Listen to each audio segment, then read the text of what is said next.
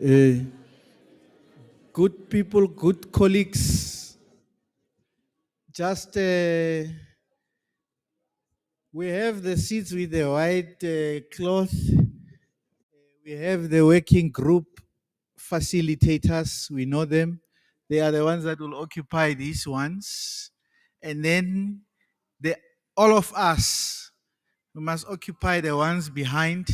May I request that those of us who are here early, we occupy the front seats. And then the ones who come late must occupy the seats that will be empty for them. The other thing that we will sort out later is that we have 14 working groups. So we want people to sit according to those working groups. But for now, allow us to just start, and then we'll get to that perfection later on.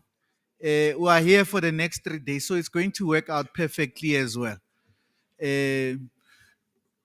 So I'm expecting that all of us in here will be occupying the white chairs, who are the working group facilitators, the first row, the second row of chairs, and the third rows of chairs, so that the rest are the ones that are still on the way. I'm sure people saw there's a heavy roadblock when you get into Grayston Drive.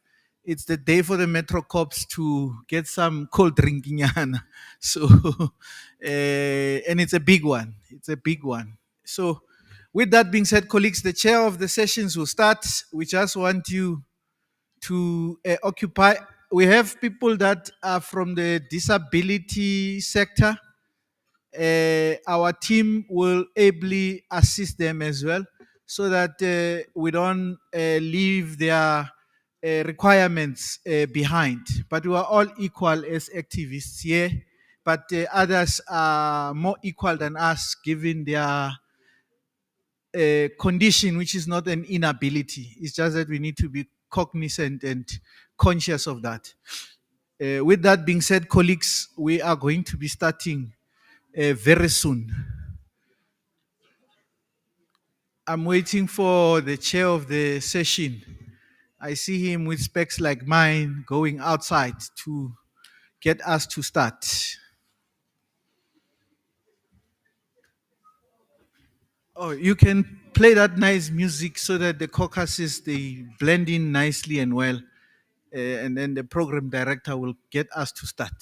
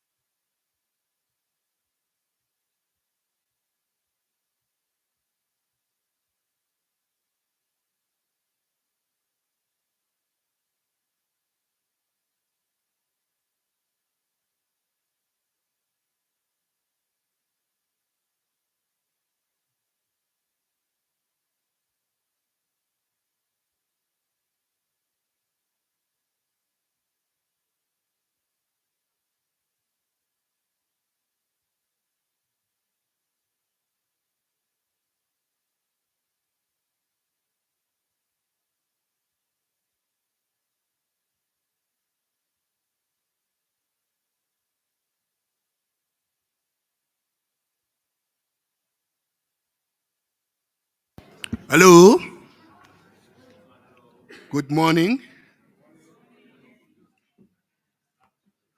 It's afternoon.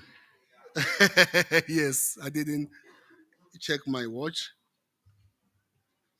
Colleagues, um, my name is Skumbuzo Mpanza, but here it's written Terence. That's my other English name. And I have been mandated by the leadership of C20 to program direct this session. My first thing, let us apologize for starting late. There has been circumstances beyond our control, but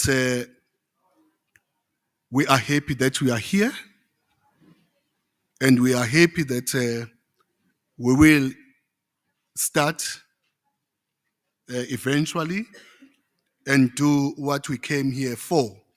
So we'd request that whoever is assisting us in communicating with the delegates or colleagues to this C20 event would bring to the attention of those who are still outside that the session is starting. However, we are not going to wait for them. We are going to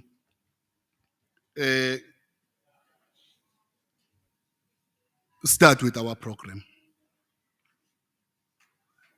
The fact that we are here in your numbers, it shows that you are really committed in making this important event a success, and that we are going to come up with something that is going to add value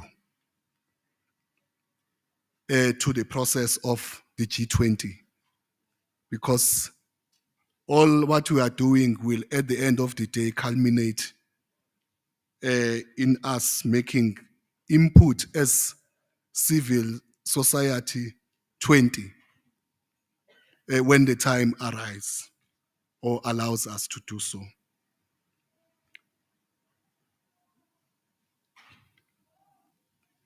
Can you clap hands for yourself? It's nice to be here. Kumnandi ukuba lapha.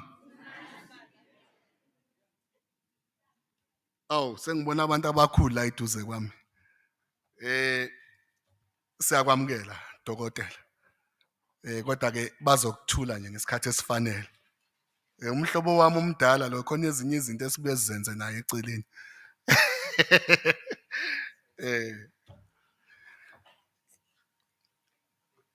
I think before we start, colleagues, let us allow the room personnel, the hotel personnel, sorry, to come and just give us on what the setup and the layout it looks like. If you want to go to the loo, where do you go, which direction, something like that. Can we allow you to do that? Thank you.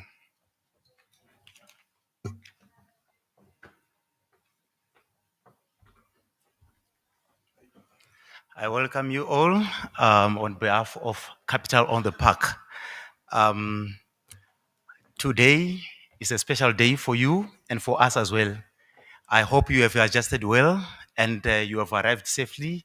And our guarantee is that you shall remain safe and you are in capable hands of our technical staff that shall be responsible for your safety from today going forward. And as of our ablution facilities, they are located right one behind me to my right hand at the back. For those that shall be checking, we've got a poolside to our right hand, and close and adjacent, we've got male and female bathrooms. And the other one, against or opposite to this room, we've got our main ablution facilities. Our bathrooms are located to that direction. So should any problem arise, we are always attentive and here to give you a hand. And our lifts, I think for you, we have come through from this end. We've got 2 lifts functional, and the other ones are to that end, close to the facilities that side, ablution facilities. The restaurant end leads up to also the to the pool, to the poolside area. So the hotel is also like we are just intertwined. We'll be helping you from this side, from the banqueting side, restaurant side, so it doesn't matter whom you find along the way will be able to give you a satisfying and satisfactory service. So our front of house, designed for our check-in and check-out, can also be handy to help you with your concerns about your safety and everything.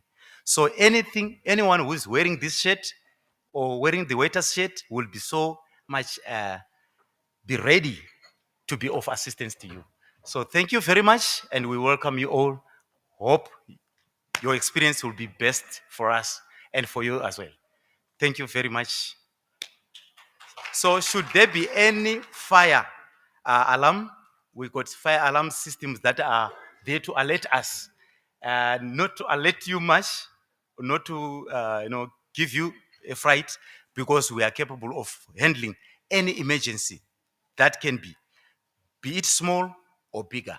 So should there be any fire emergency, we'll be there to guide you going forward. Our assembly point is to our left side, so the staff will be there to help you, guide you to the assembly points. So you may take off your coats, but should you be you feel cold, keep them on, but just to make sure that you are comfortable. Just be comfortable. Going forward, you are in safe hands. Thank you very much. My name is John Hawadi. I'm the banqueting floor supervisor here at Park. Thank you very much. Thank you, sir. Thank you very much. I think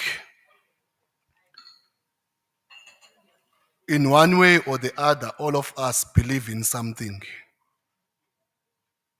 We believe in supernatural powers. Then we've got different titles that we use.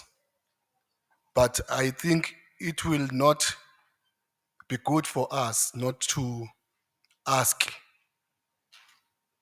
the Almighty God to be with us when we start, so that all what we are doing will be guided by His Spirit and by His power, since we are all created by the Almighty God.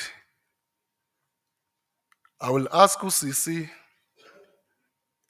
olapha uzoyithula ukuthi ubani. Ngicela uze phambili, ungasabi uthi uNkulunkulu unamahloni ngami nami ngoba namahloni ngaye.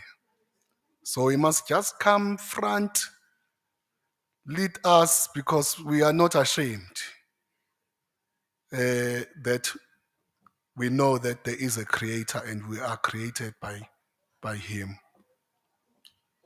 Let me give it the opportunity to you, sis. Greetings in the name of God. Standing before you is Princess Buitumelo Monoketsi from the Foundation of African Royals. This is a very important sitting that we have here, and we strongly believe that we really need the power, the strength of God to make sure that every decision that we make here, everything that we do will really transform the landscape of our continent, our country, and our spaces where we function in. So we'll do a short prayer. I would like us to stand if we can, and bow our heads in honor of the Most High. Father, we call upon your presence.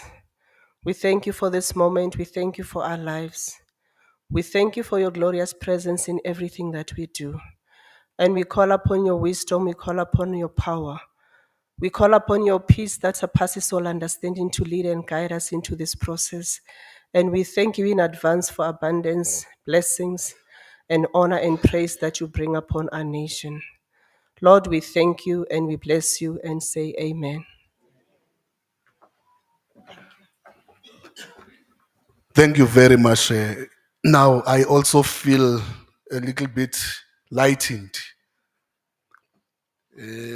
because in an African culture, we do many things before we go out.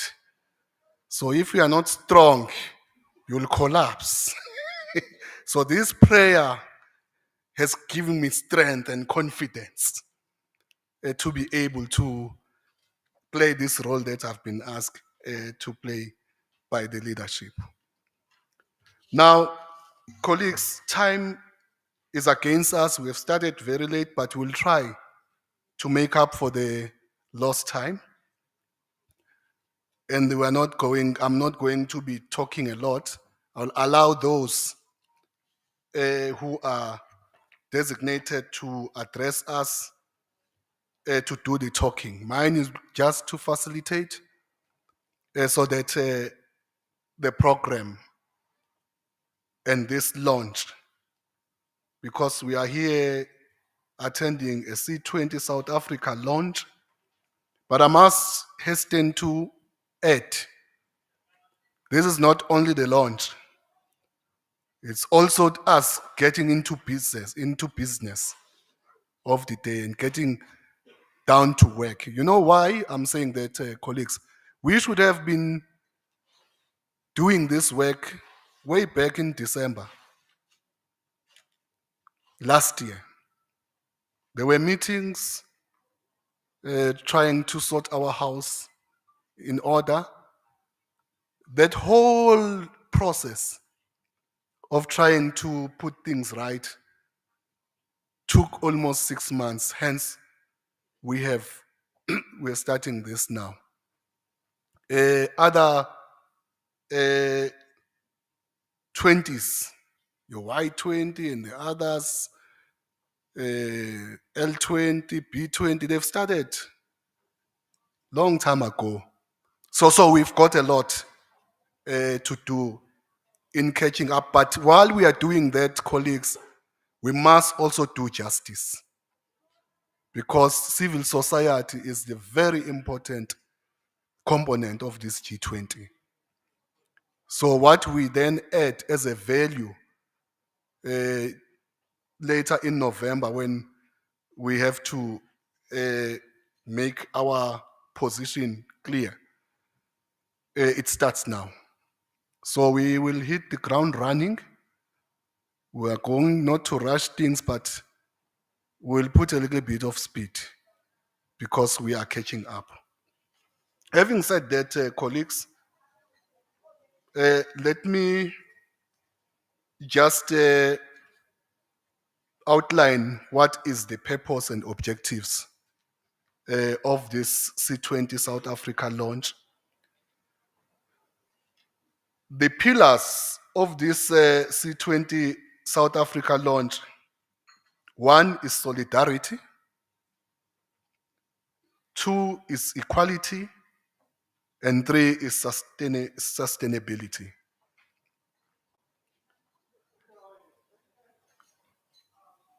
The objectives and the purpose of this event: one is to be updated on progress being made by the South African government with regards to the preparations of the G20, including the social summit. That's one purpose and objectives. Two, to bring together civil society organizations, CSOs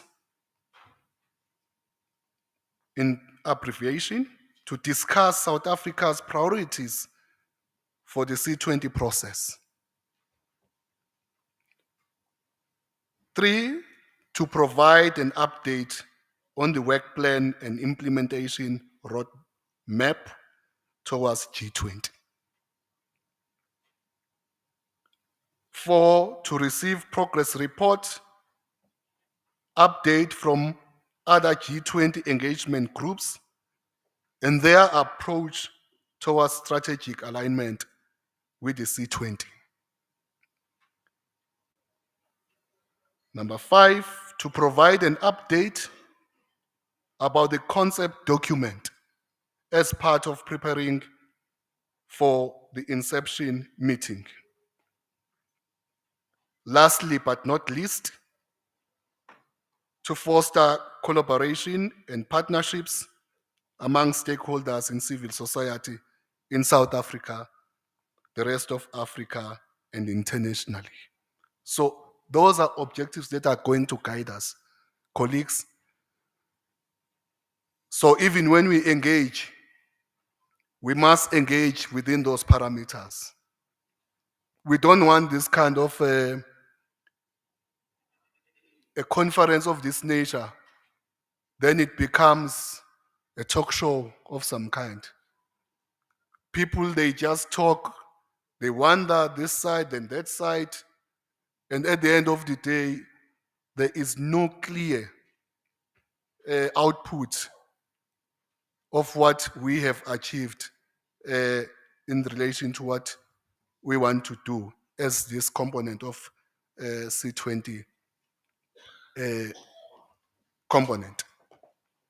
So I will really appeal to colleagues and those who will be presenting really to be disciplined and to do things in a business-like manner. High moral, high discipline, high moral, high discipline. Nazok. Hayi. Yabona kuba beniyikwaya nina besophuma number 1 kule competition. Okay, colleagues, that's a lighter moment. We should not be so serious anyway. And it's Sunday.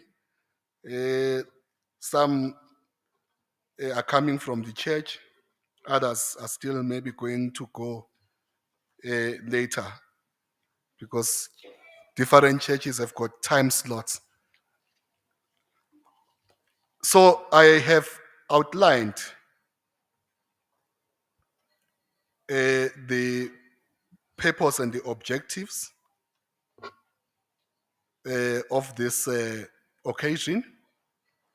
I did not even set what's my position because there is a leader that is going to do that. I just mentioned my name, Terence Kumbuzo Mpanza, as a program director.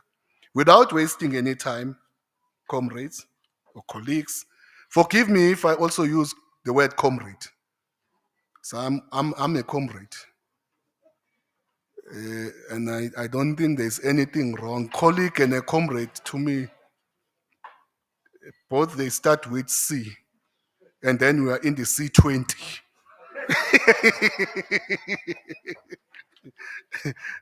So it's a formula. It's our formula. So I will call upon Imbokodo, who is the C20 deputy chairperson. Ugogo uShila Mbele. Sompisi, wena ndlela kaSompisi. Ntuli. Come and do the introduction of the C20 Apex leadership. Over to you.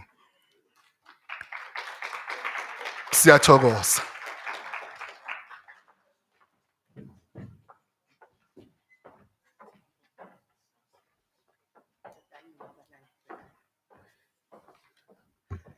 Good morning or good day, good afternoon. Thokozani, sanibonani. Naze nabahle noma nginibonela kude. Nijabulile ukuba khona la ngaphakathi. Ngempela kakhulu. Kulubi. Ekhulu. Nami ngijabulile ukuba nani. Ngiyathokoza ukuthi bangibize ngizothula okumele ngibethule. Sebeshilo ukuthi mina igama lami nguShila ukaMbele. I'm the first deputy chair for EC20 South Africa 2025. You are all welcome and hopefully that you'll enjoy this day. It is a launch, by the way. We are not in a conference, it is a launch. We're supposed to be happy, but I don't see your face happy. You're not showing happiness, so how do I introduce ourselves when we are not happy? It is happening in South Africa. This is maybe in our lifetime. It may not come back. So you're supposed to be happy that C20, G20 is happening here at home. And you should embrace it and say, I was there. Ngelinye ilanga uyobatshela bezukulu bakho ukuthi, I was there. You'll tell your generation that, you know what, I was there. Yeah, you will tell them. Ladies and gentlemen, you are so esteemed, so beautiful. Comrades, brothers and sisters, members of the civil society, and members of the C20. So beautiful to be with you. We are all, I'm going to welcome because I'm the chair somewhere, so I'm always welcoming people. So this one I'm not welcoming. Please allow me to introduce the esteemed team that has made this possible. The esteemed team that has fought so hard to ensure that C20 is in our hand, that have fought so hard that this is happening today, from nothing to be where we are today. I would like you to know them and clap hands for them. They've worked so hard. We have a zero money account. We don't have money, but here we are with you and we are enjoying this time. Allow me to introduce our chairperson, our head, the one that is leading as well, Comrade. I don't think it's wrong to call each other comrade because I'm used to comrade as well. So you are not colleagues, you are comrade brothers and sisters. Is it fine? It is okay. Phela civil society we are comrades. Kanti nithini manje? Let's introduce one of our comrades. Angithi? We would like to introduce our chairperson, Comrade Thulani Tefusa. Can you please stand up, say, so that they see you? Maybe they don't know you. Yes. Uthulane does spend sleepless nights to ensure this comes together. He is, and he's still going to be. This is the beginning. Sisonke, samba sonke. I'm already being introduced as the first deputy chair, Sheila Wagambele. Allow me, oh, yeah. Thank you so much. Allow me as well to introduce the second deputy chair, Dr. Zugiswa Nzo. I'm not sure whether the doctor has already joined us. We are not seeing them on virtual, there's no virtual space. But wherever she is, we have Dr. Zugiswa Nzo. She's from the People Living with Disability. We are inclusive, Tina. We bring people together. It's not only those that can walk like me and talk. Everyone is, is here. Sonke Sila. Can allow me to introduce our third deputy chairperson, Nongeba Madube. Are you here with us? Deputy Chair? Seems as if Nongeba akekho nayilanga phakathi, but is our third deputy chair. We've got 3 deputy chairs and 1 chairperson. Yabona indlu inkulu angithi. It's a very big house and we are not competing. Allow me as well to move forward and introduce, there's a name that I've never heard in my life, but because of C20, G20, I'm learning something that is called, a name that called a shepherd. I thought it's a shepherd when I first hear that. Without understanding what they were saying, allow me to introduce our shepherd comrade, Mabalane Mfundisi. You know Mabalane, he's a very, you know Mabalane. Mabalane can take you there and there, but thank you so much, Comrade Mabalane and Comrade Thulani. Can I also allow me to also introduce, it's another word that we are all learning, a SUS chap, SUS, they say SUS, S-O-U-S. I didn't know what was that, what is it? Isopo noma yini, but they call it, it's a SUS chap. Comrade Skhumbuzo Terence Mbanza, you are welcome. That's our sous shepherd.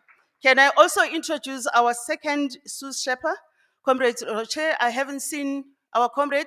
Can you come? And so that they see you. We don't see you, comrade. We'd love to see you and thank you. Can you please just come forward? Maybe sit with Mabala. I know we are very far from the group. Thank you so much. Comrade Roche come from the LGBTQI community. So we are a big house.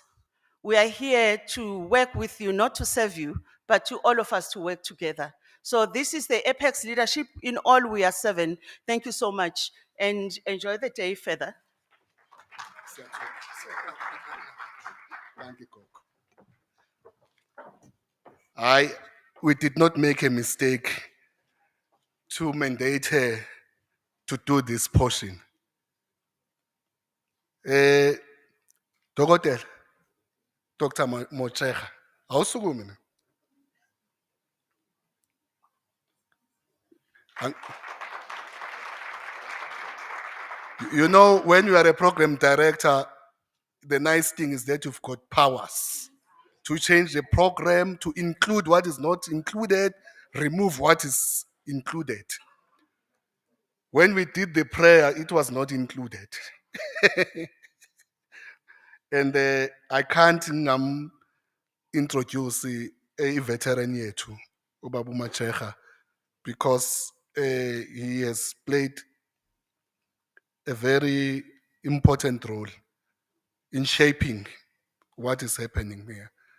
Bona ke benogogo umbhele bayazana kakhulu khona la bebehlangane khona kwezinye izinto. Kodwa ke this is my comrade, come a long way. So I felt that no, I can't not do justice and introduce our learned comrade. Siyabonga baba. Without wasting any time now, we are going to get messages. Hey, where's my paper now that you gave me?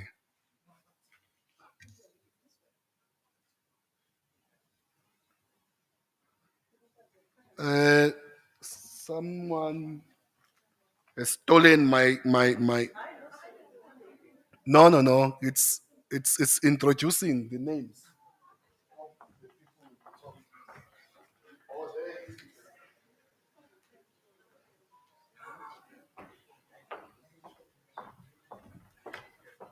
Abalungile uche we-C20 beno head of secretariat. Ngiye kubona ngafike ngalahla amaphepha.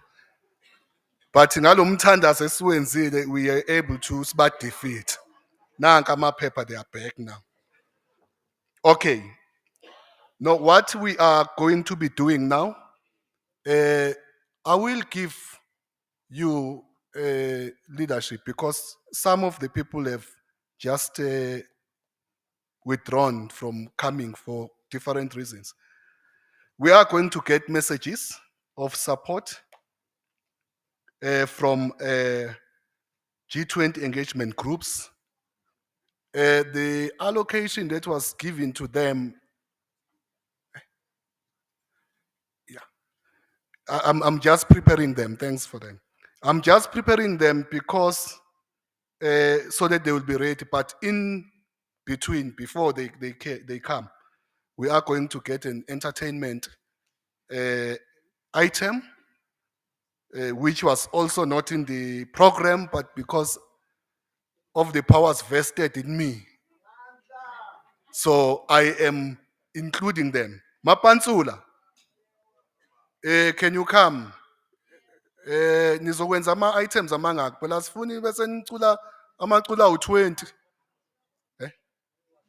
Okay, umphathi wenu uthi nizokwenza one item. Okay. Now let's give it to Mapansula. Sibapheni ihlombe elikhulu.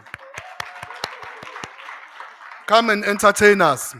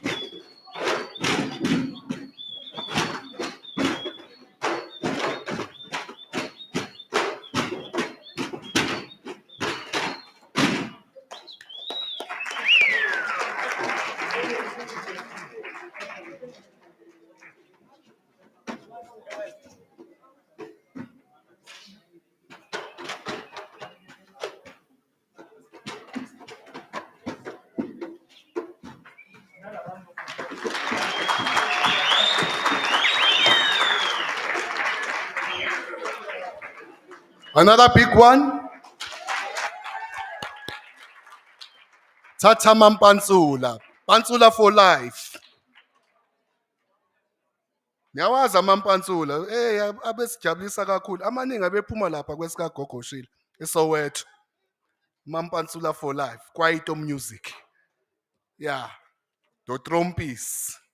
Yeah. Omandos. No, thanks very much. Sibonge kakhulu. I think those who have proximity with the Minister of Sports and the Culture, U18, Mackenzie, we must talk to him. Yeah, this is a talent. Yeah, they are not using anything, no instruments, they are creative. You know, they're using the cases that we put bottles in, beers and everything, but they use it to entertain us. So we must really, on a serious note, nurture this kind of talents from our youth, because youth is the future of our country. Thanks very much. Without wasting any time, we are now going to call a rep from Y20, their Sherpa, Comrade Levi Singh. Can you come, Comrade Levi Singh? 10 minutes, but if you go beyond that, should not be beyond 15. Yeah. But if you are less, we're not going to give you bonus. Over to you, Com. Good morning. Good afternoon, colleagues, comrades, and friends. Hi, guys. Good afternoon. There we go.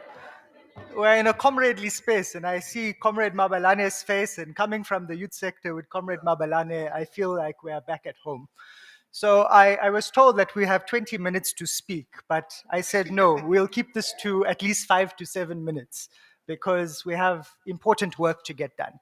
So I bring greetings on behalf of the Y20 leadership, our chair Raymond Matlala, our co-chair Moketsi Kohela, and the entire leadership team of the Y20. I would like to congratulate you all on this launch and this auspicious occasion. I think we are acutely aware that the next time South Africa will host the G20 is in 2044. Keep that in mind. 2044 is the next time that we will host the G20. Some of us might not even be in this room or on this earth in 2044. So this is indeed a once-in-a-generation moment to influence policy and to influence the role of civil society and how civil society is taken seriously or unseriously by member states. Comrades, I think it's also worth dwelling on the fact that this is not just South Africa's G20. This is the first time that the African Union is a full member of the G20. I think from a protocol perspective, we should have started with the African Union anthem and the South African national anthem. And we must remember that we hold the hopes and the aspirations of 1.5 billion people on the African continent as we engage between now and November with the G20 summit. We think November is a long time away. November is but 23 weeks from today.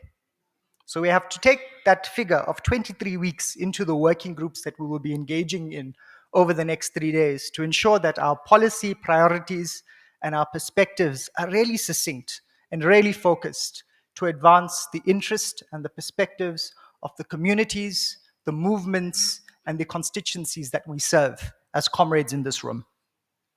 I'd like to congratulate our comrades at the C20 for their approach to how they've configured the C20. 14 working groups is no small task. It is no small feat to coordinate 14 working groups. As the Y20, we have been inspired by the C20 and its approach to what we term as radical inclusivity. We must understand that the G20 has been historically an exclusive space, a space that marginalizes by design. And we look forward to working with the C20 and its working groups, as well as the Y20 working groups, to build policy proposals that truly represent the priorities of the respective constituencies, movements, and communities that we serve. And this also involves us making the political argument for ministerial working groups to be established for people with disabilities, as well as for youth in the forthcoming G20s. It's too late to get it now, but we can start the lobbying and advocacy at a political level to ensure that in the near future, we achieve these working groups at a ministerial level. The two overarching points I want to bring to the table as we begin the work over the next 2.5 days is that we need to look forward and we need to look up. We need to look forward and we need to look up. As I said, we have 23 weeks between now and the November Heads of State Summit. But at the same time, there are conversations that have already started about what comes after Agenda 2030 and the Sustainable Development Goals. How many of us know about the Sustainable Development Goals in the room? Can I see a show of hands? Okay, the vast majority. South Africa has decided that under our presidency, we will affirm the importance of the Sustainable Development Goals and Agenda 2030. And there are already some member states within the G20 and within the multilateral system that are trying to take us back, that are trying to say that we don't agree to this thing of sustainable development. We don't agree to the principles established within multilateralism that affirm the importance of diversity, of equity, of inclusion, and of sustainability. There are member states that want to take us back to before 2015 and even maybe before 2000, politically speaking. So as civil society, we really have to be bold and we have to ensure that we defend diversity, equity, inclusion, and sustainability as core policy principles, but not just policy principles. For us, constitutional values and constitutional principles. And as the Y20, we are deeply committed to working with the 14 working groups and the C20 leadership to ensure that when matters of contention arise, led by a handful of member states, we are there to mitigate any rollbacks on rights and on dignity of the people, the communities, the movements, and constituencies that we serve. Is that a commitment that we can make? Yes, it is from the Y20's perspective. The second key point I would like to emphasize is that we really do need to continue with the building and the deepening of solidarity between our engagement groups.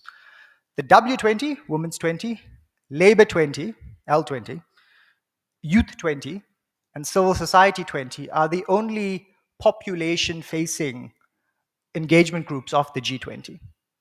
And it is critically important that we continue aligning over the next 23 weeks to ensure that we hold the line and have the most ambitious policy proposals that are accepted by heads of states at the Heads of State Summit. We must also address the elephant in the room. We're handing over to the United States next year. And there's no certainty that the W20, the L20, C20, or Y20 will be sustained under their presidency. So therefore, it is imperative, if we are going to be pragmatic, that we need to engage with Business 20 and B20, because it's very likely that the only voice of any engagement group that will be heard in 2026 and under the US's presidency is B20. So we must continue to build robust and rigorous and intentional alliances to forward our agendas. It might suggest that we have to make room and alliance with interesting bedfellows, but we must do these things to advance progressive agendas, because there is no guarantee that any of our engagement groups will be sustained into the US's presidency.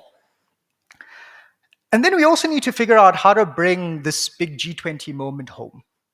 I think many of us are acutely aware that over the last few weeks, there's been talk about President Ramaphosa's national dialogue. And we know that President Ramaphosa and South Africa's presidency have agreed to a G20 social summit, which is something we must applaud because it brings the voices of civil society to the highest decision-making tables of the G20. But we must critically ask ourselves over the next 2.5 days, how do we link what comes out of that social summit to this national dialogue process? We don't need to agree here whether we agree with the national dialogue or disagree with the national dialogue, but that train is going to move. And we can't have the most conservative of voices monopolizing that space, but neither can the realities of that social summit and national dialogue be removed from one another. So we need to be that bridge, again, for the constituencies, the movements, and the communities that we serve. The last thing that I will say to you all as comrades is the words of someone I've now forgotten the name of. But they said something that stuck. They said that reasonable people adapt themselves to the world, but unreasonable people adapt the world to themselves. And therefore, all human progress relies on people being unreasonable. So I urge you over the next 2.5 days to be unreasonable for the sake of progress, for the sake of dignity, rights, and justice for all without distinction of any kind. I thank you for your time, your attention, and we are in solidarity and support.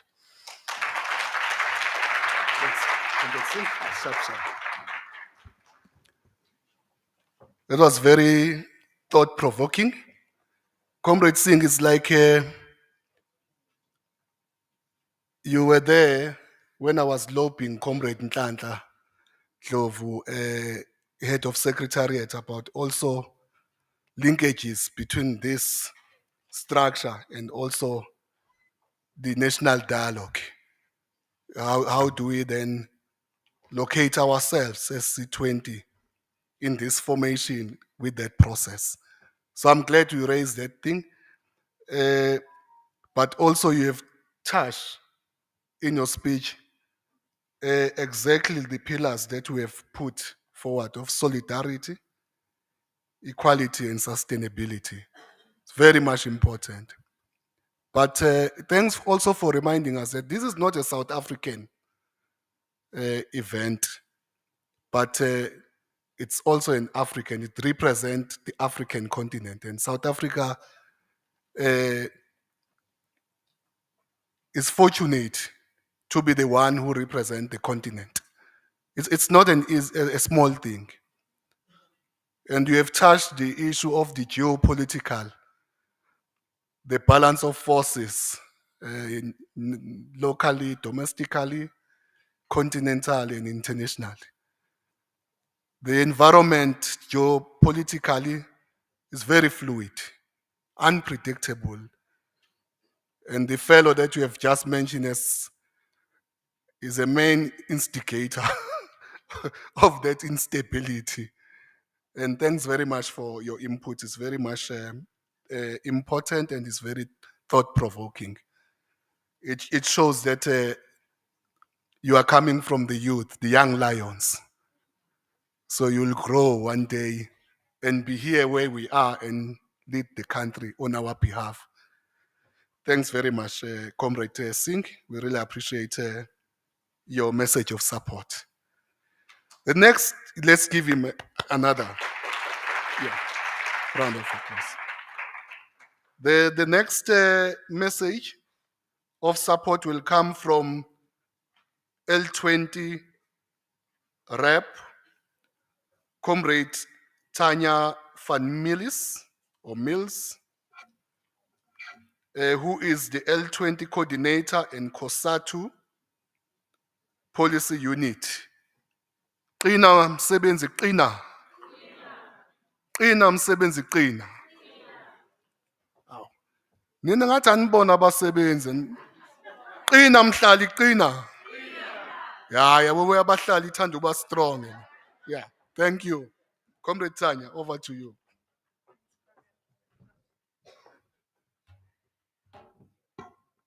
Comrades, I'm happy to greet you as comrades. I can't think of not greeting you as comrades. For me, you are with me in struggle, and I'm with you in struggle. But also, I greet you as activists. That's what comrades are, activists. And we bold, we brave, and we are going to change our world and the world for our children. So I greet you on behalf of the L20 from COSATU and the other 3 federations which are co-hosting the L20 in South Africa. It's COSATU, FEDUSA, NACTU, SAFTU. I greet you also on behalf of the International Trade Union Confederation, who we co-hosting L20 with as well. And I never thought I would say it in my life, but in speaking here, welcoming you on behalf of ITUC, I can say I'm welcoming you on behalf of 200 million signed up paid workers in 169 countries. So we come with solidarity. Comrades, having the G20 in South Africa for the first time gives us a critical opportunity to place a spotlight on the brutalities that workers and the working class in South Africa and Africa face. Program Director, we fully support. We must highlight the issues of Africa here. It is our duty.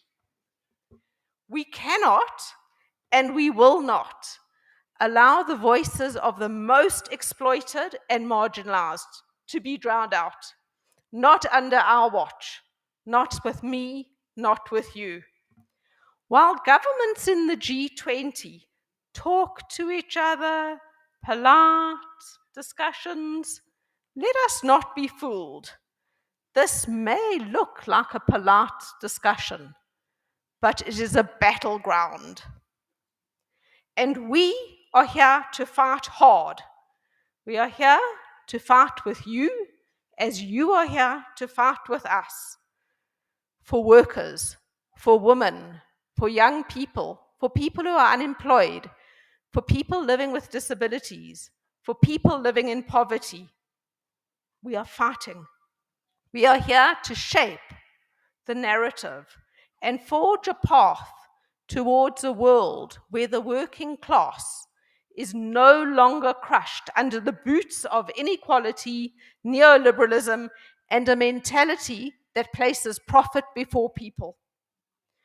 We are living in an unequal world, a world where a tiny elite hoards obscene wealth while billions struggle to survive.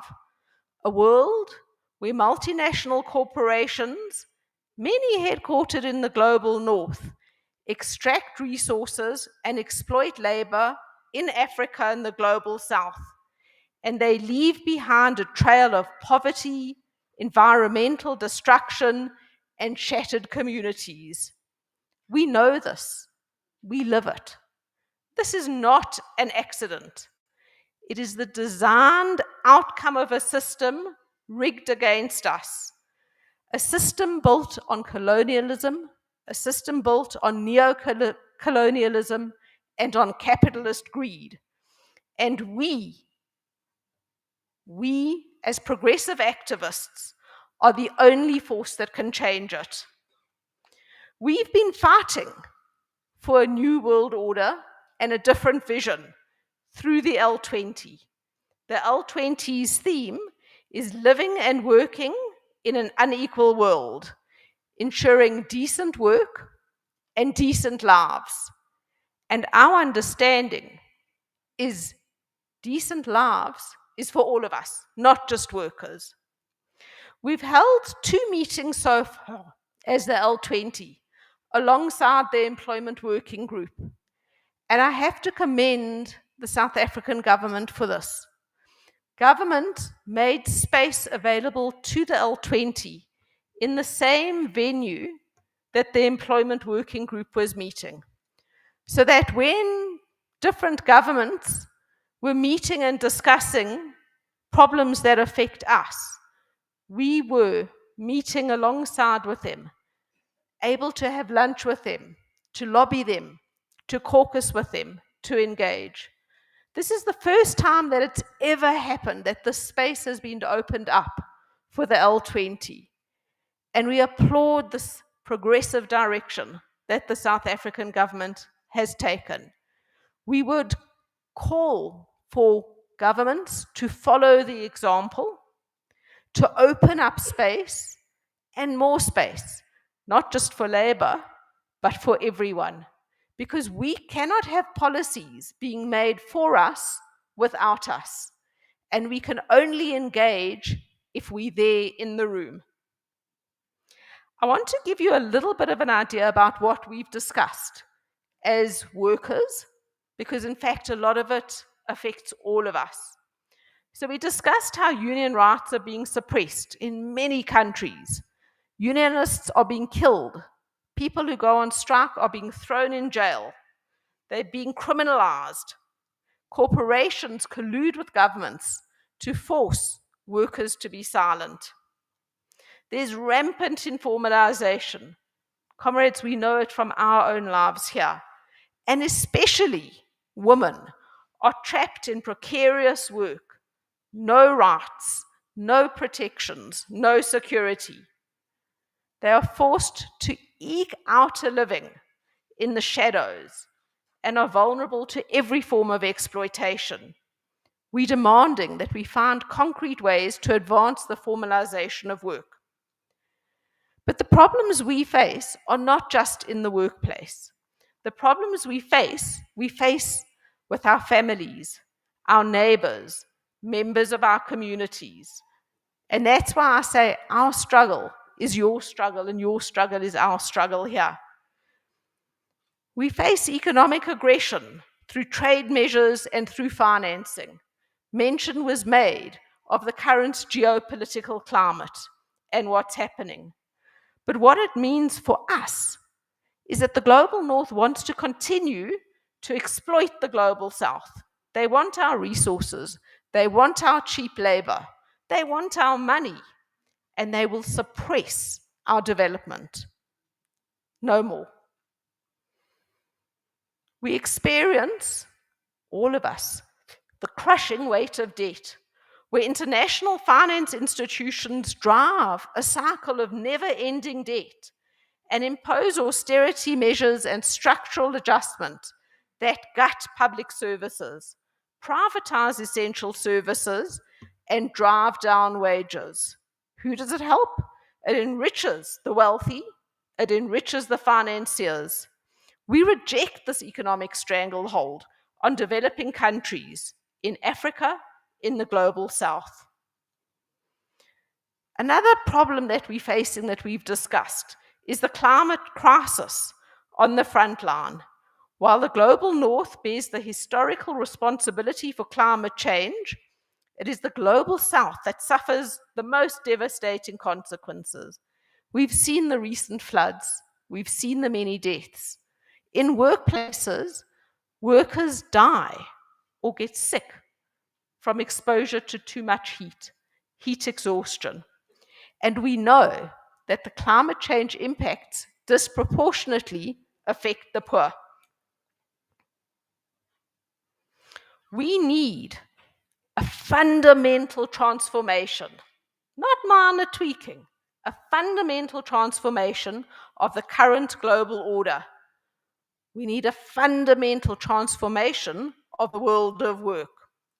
So what we've been demanding is decent jobs for all, not low wages, not precarious work, not unsafe working conditions. We must formalize jobs as well so that we have decent jobs, and we must create employment, not any employment, but good jobs, decent jobs, where people can bargain, they can get better wages, they can protect their rights, they can lead better lives. We demand power in a digital age. More and more, we have the technology, it can help us, we use it to organize, but it can also hurt us. So we're demanding ways that we can protect our privacy and that we are not subject to the new overlords where an algorithm tells us what to do and can decide to fire us because we're 1 second late for work. But we demand much wider so that we're protecting our families, our children, our brothers, our sisters, our aunts, our cousins, our communities. We demand social protection social protection for all. 4 billion people around the world have no access to social protection. That's a crime against humanity. We demand universal coverage, robust benefits, and strengthened public services so that we can get the health care we need, the education we need, clean water, electricity. We demand a recognition that workers' rights are human rights.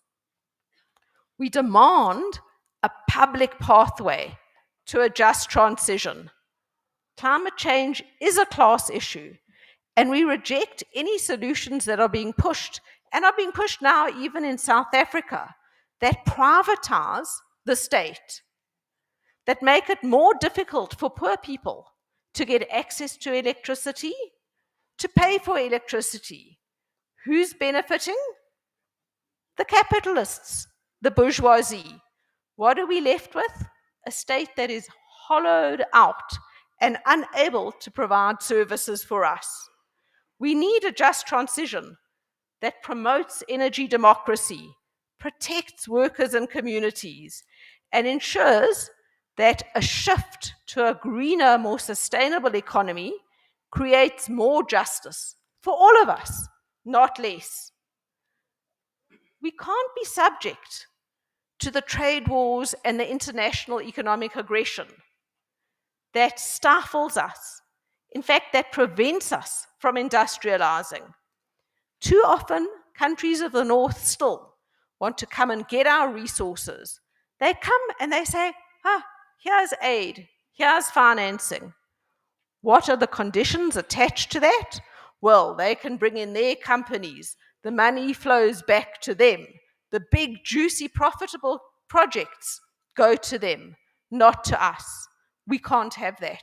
We need to develop our own factories. We need to develop our own industries where we can build plants that produce food so that we are food secure. We demand reform of the international finance institutions. We demand debt justice, including debt cancellation, progressive taxation where we impose a higher tax on the super wealthy. We demand a way to stop the illicit financial transfers where companies and corrupt individuals take money out of our countries. We see no benefit. We want immediate relief from debt and debt cancellation. We want our governments to grow strong and deliver services to us and have the funds to do so. We demand an end to gender-based discrimination, gender-based violence, and femicide. The struggle for a just world order is a feminist struggle as well, and we insist that G20 use tools to end discrimination in the workplace, where men may be paid more than women, but in society more broadly, where women, for example, pay a maternity tax and are sometimes unable to even go to work because they're looking after children. This must end. We demand peace and security. The G20 is a club of powerful, a forum where governments represent a significant portion of the global GDP, and they make decisions that affect the entire world. Too often, these decisions are made behind closed doors, driven by corporate interests and the priorities of the wealthy. We, as the L20, as the C20, must be present. We must contest the space. We must challenge their agenda and force them to reckon with our needs, the needs of the working class as the priority. Engagements such as this meeting today, to which we're very pleased to come and offer support and join you. But these engagements are crucial because it helps us develop common platforms. Where we disagree, we must debate so that we can come out stronger, unified, and able to advance our struggle. We won't be sidelined, we won't be ignored, and we'll use every tool at our disposal to ensure that the voice of workers, women, young people, people living in poverty, people unemployed, people living with disabilities, we need to have our voice heard. We need to have our rights protected, and we need to make sure that the G20 agenda reflects the interests of many, not just a few.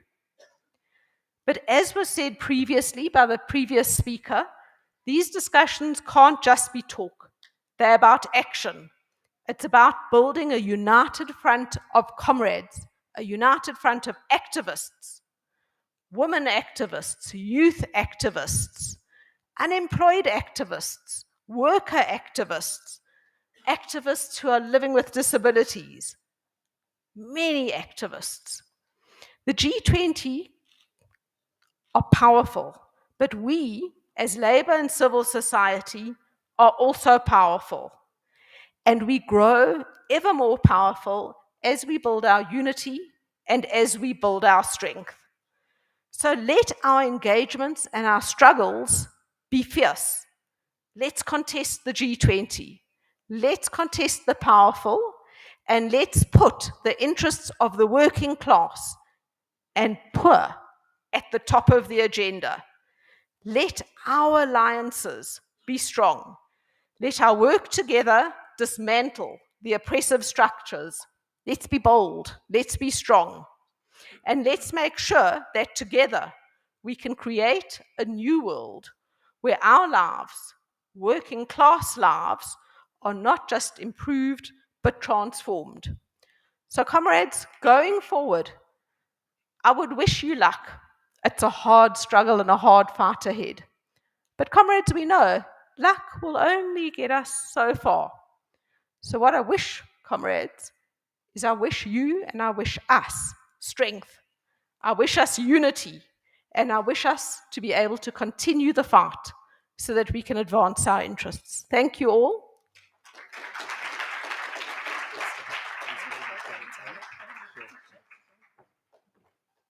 Colleagues, thanks very much, Comrade Tanya. Another round of applause. Well articulated message of support. Colleagues, we're supposed to be having lunch at 1, but we are a little bit late. But we will deal with how we manage time. But at this time, we will have to break. We demand, Comrade Tanya, a better Africa and a better world.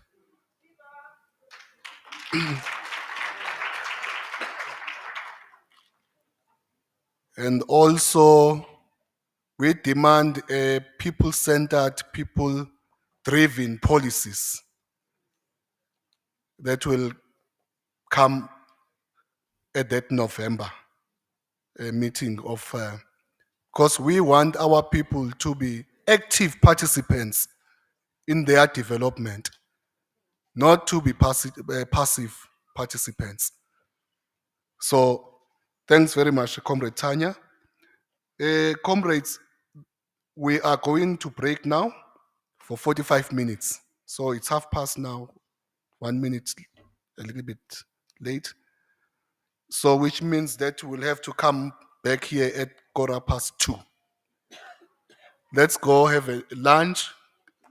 The personnel from the hotel has told us where to go, which area we should go to. So let's go and refill. Some of us have come very late, early in the morning, they've not eaten. So that's why even the morale is not that. But when we come back, the car will be full. Yeah, the tank will be full of petrol, so it can go as far as we can. So let's go and have lunch here.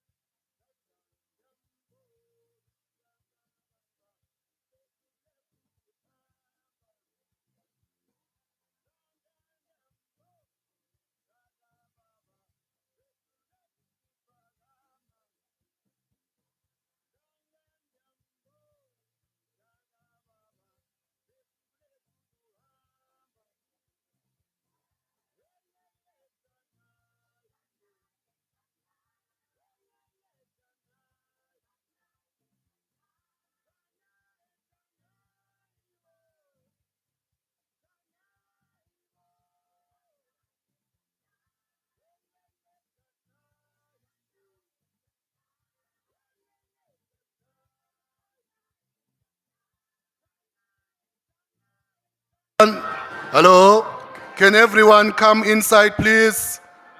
We said we are resuming at 2:15, and we see that some are still enjoying their lunch, but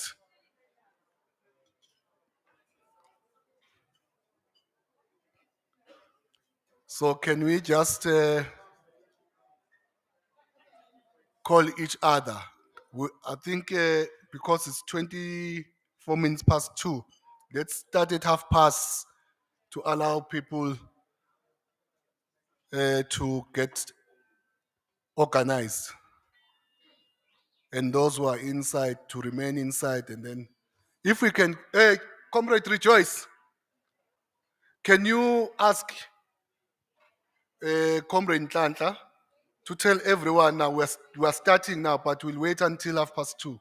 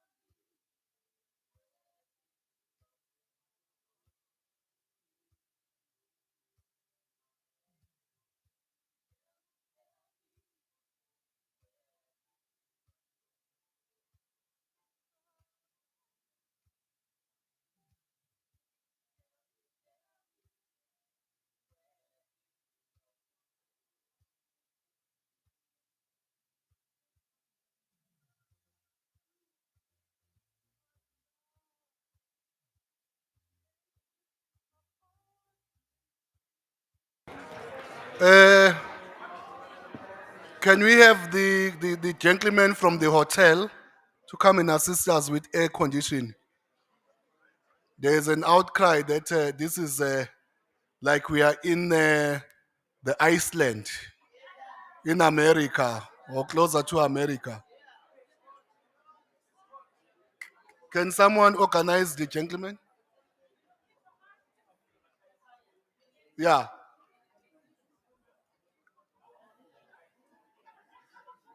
We want an African temperature.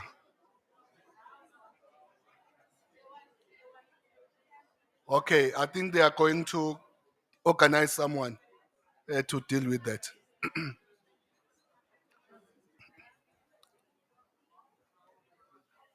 Colleagues, I think let us resume. Thanks very much for coming back. I think you will be more energized now since you have done this thing that most of the pastors say, even if they are blessed by other things, but this one that you have done, it really blesses them. So if you have not provided this meal that we have had, then the event was not a nice one. So, colleagues, because we also want to finish in time, so let us just greet you once again. We know that there are facilitators here, there are moderators. I'm sure you've been taking notes when messages of support were made, so that when you go to the work streams, you will be better equipped as to what are the issues that we should be looking at, which is going to help us to formulate progressive and relevant policies that will be submitted at the right time. I've been told also that I will single those one, but everyone is welcome and all protocol observed. Because if we can go one by one, but I've been told that there are also traditional leaders, and I just want to salute Abondabe Zeta. Bayete. We must do that, comrades. Yeah, because we are in Africa. And this is a very important institution in our African culture. So, Bondabe Zeta, we feel ourselves very much honored and humbled that we are in our midst. So you are most welcome. Then, colleagues, my time to pilot this aeroplane has come to an end. A new pilot is going to take over. I'm sure that the flight was smooth. There were no turbulences. And you have landed safely. So I don't know my colleague pilot who's going to take over now, how she's going to be driving this aeroplane, but I'm sure she's a good pilot as well. So, but then as far as the program is concerned, there's been just a small change. It's a swapping around, in fact. We're supposed to have a DECO, COO, addressing us. But we felt that no, in terms of protocol, it would not be proper. Let the chairperson of C20 speak first, give the keynote address, and then the COO of DECO will then follow. Then the program will flow as it is reflected. So that's just that minor change, swapping around. So the chair is here, and I would then hand over to my colleague to program direct this session, Comrade Roche Kester, to take over. You see, this C20 is gender balanced also. Yeah. So Viva Mbokodo, viva. Malibongwe. Wathinta abafazi zakufa nya. Over to you, Comrade Reshekeste.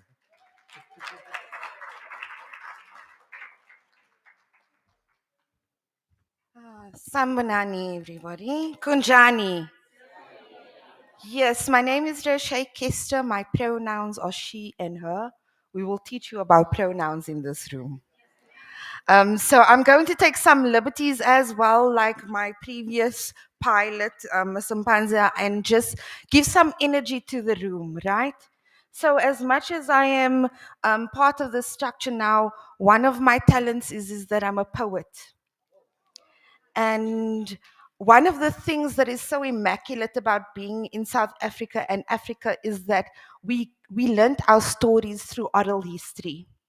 We gathered around fires, we taught it from generation to generation. So I'm going to share a poem with you called Black. Why are we so scared of black?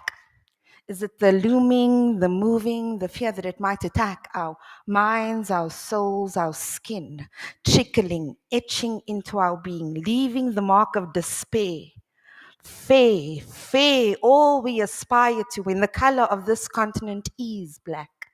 A black thread connecting from Cape to Cairo, but still, denotations and connotations grow, and old beliefs are not let go of black as a savage force seeking to control. Black, the soul, the color of coal and oil, which gives rise to economic size. But yet we toil and deny that black supplies our roots, a mold of a people of early times, of unity, simplicity, when all that existed was black.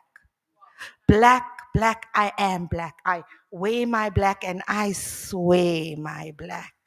I track my black skin. I track my black skin and see in it great retold past spirits unfold in the wide leaping black. I embrace my black and let it envelope me like shadows attached, loud, proud, because black don't crack. Dark is lovely. Black is beautiful, mysterious, definitive, not abstract. But the name of black has been blackened by black people who have driven back the name of black. Where Africans seek to be South Africans. Black is colored lighter and colored is colored whiter. All out of spite for black. And every definition of black has become abject. Black hole, black sheep, black magic. So tragic that we are so scared of black. Black looming, black moving. A sordid past we reenact when we deny our heritage of black. Amandla. Okay, it looks like the flight is well in motion. So let's have a smooth flight. We are in business class, everybody. We got to upgrade to the ticket. Okay, so I am going to introduce to you now the chairperson of the C20, Mr. Tulani Sefasi. Please put your hands together, everybody.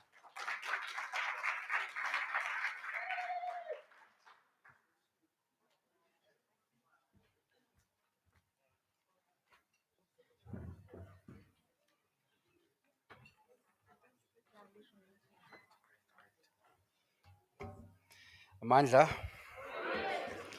Amandla. Earlier on, you responded so well to hi, guys.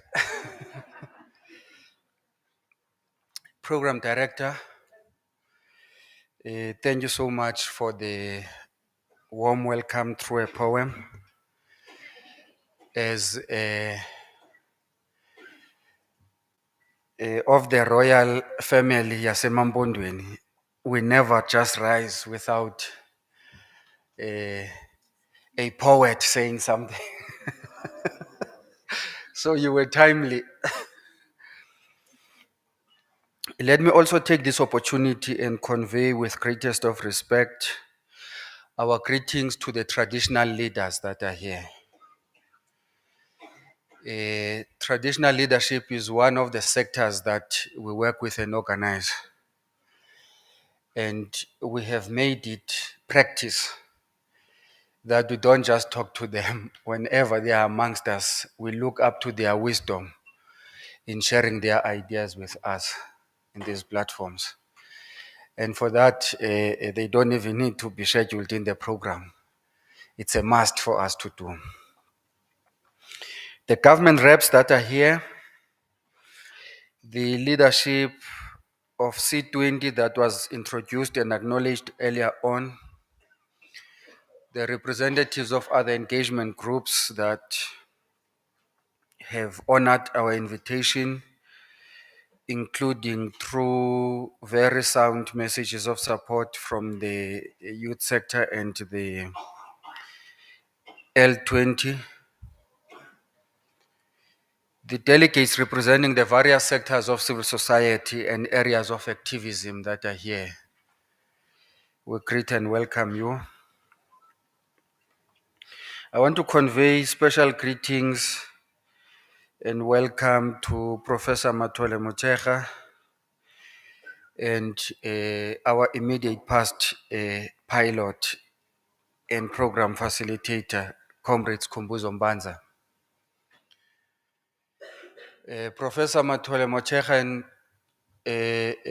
Comrades Khumbuzo Mbanza share a history of coming also from having served in the National Assembly. I'm giving a special mention to them because of those who have made career out of political office and service. The day their term ends, they are completely lost to society and communities. And so their continued participation and activism in structures of civil society to make this contribution is something that we greatly appreciate and welcome.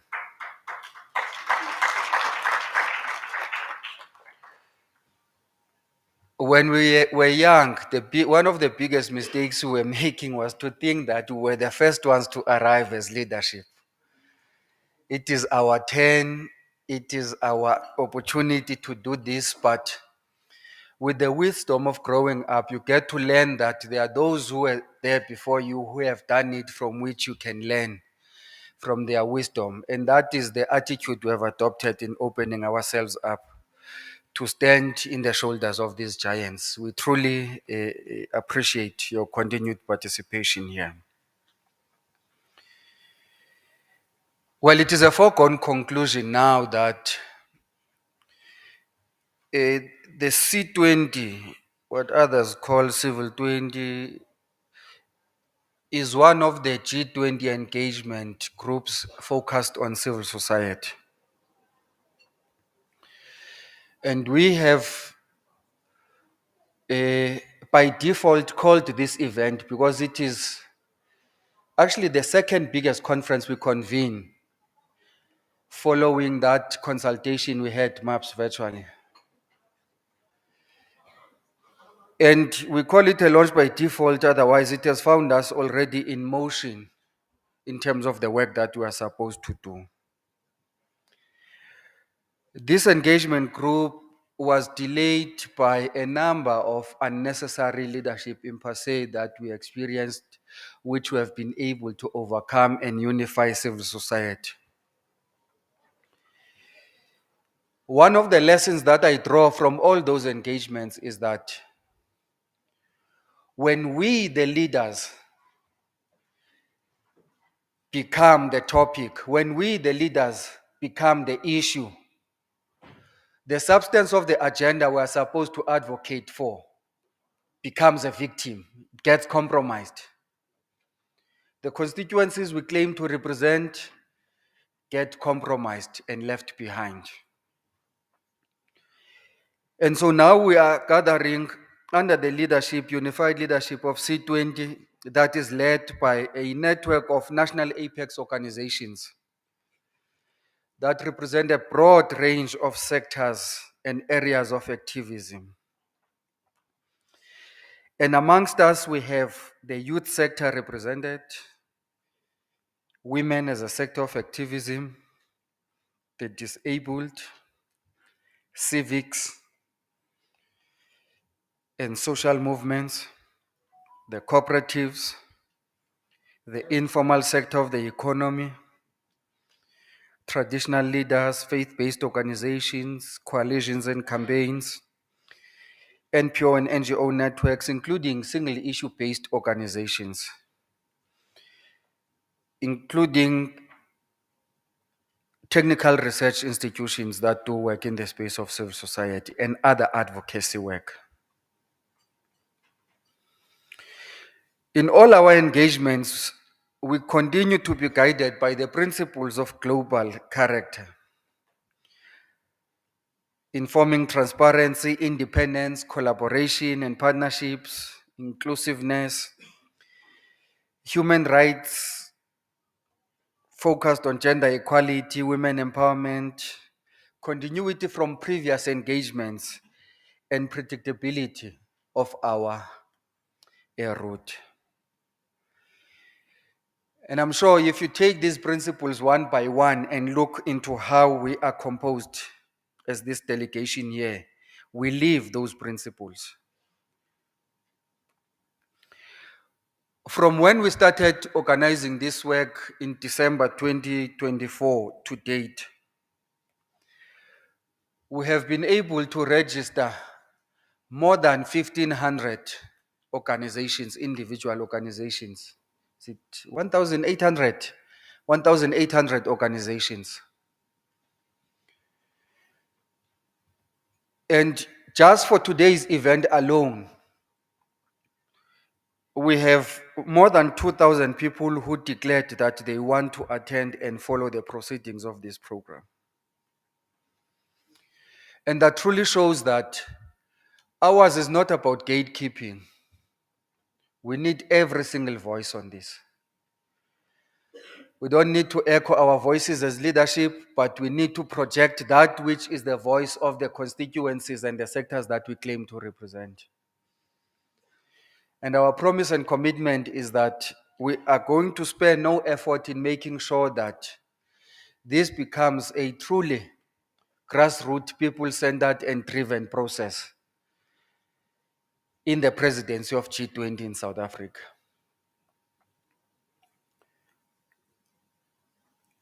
If we are to understand the scale of the waters we are chartering into now, we must start by acknowledging that G20 is an international forum of the world's major economies, both developed economies, and emerging economies. The group of 20 countries represent approximately 85% of the global GDP. This group of 20 countries further represents 75% of all international trade that takes place in the world. And they also represent about 2/3 of the world's population. So just on the gravity of the scale of what we are dealing with, we cannot fail. Because it means if the trust of our policy ideas finds way into the outcomes of G20, we shall have laid our fingerprints as part of the solution in addressing that 85% of global GDP, 75% of international trade, and almost 2/3 of the world's population. One of the most important developments about G20 is that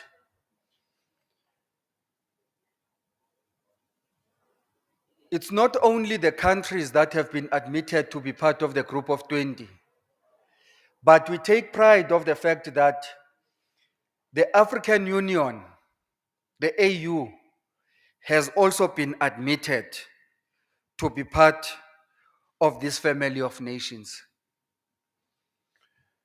So South Africa in the African continent being the only country,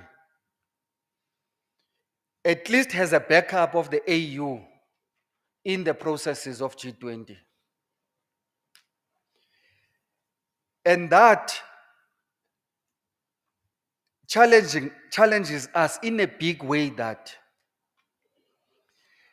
G20 hosted in South Africa cannot and should not be about the plight of the South African society in isolation of the plight of the entire African continent. This is not a nice to do thing. South Africa must appreciate that. And evidence has proven that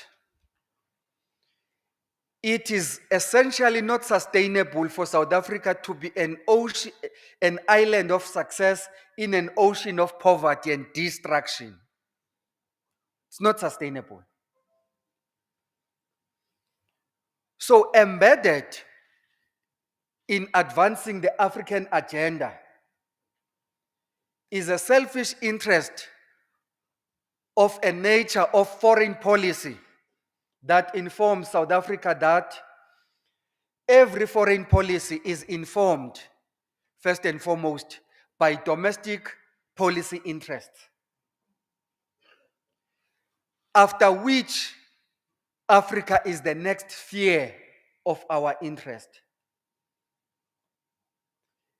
And so when we enter the space, we must be intentional that we don't only look into what South Africa has to benefit and contribute out of this, but it is about the entire African continent.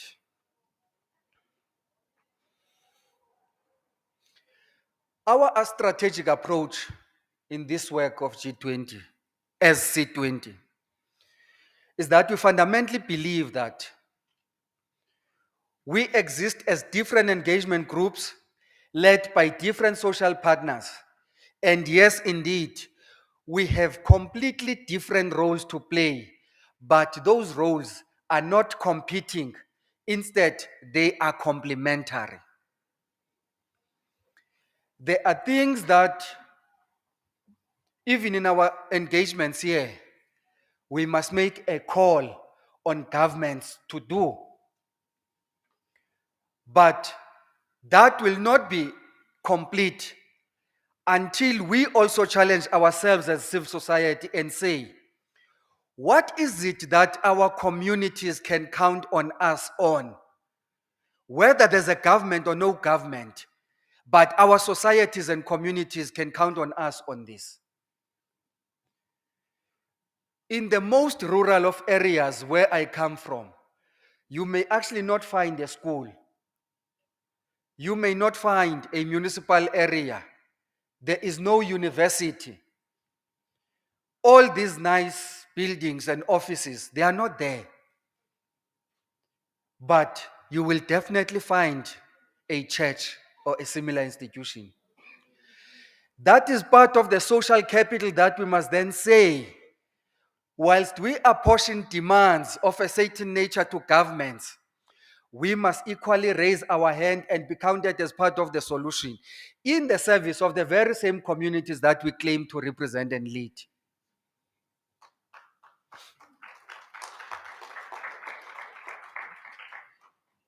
There are certain programs, even if you look into the disasters that we're experiencing now, the first person to arrive in a disaster is not a disaster officer from a municipality. It is the immediate neighbor. And if those people are not empowered with the necessary skills to save lives and respond to such, really what are we doing?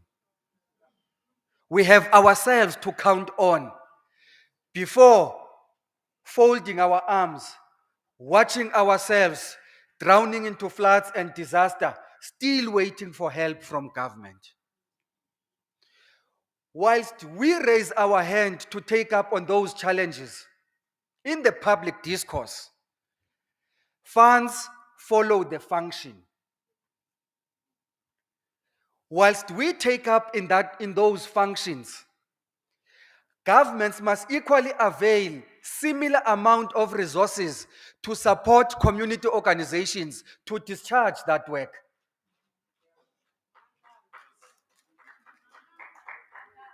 Governments can't be sitting with resources in the private sector and expect us to do all the work that must be done, when in actual fact, those funds must be allocated in pursuit of the functions that should serve the people. When those happen, the DNA of the agility of civil society is seen in practice. There is no requisition form to fill in saving a life of a person. There is no advert for a tender that has to be followed. You jump out of bed and act in the service of the people. And that is the agility that must be supported and enabled for civil society to truly serve our communities. And so those are the different and complementary roles that we should be playing.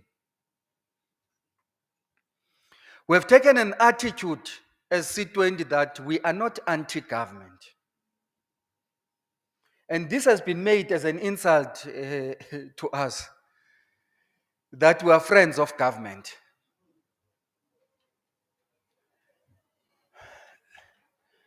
I'm not about to pretend, right? When we do our advocacy, sometimes at a community level, you feel that you wish that the mayor can come by himself or herself, the MEC or the premier, the minister or the deputy minister, or even the president.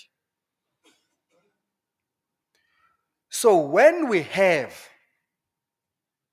out of our struggles, access of partnership to all those powers and authorities, why should we behave as if we cannot take the issues to them and say, these are the issues that are emanating from civil society? So, empower me here. If what I am mandated to champion here out of this session is something that needs the attention of the president, I have the president on WhatsApp. Why should I pretend otherwise? Go and insult him on the media for him to hear what I can actually pick up a phone and tell him that this is what we're saying. Because that's what we need. That our message must land into an ear that is listening and hearing and act on that. We are not about grandstanding. We will take the public discourse and articulate our views, champion the plight of the people, advocate for policy ideas that we have without any fear, without consulting with anyone. But for that, we cannot be made or converted to be the darlings of government with which we have so many differences. Here is a typical example, Prof. At the height of COVID-19, all decisions about what is to be done were taken at NEDLAC. When we entered the space of negotiations at NEDLAC, the few things that were in the agenda, one was the health impact of COVID in communities and society as a whole.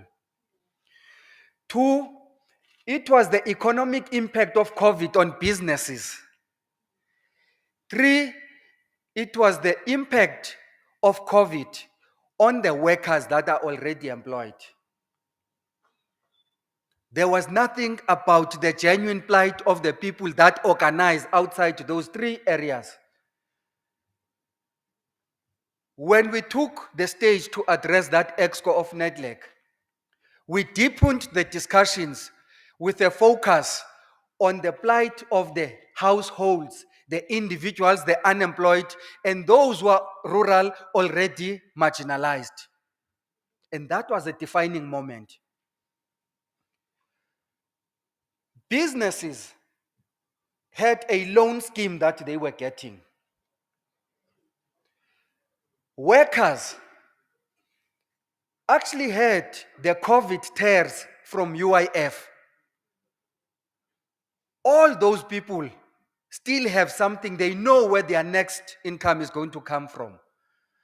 The unemployed, poor, and the already marginalized was said nothing about until we advocated for the idea of this social relief of distress grant, which became known as 350. And when it was announced, it gets to be announced by the president in the family meeting, right?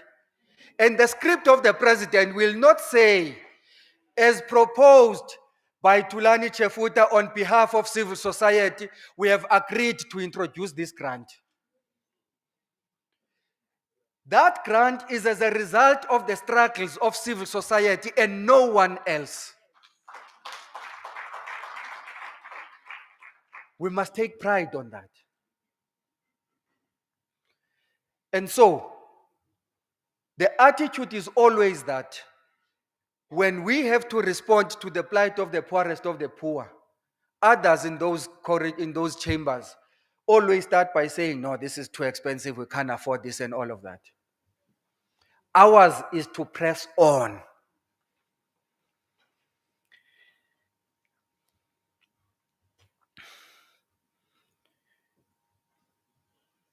As intimated just earlier on, our work of G20 has to align our national development plan together with the medium-term development plan, alongside Agenda 2063 and the Sustainable Development Goals of the United Nations. So the challenge to all of us is that we must rise above our almost immediate challenges and look into those other strategic development instruments that include the NDP Medium-Term Development Plan, Agenda 2063 of the African Union, and the SDGs. Our strategic approach should be that in this room, we're about 200, with others following in other platforms. We must be truly mass-based in our approach, people-centered and driven. Imbued with public education and awareness of what G20 is, what does it do, and what are our policy advocacy issues. Because many others will decide to be naughty and say the hosting of this G20 is the waste of money. They will look into the input costs we are making and never explain what are the likely returns on the investments that we'll be making. That is our responsibility as civil society. In our space of civil society, we know that we are 200 here. There are many others who may need to be there. When we go to the main summit of civil society, if we are lucky, we may be 3,000, resources allowing. But still, of that 3,000, it is a very small percentage compared to the sectors and communities that we organize and represent. But here is what we must have as a defining bond. We must undertake community-based mass engagement to an extent that a person who may not be in a provincial engagement must feel that out of the consultations we've done at a community level, my views are represented there.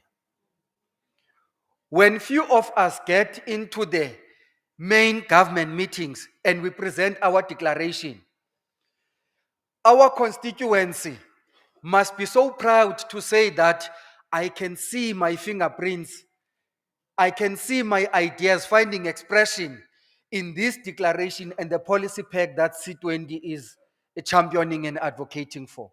So they must have the confidence that I may not have my foot in the floor of the conference, but my ideas will be there. They will find expression.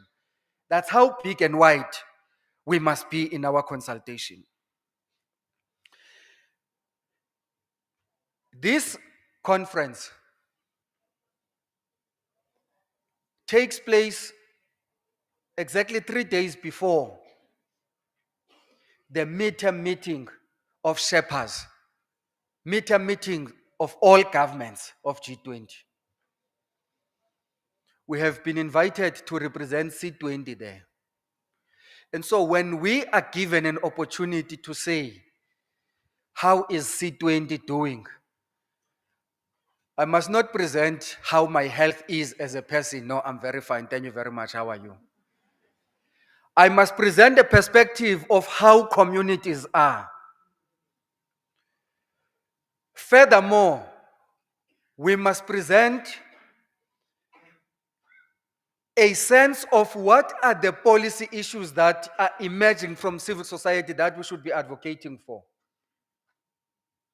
And so the work we are going to do today here is already being awaited in anticipation by the midterm meeting of governments. It's a very big meeting. And so when we do that, we must premise our substantive contributions on a narrow constitutional provision in the South African context that Section 27 of our Constitution provides for a promise of socio-economic rights that we enjoy today must be better than the rights we enjoyed yesterday. There must be a guarantee that the rights we are going to enjoy tomorrow will be better than the ones that we enjoy today. That, just as a premise, is what must be our drive. At its best, the focus of our deliberations and policy proposals must be about creating public value. The value must accrue to the people, not to us as individual leaders, not to governments, not to our organizations, but to the citizens in general.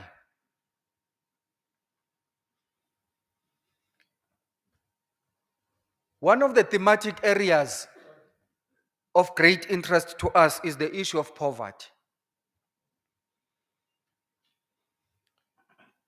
Poverty is real, poverty is alive, poverty is deepening.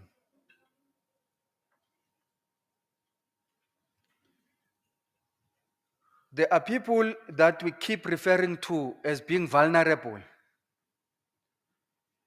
but we never say anything about those who have graduated from being vulnerable into being full-blown marginalized. And once in the margins, it's a struggle to draw them closer to the center. It's a struggle to keep them surviving on a day-to-day basis, still in the margins. And so until and unless we graduate people from poverty into social protection, self-reliance, and sustainable livelihoods, we will be perpetuating poverty. Our policy proposals must not be throwing poverty from hand to hand like a ball in our hands. We must come with radical policy proposals that just break the cycle of poverty in our households and communities. And it is going to take a lot of government investment to break that cycle of poverty.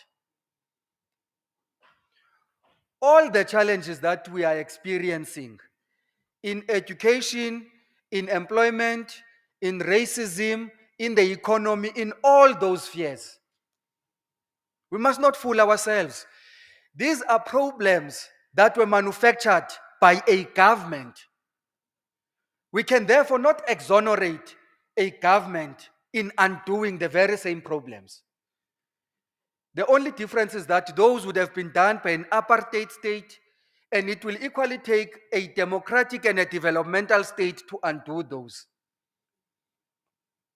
The same as the challenges of unemployment. We cannot only leave it into government providing an enabling environment for business sector to thrive and grow the economy and assume that job creation will be as a result of that. It's a fallacy even in the most basic of economic theory. Growth does not automatically lead to employment. You must introduce intentional catalytic actions to leverage that growth to create employment. Otherwise, it can be lining up the pockets of the owners of industry as profits instead of it creating employment and being invested back into the very same businesses so that there is employment that is created. That's why we have to argue strongly the role of public employment programs and active labor market policies as a placeholder for the dire situation of unemployment in South Africa and the African continent. When you have the situation of so many young people that are not working, you are risking the very essence of the democratic society that we have. There may be no democratic society tomorrow if young people continue to be unemployed in the numbers in which they are now. There will be no democratic society. The very sense of stability in society will be completely eroded. You can't have such a huge population with so much energy and ideas and still have them idle. They will divert that energy into something else. And that something else is something that society is not going to like. And so we want to challenge ourselves that one of our biggest policy proposals must be a call, a clarion call on massive youth employment. If all else fails, young people must work. Because we appreciate that there are knock-on effects that have socio-economic impact that will be yielded as results of young people that will be in the labor market. Education and health, and if you add the variable of economic growth, account for what we call Human Development Index. So there will be no human development without us investing in education, health, and economic growth. So the critical question we must ask is, what then is the interest of those who oppose progressive health policies like the NHI? For whom should healthcare work? Who should continue to be the beneficiaries? Our stance should be that education and health should be the two most significant public services that must never depend on your social standing in society for you to receive the most good quality of those services. Education and health must never depend on your affordability to receive quality. Education and health must never depend on where you are geographically for you to get the best of quality of services. We must do everything possible to invest in those two public services.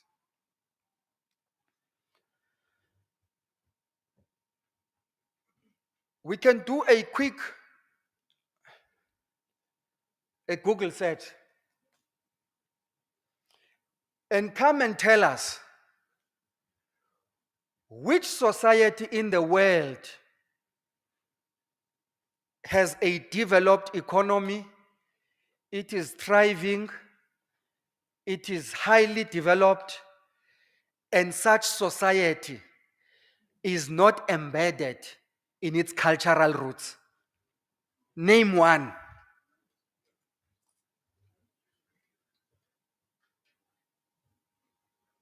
So, when you erode the cultural base of a society, you make that society vulnerable into believing anything and everything, including miracles that can be locked up into bottles of prophecies and all those other things without a single action.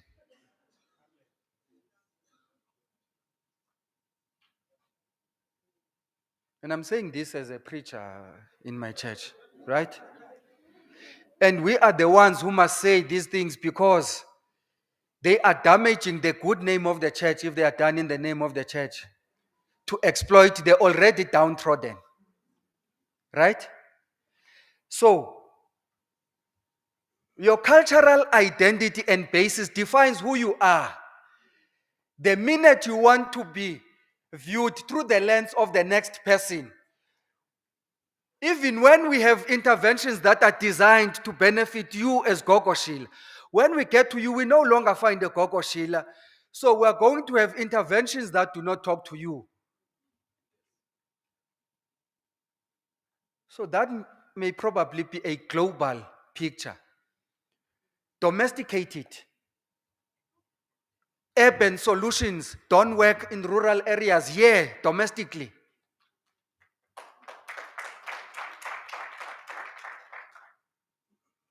And so that identity of the DNA of who and what we are is what must inform our movement forward. In our villages, there are people who wake up to work the land with or no, without government support, and they do that out of love, and they are counted as unemployed. When there are interventions for job creation, it means you move those people away from the productive working of the land and say, go and pick up litter there. No. If you are responsive to the genuine need and plight of the community that you are serving, you will first study what is the nature of this community, what works, what does not work, what can we contribute as a top up on that which these people are already doing. And that will talk to the sustainability of interventions.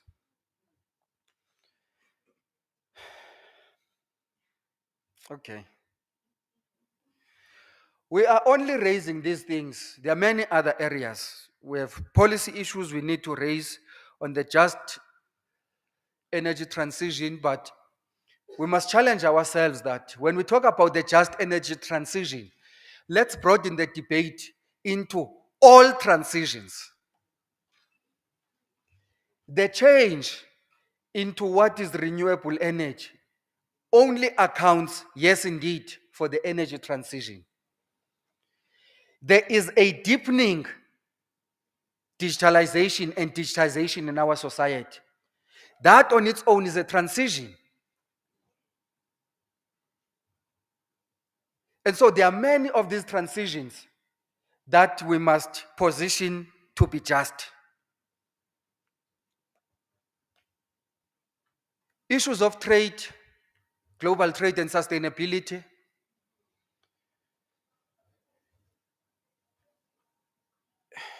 How many of you understand this Xhosa?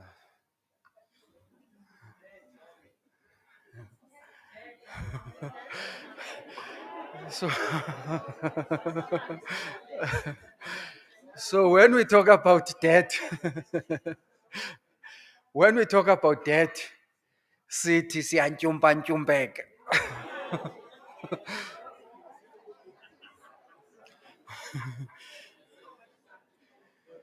So we are swimming in a pool of debt. We are drowning, in fact, right? So here is the important thing about debt, which I want to illustrate with our immediate experience. When we have been at each other's throats about the budget, approved, not approved, there is a comfortable cost item of our budget, which is the servicing of the debt, which no one, absolutely no one ever says, let's reduce the money we use to service the debt and invest into productive sectors of the economy so that we grow the economy and then we'll be able to repay the debt. That's one stream. But another stream is that our heads are not against the ceiling in terms of our borrowing space. We still have a room to maneuver. That room to maneuver must be exploited to borrow more. Yes, borrow more to invest in the productive sectors of the economy and not in consumption-based items. Because those will be the triggers of attracting investments, grow the economy, create employment, and we know what happens when people work. So, it is almost our traditional and cultural call for us to continue to mount the call for the erasing of the global debt for the South.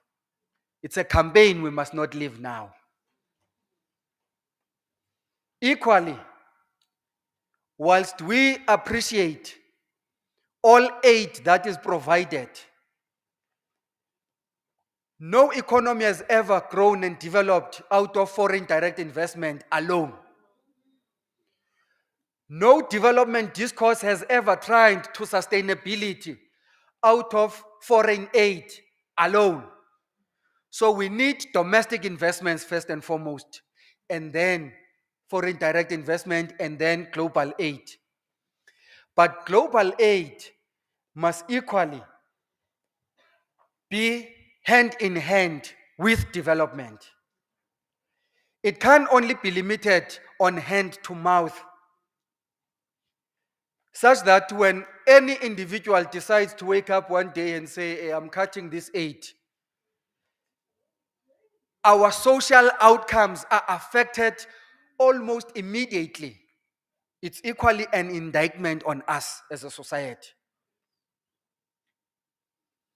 It is an indictment on us, equally on global trade, that on the slightest provocation, Russia and Ukraine are on each other's throat, and the pinch of fuel price increment is felt like the following day. That all agricultural products have their prices going up because we only get fertilizer from Ukraine.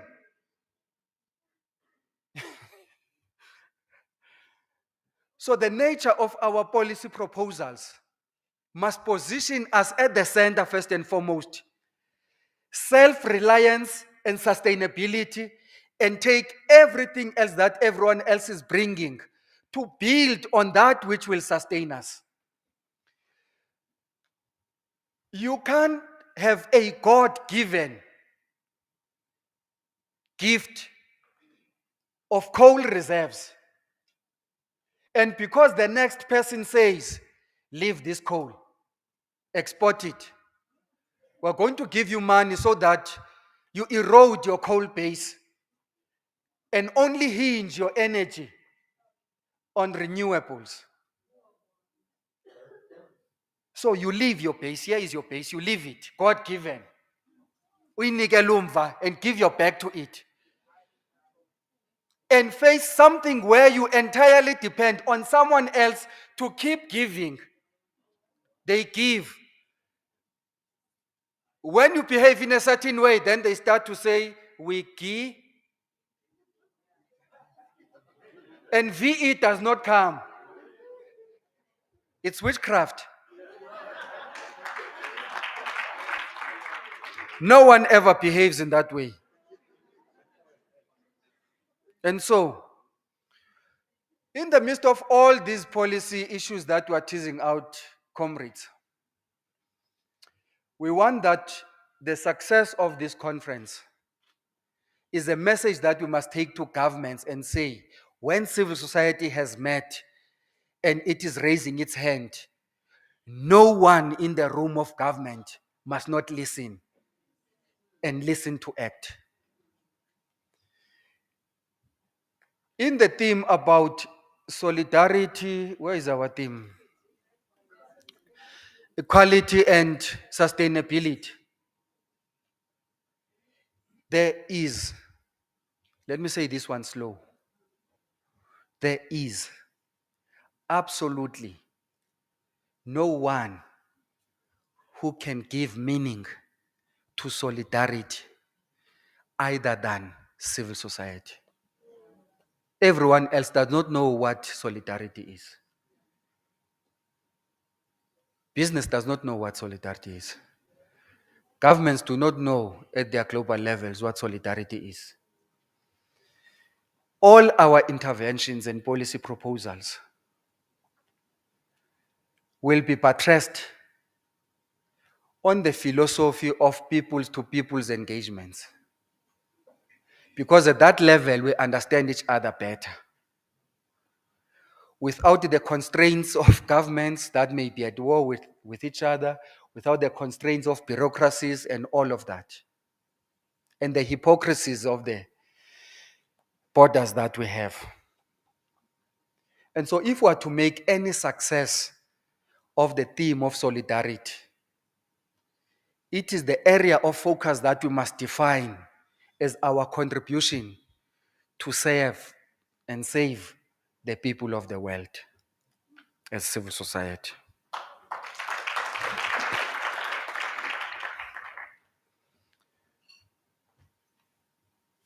Part of the things that our presidency of G20 is going to do is to host a social summit. I want to tell you now that from this base, you are already registered to be part of the social summit until you decide not to attend.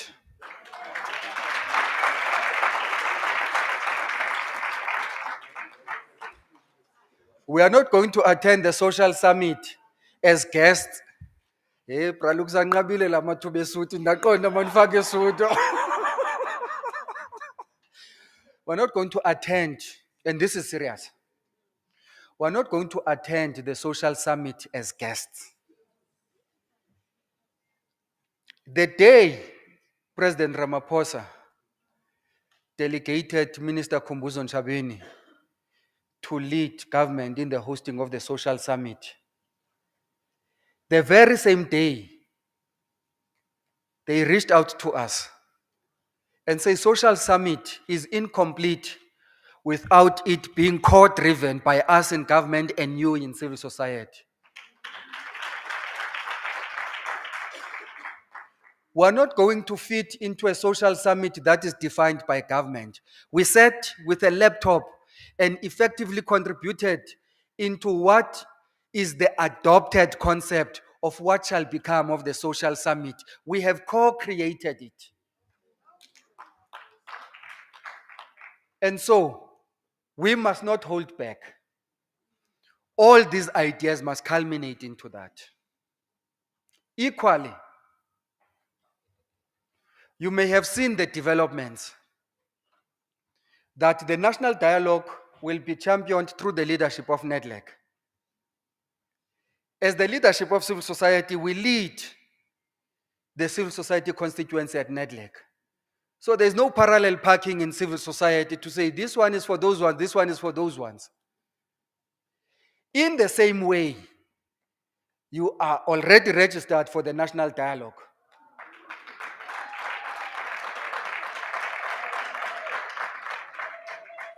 The issues that we are championing for, we are going to distill them. We're not going to say, now we have a consultation for national dialogue. Now we have a consultation for G20. We're going to raise all those things so that there is what we call a coordinated voice of civil society. That does not only say we want to go and attend the national dialogue. We must be part of defining what are the outcomes that we want to achieve out of that national dialogue.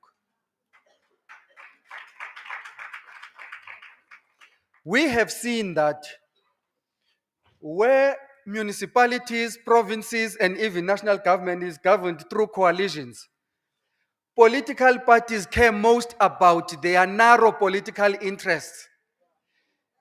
When they are in good terms, they allow all wrongdoing. The minute they fight about a tender, they want to come out and pretend that their differences are about service delivery. Ours is to stand in the place of the people and say, we don't care what is the color of the t-shirt that you are wearing. If you stand for these interests of the people, you are those that we are going to work with. And so, that calls on us to take with the greater seriousness the deliberations we are going to have here. Because on Wednesday, they will be shared with all governments of the world of G20. We're going to translate this into, they said the one page, but we'll do two. We're going to translate the outcomes we're going to have here as the first base of what will go into our policy pack. The outcomes of the proposals we're raising here will inform what is our standpoint on issues that go to the national dialogue, our standpoint on issues that go to the social summit, our standpoint on issues that go to the summit of the heads of state of G20. We are all equal to the task. Professor Muchecha was sharing a light moment that the most difficult task for any leader is to lead other leaders. And as we are gathered as leaders here, ours will be made easy, Comrade Banza, because ours will be about providing solutions. When we do this work, when you are inside, we are challenging you. Don't close the door on the others who still want to come in. Our strength is inclusiveness. No door, what is it? Gatekeeping. No gatekeeping, funny tendencies. Let's go all out and mobilize the organizations. We know organizations we work with, communities we know, communities we represent, to make sure that they are part of this process. That can only come back to us after other 19 years. Thank you very much.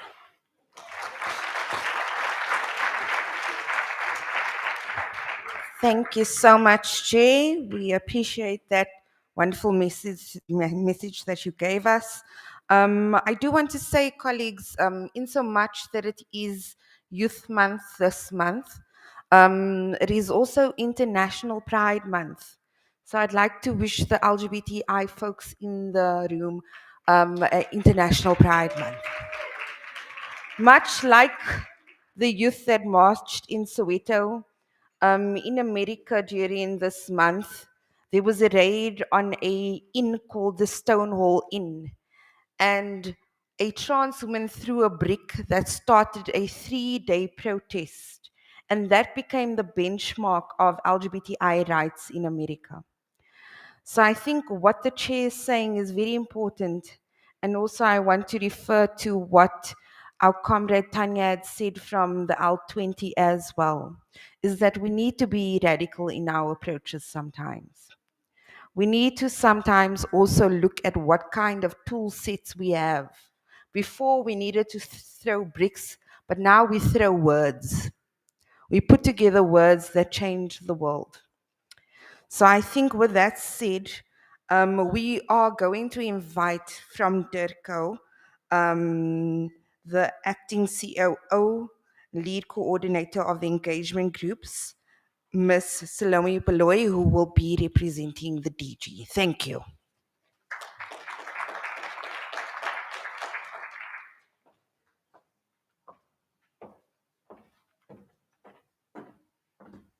Thank you, Program Director, Ms. Rosh Krishna. I'd like to just pass my greetings to every delegate in the room. But I also just want to stand on the protocol that has been established so that I don't name each and every one. But before I start my speech, I just want to acknowledge the presence of the traditional leaders that are here, the disability group that is here, Honorable Mpanza, who was my portfolio committee. I'm even, as I'm standing here, I'm like, am I in the portfolio committee yet again? And also Dr. Mutelo Mutsera, your presence is really acknowledged. And the chairs of all the representative of the engagement group. As you have heard, that I am the lead coordinator for the engagement groups, it means you will be working with me on several times. So this is not the first time that the last time that you're seeing me. I'll be here.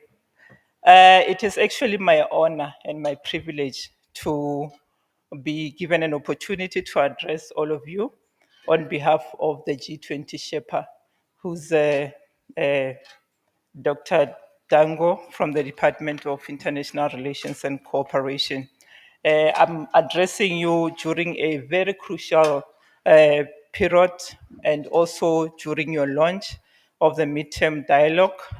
We from DERCO, we see this gathering as it comes at a very critical moment in South Africa's G20 presidency, a historical for our country, as you are all aware, but also for our continent, because we call our chairpersonship or our presidency a presidency for Africa, for the continent. It's not just a presidency.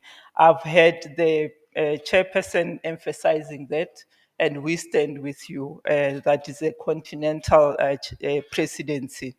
South Africa has long championed inclusive dialogue.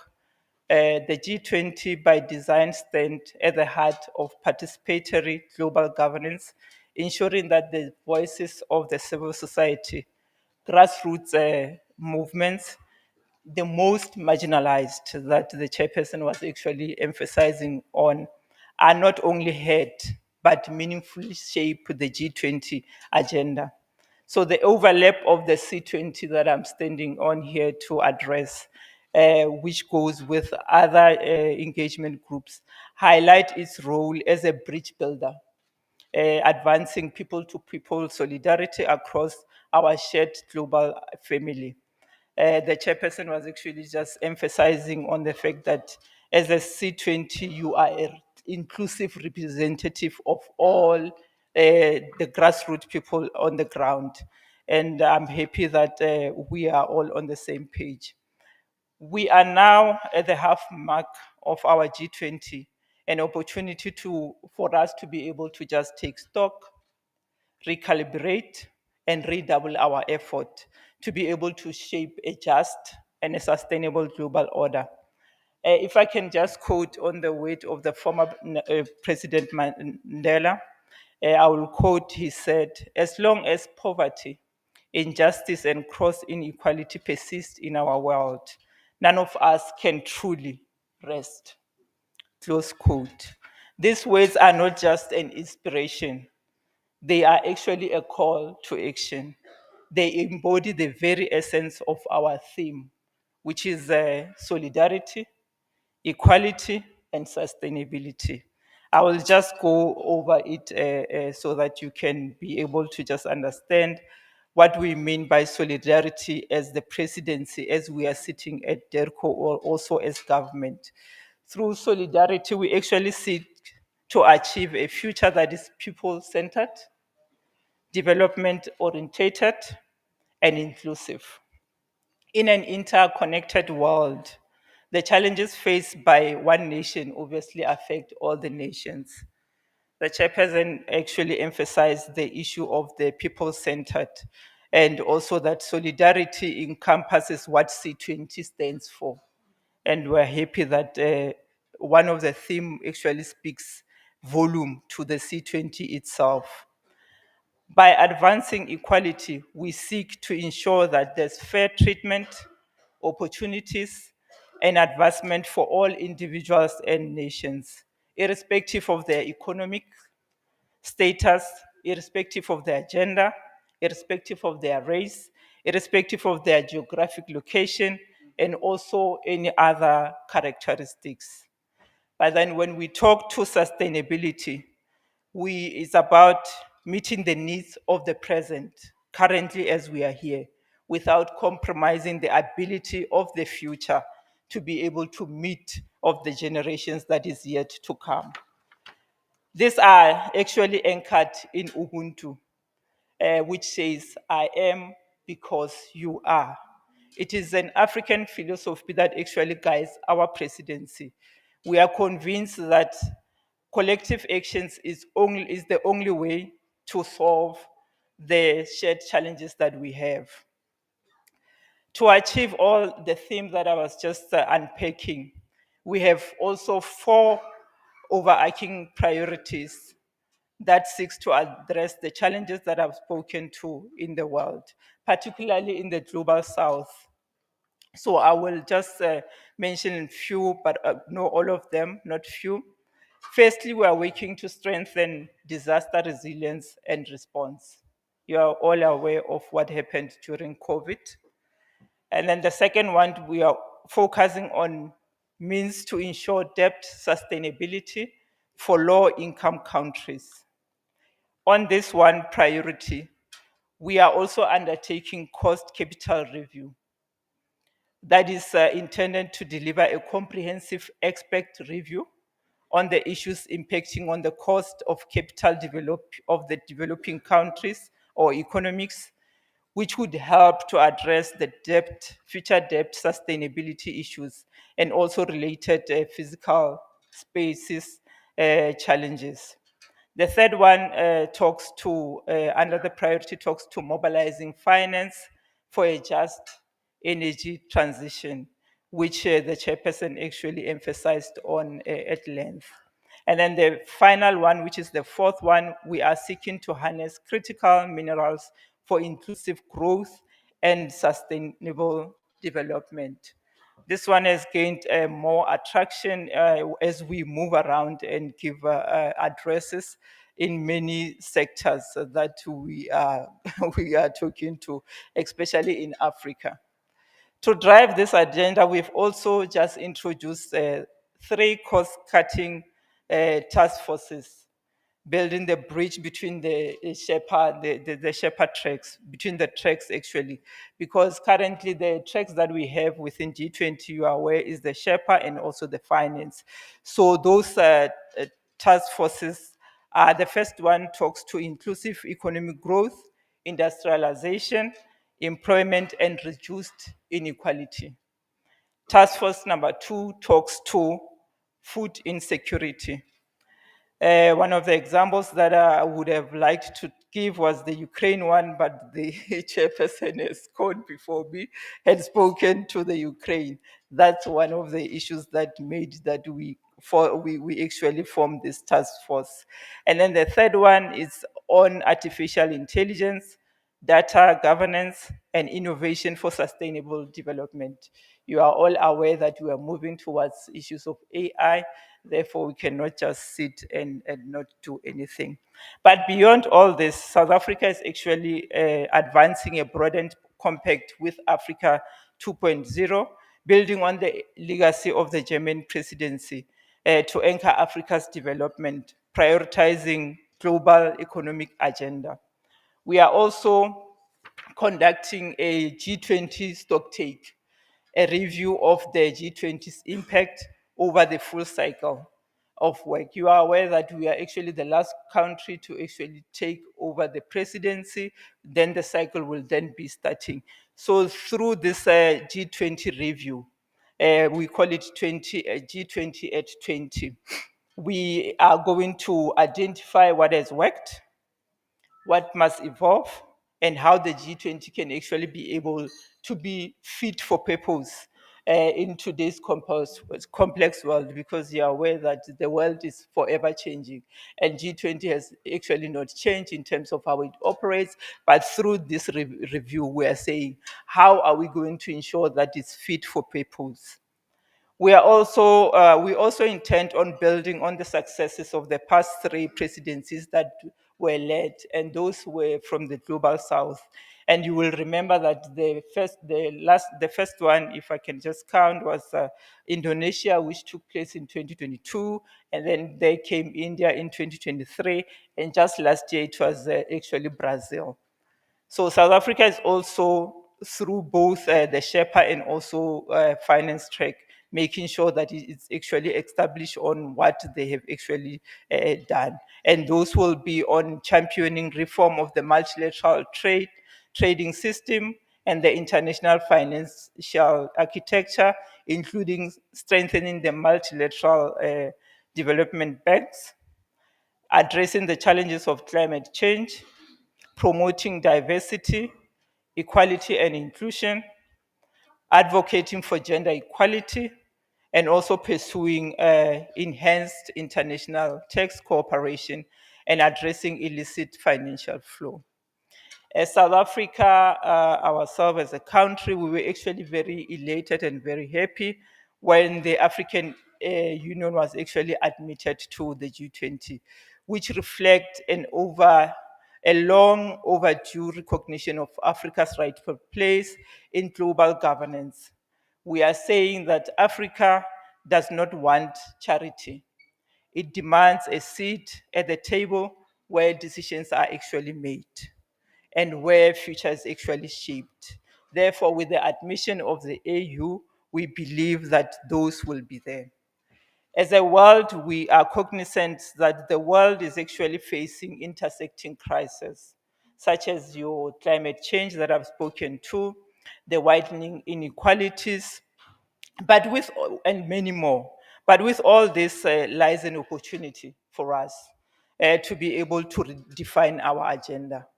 We believe that as Africa, we are a bloc that is representing 80% of the world's population and 85 of the global GDP. And the G20 must lead by example in confronting humanity's biggest challenges, from economic justice to the ecological balance. As we move towards the G20 Leaders Summit, I'm actually also proud just to touch on what the chairperson has actually said, to announce that South Africa will also be hosting the G20 Social Summit. The date is not yet confirmed, but we are looking at towards the 18th and the 20th. Tomorrow we'll be also speaking on the agenda item on social summit, and I believe more information will also be shared in that. So it will be taking place just days before the Leaders Summit. And this summit, we hope that it will serve as a powerful platform for civil society, grassroots voices, community leaders from across the globe to shape the final message of our presidency. It is our way of honoring the spirit of a people's G20, because this is what we call it in South Africa. The president has actually announced that I want my presidency to be a people's G20, so that it is rooted in dialogue, dignity, and also in democratic participation. As you gather here in the next 3 days, starting from today, let us seize this moment, not only to influence policy, as the chair said, but to make it a people-centered process. Therefore, I wish you well on behalf of the Office of the Sherpa and also myself as the lead coordinator for the engagement groups. Let us make history. And I thank you very much.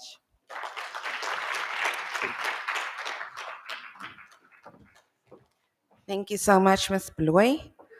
We are now going to be moving on to the Sherpa report. And so I would like to ask Mr. Malabane Mufudisi to come to the podium, please. Please put your hands together for him.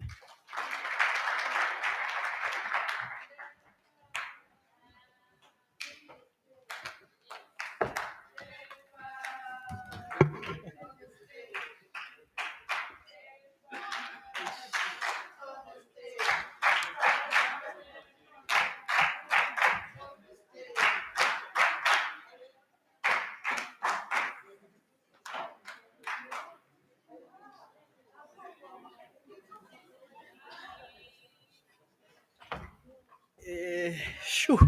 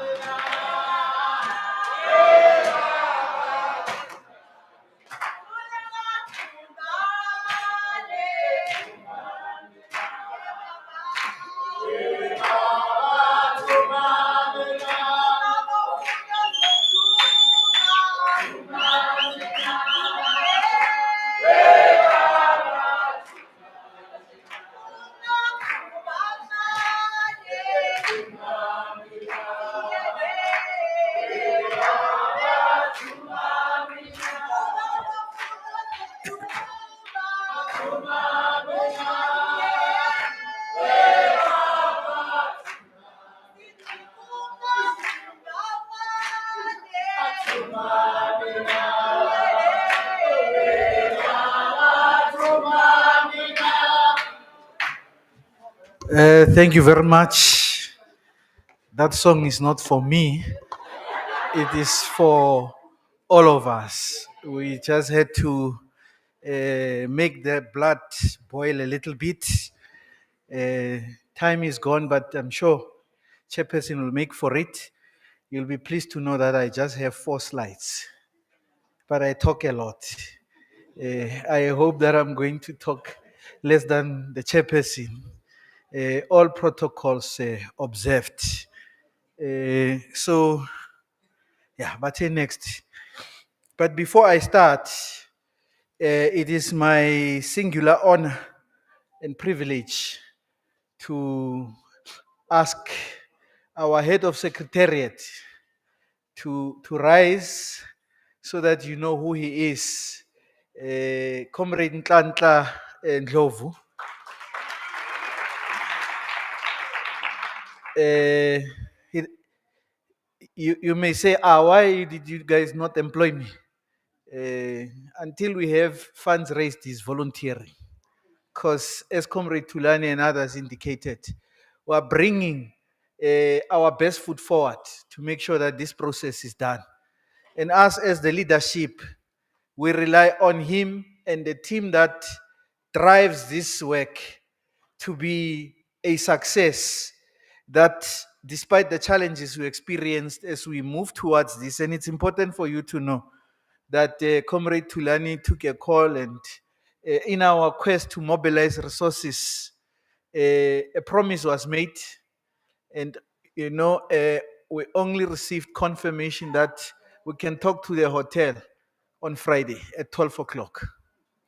That's when the payment was made from the funder to the hotel, and then we became important people at the hotel. Until then, we were just working on hope. And when that button was pressed, Comrade Ntlantla and the team had to move into overdrive and ensure that they bring even the Pantsulas who danced here. I'm sure some of you drive around the roads in Johannesburg. That's not a group from some, expensive or nice cultural groups. They are the ones who they sit in the streets. Some of you have passed them by, and as they do what they do, you sometimes feel that they look criminal. And so you close the windows, and all they are doing is to embody what we are advocating for, a better and a just world. And with the talent they have, that which you give to them will put bread on the table for a family that evening. So we must not just say these things, we must live them. So we had to search our own pockets to make sure that we give them a platform so that at the end of the day, they go back and they say, Mama, Papa, I have gone to, in township lingo, Benyo Panda. And you know, panda means two things. It means hustling nicely without any problems, or it means hustling and making people unsafe. They have chosen the greatest path that we would want to see. And we want to see them taking up bigger and better platforms. Because sometimes we must enable those that are less disabled so that they are enabled more. So without much ado, let me get into the presentation. 4 slides I said.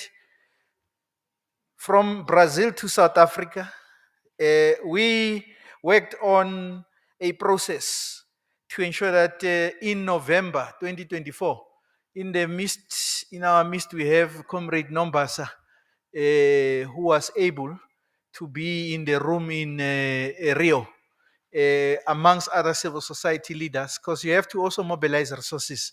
You heard Comrade Tulani says all of you and many other thousands are going to be part of the social summit. But for you to get to Joburg, as we have asked you to get to Joburg and use your own resources because we could not get funding for it, it can be an expensive exercise. So those who were there and were enabled, they went to Brazil, sat side by side, having participated in the C20 process. I'm sure most of you did not know and participate in the C20 process of Brazil. But the outcome, which is on our website, the Brazilian website, is a collective representation of who we are. Whether you were there or you were not there, you are represented in that policy pack. So they were there to receive it, but we didn't have a South African civil society leadership. And we came back in November and December, because in Brazil they had agreed that we will have a South African civil society leadership. We began that process. And that process was led by 2 groupings. One by Oxfam, EJN, and Afrodet. The other by Network Community Constituency, Sanak Civil Society Forum, Show Me Your Number, Waki Health, and Impact Drivers. We had to come together because we don't have an apex civil society structure in South Africa. So when you go to labor, they have a process within which they coordinate themselves. But for civil society, all of us, we are the bosses, and we like to be the bosses, by the way. And we need to work towards understanding that amongst the bosses, there must be the boss of the bosses. So the Network Community Constituency is tasked with the responsibility of establishing the Civil Society South Africa as an apex organization, and details thereto will be provided. We must be disciplined enough to know that we are not the most important people. We are all important. And we must accept that in some places, in some platforms, others will lead us. I'm sure in the networks that we have, somebody is a chairperson here, and then a secretary somewhere, and just an ordinary member elsewhere. So we are a network of multiple leaders, and we must accept that. So as an outcome of the social summit, social sector summit that was hosted by Network Community Constituency and the presidency some 3 years back, that journey is now coming to full circle, where there will be civil society South Africa, so that all of us, despite our differences, when there are processes like this, we don't get a situation where people are saying, I'm also civil society, I'm leading. It must be known where is civil society. We used to have Sangoko. Sangoko was demised mainly because of the resources that it was dependent on, and we have not been able to make up space. But we have now that responsibility to ensure that we get things right. So we engage on a process with the International Advisory Committee. This is how we characterized those colleagues who are civil society people. We said that your approach demonstrated unethical leadership. Because part of the problems we experience of having two civil society was because of the role that the International Advisory Committee played. Instead of bringing us together, they decided to choose between us. After we had engaged in December, when others had left the meeting and said, we no longer want to be part of it, in January, they make an announcement that the people who left all of us in that meeting on the 20th of December are the actual leadership. And you can't create legitimacy out of illegitimacy. We now know that the C20 South Africa is in charge and has to establish an advisory committee made up of civil society leaders from previous countries that hosted. And we are seized with that responsibility, and we will create that international advisory committee. We hope to reach out to our colleagues from civil society in the USA so that they prepare in advance. And when we hand over to them, hopefully the political terrain would have changed such that C20 will continue. As Comrade Levi said, that we must not take it for granted that it's happening now. It's therefore going to happen in the US. The G20 process, ultimately, it is a process of governments. And some presidents can just tweet today and say American soldiers are entering the war in Iran, and that's it, just on a tweet. So he can also say there's not going to be G20 in the US, or the G20 will not include engagement groups, on a tweet. I'm sure we know that our ambassador to the US was removed from that responsibility through a tweet by the Secretary of State, after he participated on a Zoom engagement with one of the civil society organizations in South Africa. So we live in a global world. So the engagement, given the challenges, we engaged with the G20 Sherpa to address the leadership challenges, and the mediation process was put in place. While that process was happening, we had an inception meeting of the C20 grouping that took place, led by the committee constituency grouping. And we were not fighting for space, because whilst we were working towards finding each other, we also needed to ensure that we prepare ourselves for the journey ahead, and so that we are ready when the storm has settled. At the time when we hosted that, it was in February. We didn't know that by May we would still not have finished that journey, because our mediation started in May, and there were other processes that came to the fore, and we found each other, but we also didn't find one another. So the G20 Sherpa mediation that was put in place between the two groupings that I've outlined decided to no longer, after that process, the colleagues from each Afrodet and EJN decided not to be part of the processes going forward, after all efforts were made to ensure that we come together as one. We are one civil society. Whether we like each other, whether we like one another, whether we like the issues, we have to work together. By the way, Roche is leading in the C20. We have been in this journey as long as we have been, those of us who were there. But we also set out to reach out to the LGBTQI community to be part of the process. They also had their own challenges in deciding on her as a representative in the Apex leadership. So I, Comrade Tulani, and others see Roche today for the first time. She sees us today for the first time. But we are connected. And because we meet each other today, it doesn't mean that we don't know her and we're not going to give her a space to come and lead. She is part of the leadership, and we are leadership together. So we were engaging with other colleagues to say we can find one another and find each other to be able to get to where we need to get at.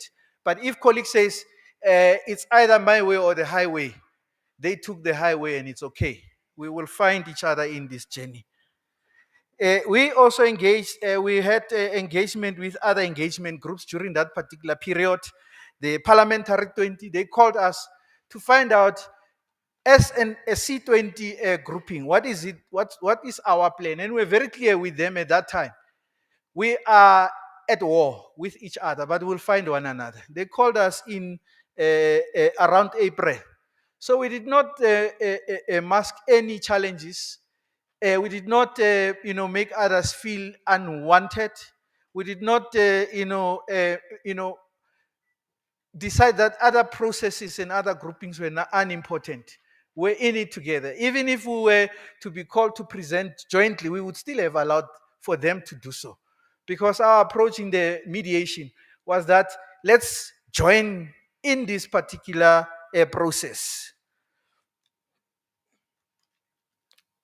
We pushed our way into the C20 meetings, especially those with the health working group, as our equitable health for all working group started operating while the leadership challenges were taking place.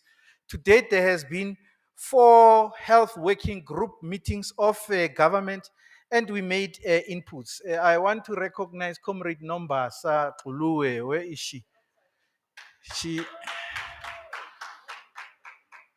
She's outside. So she was there in Brazil and others. They represented us, and it's not a reward for her. But part of our interest was to ensure that the issues relating to health, and even if we only brought into the collective agreement the leadership of the health working group, that is what we were prepared for. So she led that particular team, and our voice has been heard. The first meeting that took place of the 4th Health Working Group was on the 25th of January. It was a virtual meeting. Uninvited as we were, we invited ourselves, we were given the link. Uninvited as we were, we raised our hands and made our interventions. And we said, we are civil society. We are here, and it is the government of South Africa that was leading that process. They allowed us to make our inputs, not for ourselves, for all of us. And they were aware that we were having a war between ourselves, but they were not going to enter into the war. They wanted the issues to be ventilated because they were sure that at some point we will find one another. So we want all other engagement groups, as has been indicated by the representative from the Department of International Relations and Cooperation, that government is now at half stage of the process. We are only starting now, comrades. We're only starting now. So those of us who are here, those of us who are not here, but because we are enjoined in this process together, we don't want, small steps. We must make giant strides. As you raise your issues, as Comrade Levi said, you must raise the issues moving forward. Don't break us down. Don't break us apart. Because this train has left the station long ago. Those of us who participated in the G20 meetings, and myself and Comrade Tulan will be going to the Shepherd meeting. Maybe you are sitting there, there is a timer here. The interventions we're making, you know how many minutes they give us? 2 minutes. 2 minutes. Because the meeting is such that that's a meeting of the governments. And governments speak, it is their platform. Then international organizations, which include C20, is given a platform to speak. And the time we have is 2 minutes. It means that all of your inputs must be crystallized into that 2 minutes, and we must make that intervention. In that particular space, you have to put your best foot forward. So we can't afford a situation where we're haggling with one another about things that our haggling means that we're making it easy for them because we are going to be easily forgotten. We're not in the room, and they will move ahead and they will move on. Like they have moved on with all these other working groups because we were not there. And maybe it was good that we were not there because they can move very fast. But now that we are preparing ourselves, we'll be sending the colleagues who are the health working group leaders to go and intervene. In July, there's quite a number of the health working group meetings. We need to be there. South Africa is the host, and we must be part and parcel of that process. I need to recognize at this moment Mr. Vukani Mtinto, because he was the mediator. Was the DG facilitated that process, and the mediator is actually from the private sector. But he was schooled in civil society, part of Sangoko leadership, was part of the World Summit on Sustainable Development in those who are old enough to know that process. And he also was working for government. And part of what his mediation was, colleagues, we saw at WSSD, World Summit on Sustainable Development, there was no voice of civil society. You know why? Because at that time there were factions in civil society to the extent that government said, we don't need them. We will move without them. So he was saying, my experience is that if you don't find each other and find one another, you are going to be left out, and left out you will be. So as I facilitate this process, all I want is for you to understand that you are in this for the voices of communities that you represent. And we listened, we put our best foot forward. It was not easy, colleagues. It was not easy, but we said we are prepared to make concessions so that we all move together. And it was unfortunate that some left that particular process. But we are happy that one of the colleagues one of the organizations that was there, which was leading the other group, decided that it is in our best interest to participate in this. And that organization is Oxfam. Because our position with Oxfam was that you are a funder of work in civil society. And as a funder, you can't lead us, but you can co-lead with us and support our efforts, because we must not contest. They went into their own corner, listened to themselves, came back and said, we can do this, we can work together, and we are working together with them. And we're happy about that. So based on the agreement of the mediation, we have now finalized the Apex leadership, which has been announced, led by Comrade Tulani. Those who want to contest them, go somewhere. We don't have time for contestations, colleagues. We don't have time for contestations. We only have time to make these giant strides so that this process that is already far ahead of us, we can make up. This process is not for us only who are here. Prof. Mutsecha knows. At 3 a.m. on Thursday, we send them messages that there's a meeting at 12 o'clock on Friday of the working group facilitators. They arrived at 12 o'clock. Colleagues from Russia, from India, from Korea. This process is not for us who are privileged to be in this room. It's for many others who can't even be in this room. Two of the working group facilitators, having been sent an email at 3 a.m. on Thursday, being part of the engagement on Friday. Yesterday, they were saying, please send us letters of invitations because we want to be physically there in South Africa so that we don't only present virtually, but we want to be physically there.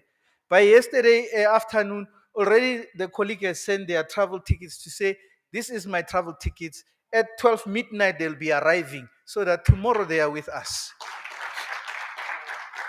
And that is commitment, because I said, I'll go negotiate with my organization so that they provide a flight ticket for me. And yesterday was Saturday.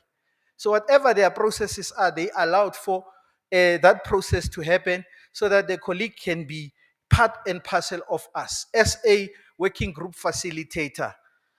We have also finalized the working groups of these 14 working groups. And I'm just going to ask my desk there to show the spreadsheet now. I want you to know who they are. They are a broad cross-representation of all of us. And if you don't see yourself there, don't worry. In them, you are represented. In them, there will be space in the working groups for your views to be heard. And through you, they will consolidate and ensure that we have a process that is representative of all of us. We are told spreadsheet. I just want you to, we have 14 working groups, and our working group leadership is made of the facilitator, and the facilitator has joined co-facilitators. It might be small, but for my eyes, I will see go to the top, will come down. So we have the working group on cultural diversity, recognition and embracement. We have Princess Dr. Nikiwe Bam. I'm sure she's in the room with us. Or I was told that she sent a representative. So what we also did with the working groups was that we'll have a person from South Africa, not a South African. So the organizations that work in South Africa. Then the organizations that work in Africa, they may work in South Africa, but they have regional tentacles. They work outside of the borders of the Republic. And then we also have the Global South representatives. So any of them can be a facilitator, and then any of them can be the co-joint facilitators. But because the process is in South Africa, our bias was towards ensuring that we have either South African or African reps as the lead of the groups, and the international colleagues would be part of the co-facilitators. So I don't want to kill your eyes. We will share this with you, but we do have amongst us Professor Matole Motshekga is part of the team led by Femnet. Femnet is a women's organization based in Kenya that is leading on the trade, financial architecture, and sustainable development. He's one of the co-facilitators. Maybe you must see him for why he's here now. That's we have, I think, the colleague from the women's sector. Can you go down very below, down the last one? I don't know their names. We only met, and some of them we meet today. Yeah. We have the Women and Gender Equity Working Group. It's led by Songe Gender Justice Mpiwa Mangwiro Tsanga. Sukuma bakubone, man. She is the lead for that working group, and supported by Fatumata Mutwatse from Black Women's Caucus and Girls Not Brides, which is a global organization, Fatou Giundir from Senegal. We must also ensure that as we move along, we bring in French translation, we bring in Portuguese translation, because it's not just for us as South Africa. Even in South Africa, you know, we have 11 languages as well. So the task ahead of us is very difficult. On the other side, we have Mr. John Mdluli. Ukuphi? Phandle. Eh? Sorry? Registering. We are here for conferencing, not registering. He's the second one, because Comrade Nombasa is also assisting. But they are assisting colleagues because we're also trying to manage a challenge where we have limited resources. I told you, the hotel only gave us up to 12 o'clock. But we have the science, research, and the innovative inventions where John is the lead. And there is Dr. Ndumiso Chuma, is one of the co-facilitators, and a colleague from the Great Britain who is a co-facilitator. There's Dr. Ndumiso Chuma. We have, so maybe just to ensure that we don't take too long, and it doesn't mean that others that I may not know are not important, we are going to create a moment tomorrow properly so that we do this, so that it's not disruptive and it's not exclusive as well. But I just wanted to showcase to you that we have people from all over. And when we as the Apex leadership sit there, all we'll be doing is to ask for the policy briefs, is to ask for the development of the policy pack, because the people that will be driving that process, it is these working group facilitators and yourselves as members of the working groups. Our role is to get the final product, do our editorial, sign off, and then take it to the various platforms. So we are advocates for the cause, but the people who are responsible for content is yourself, it's themselves. I was interviewed by somebody from Independent Online, and I told him, because he was saying we want to have various inputs from experts, and I'm saying we already have broken them down into 14 working groups. So you can never run out of expertise from civil society on these various issues.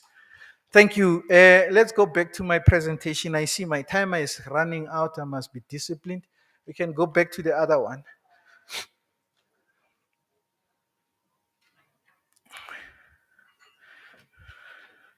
Yeah, PowerPoint corrupts.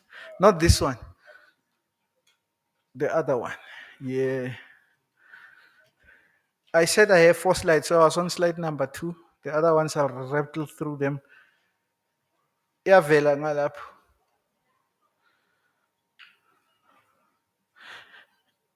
Yeah, now press again. Again. Yeah, will move. Will move. You go back, go back. Yeah, okay, next now. So we have those 14 working groups. Let's go to the next one. The following are the next steps that the C20 will be embarking upon. One, to establish an international advisory committee as the C20 leadership now in charge. The AIC will include reps from previous hosts of the G20 from civil society, including countries like Brazil, Indonesia, India, and. We don't have to bring all of them, but that's the responsibility that we have. We also have to establish the Troika, which is the leadership of the process by Brazil as the previous host, South Africa as the current host, and the US as the next host. Those are the processes that are there, because we must learn from the past as we drive the current so that we arrive at the future on time. Operationalize the steering committee made up of the C20 Apex leadership and the working group facilitators and the joint co-facilitators. So in total, we have 14 working group facilitators. They have 2 joint co-facilitators.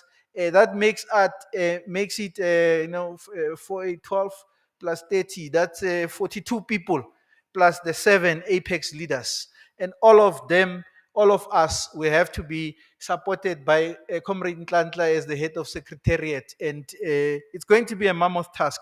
But that is the steering committee that will drive this process. Our responsibility is not to meet comrades. Is for them to come to the steering committee and report on progress in developing the policy briefs, which must be articulated together to define our policy pack. And the policy pack is not a Bible. The Bible has many pages and verses and books. It must be concise and to the point. It's not even the Quran or any other of such books. It must be very simple and straightforward. We must also implement the work plan of the C20, and Ntlantla will speak to this in his presentation after me.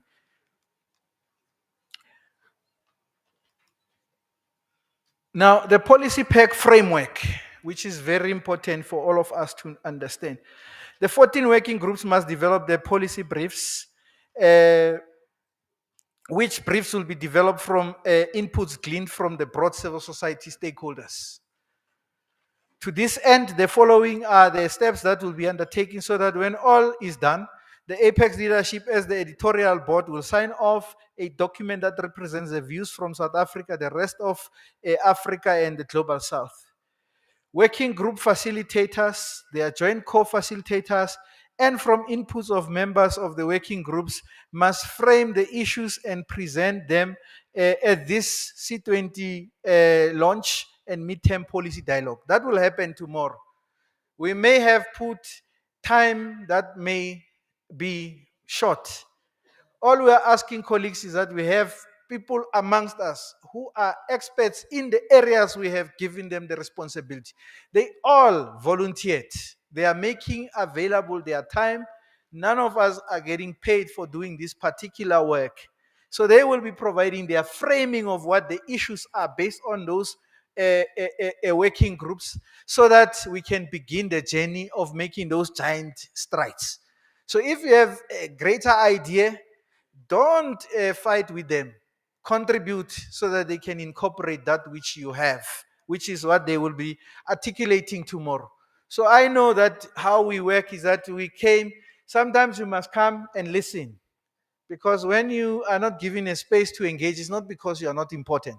But this is a platform for us to come listen to those that are leading, what their thinking is, so that we go do the work, not in a meeting. We go do the work in a small Anyana meeting, which is a meeting to do that particular work. The framing will be shaped and chiseled into a policy brief through the virtual meetings that are going to happen. Please show up. The energy we saw of interest in this particular meeting is the energy we want to see when the meetings are called virtually and we don't meet physically. Because if you don't become present, others are going to articulate their views, and then you then say, no, but they did not take into account my views. How do we take into account when you are not even contributing in the virtual meetings that the working group leads will be calling? How will they know what your issues are? Because you'll be misrepresenting the communities that you claim to be representing. There'll also be inputs on online documents. We'll be putting them out there so that people can make their inputs. Because it's not just the virtual meetings where inputs are made. And as we said, those virtual meetings means you must come prepared, ready to articulate what you need to articulate in the 2 minutes that you will also have. Because we also want to talk and talk and talk, but this process requires discipline from us. We must, Comrade Tulane, when he goes to the G20 summit to present our policy pack, you know how much minutes they say he will have? Not more than 10 minutes. Not more than 10 minutes for that policy brief that we will be having. So we should be able to crystallize the issues and be able to put them out there in the shortest time possible. The detail will be in what we would have written.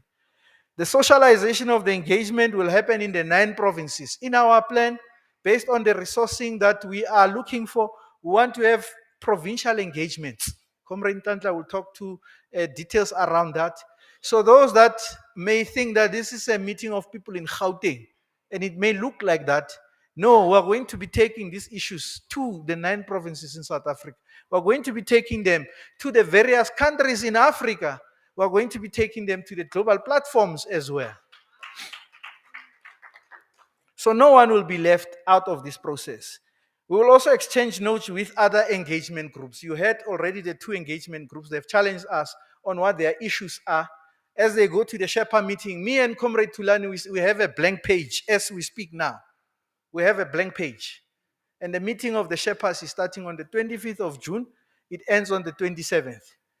So we can't move out of this conference without nothing, because we need something. From that framing, the inputs that you would be making, we'll be saying the 14 areas that we have identified. This is the a process that we are looking at. Working groups to submit their draft policy briefs to the editorial board made up of the Apex leadership, the Troika, and the AIC. And the timelines for that will be provided. We don't have much time. So comrades must not ask for another week, because this thing comes in the midst of us doing other work. We work for organizations. We are also leaders in other processes. But there's timelines that must be respected, because if our documents don't come on time, those people are going to move without us. They are better placed with us not giving them what they want, because they know that the things that we'll be putting on the table may make them uncomfortable.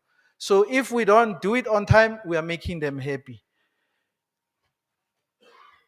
At all material times, the working group facilitators must ensure the application of the lens of inclusivity through a focus on the following areas. Disability, colleagues.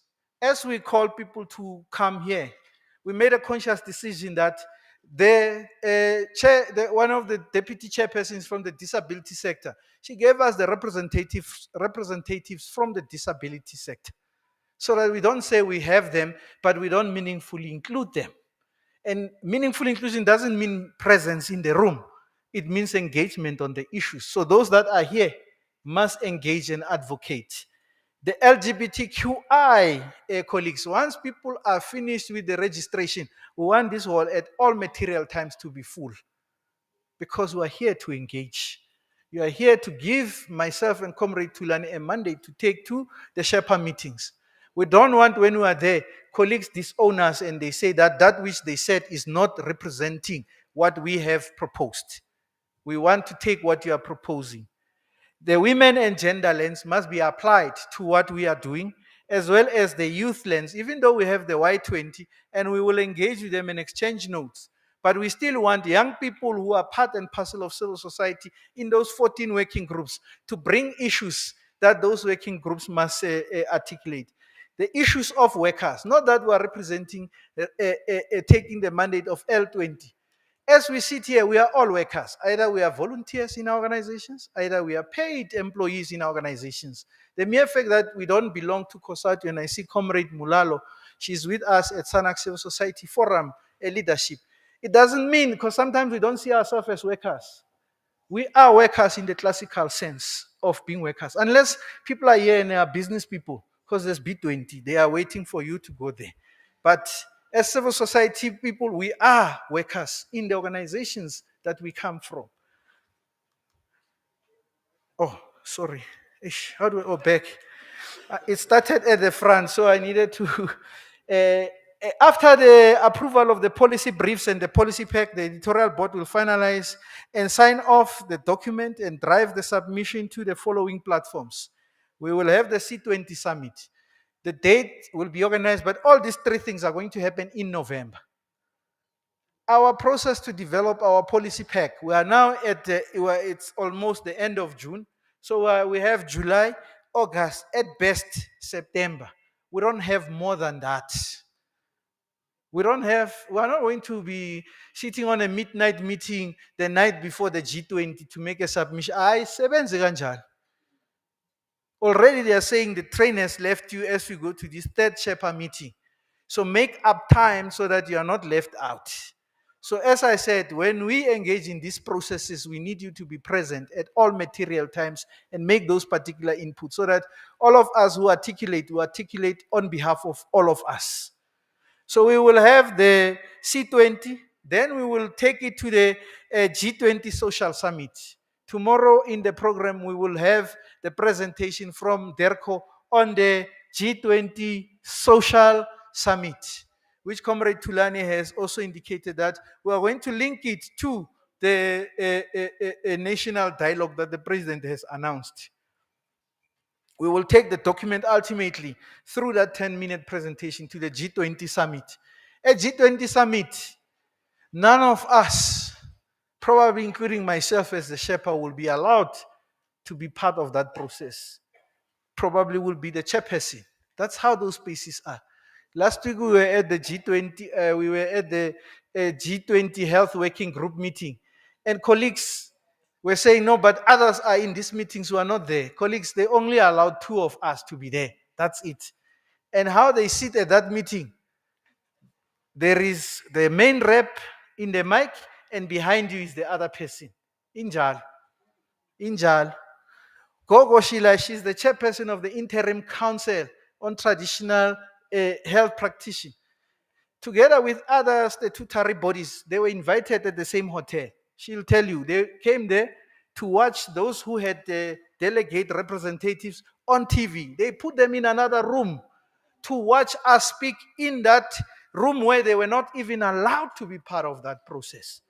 So you need to be disciplined to understand that some of the things that we know how they work, they don't work like that in these processes. So she was in the same room. First day, she was taking pictures of our intervention. I'm like, where is Gogo Shil? I don't see her. I only met her on the second day. We're in the same hotel vicinity. And she took me where they were locked in. She came there with headphones, earphones. They gave them earphones. Baba Valela Lab. And some of the chairpersons of these bodies, because they are ill-disciplined, some of them, they just decided, no, I'm not going to be part of this. If I'm not in that room, I'm not part of this process. I say, comrades. We must be disciplined in terms of these particular processes. So when we will not be bringing those tendencies here, but we must also understand how the process works in terms of time, in terms of the length of the interventions that we make, and many other issues. Because when you get out there, people don't care where you come from. what is your story? You should be able, they talk about the elevator pitch, and then the rest we will deal with it later on. So if we're not able to do the elevator pitch, we'll be left behind. So at all times, the issues from the policy briefs and ultimately the policy pack must be popularized in mainstream media and social media, so that we take it to the people in households, speaking in English. But I must be heard by South Africans speaking in vernacular language. You must be heard. You mustn't say, no, we'll call leadership. When the media talks to you and say, what is civil society's position on equitable health for all? Don't call Mabalane or Comrade Numbers. You are an advocate. You should be able to articulate. So we must not be surprised by one another. As long as we have the template we have agreed on, any one of us must be able to articulate those particular issues in the languages that people understand. Not only in South Africa, but also globally, colleagues. As I close, we have a working group that is called People to People Solidarity. And that a working group, which is a brainchild of Comrade Ntlantla, is a glue that brings all of these things together. So those who will participate in that, you must understand it from within the context of what Comrade Tulan was talking about: solidarity, equality, and sustainability theme that makes up South Africa. So our people to people working group is very important, very critical to ensure that we weave everything together. And in that regard, for us, we have said to ensure that the people at a local level understand this, we will have the people to people community matches and ultimately a main soccer match that we will showcase the work that we're doing and use it as a platform to report to the country what we have been doing. So somebody might be watching a football match, but behind the football match, it is our people to people solidarity. We're sorry about the Sundowns fans because they thought that they had it. I'm a fan of Borussia Dortmund. So when Sundowns was leading 1-0, the Sundowns fans were talking a lot. We're just waiting. And at the end, but it is those things. I don't even know where Borussia is, by the way. I've never been to Germany, but I like that particular football. I don't like the other team from that part of the world that wins everything there, you know. So it is these things that forms part of what we do. And lastly, it is arts and culture, where we will have music and arts exhibitions to showcase that we are connected as people and we weave these issues. In sports, in music, you have tourism. In those platforms, you have the issues around trade and finance. You know, football players are modern day slaves. If you follow that particular, you get bought to play for one team. Eh? And some players are overpriced such that they can't move from the team they want to go to because they have locked themselves into contracts. And those are issues that we will be articulating our positions around. So when you just look at people to people solidarity, you will see all these other things come together in terms of that. I have spoken a lot. I thank you.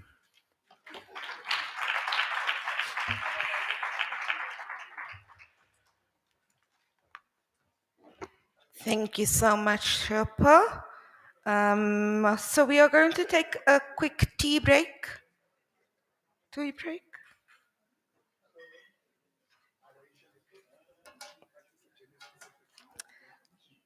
It is now 20 to 4, 20 to 5. I think we can get here back at 5. Is that okay, colleagues? Okay, good body break. Go to the loo, go get your coffee, go get your water, and we will resume the flight.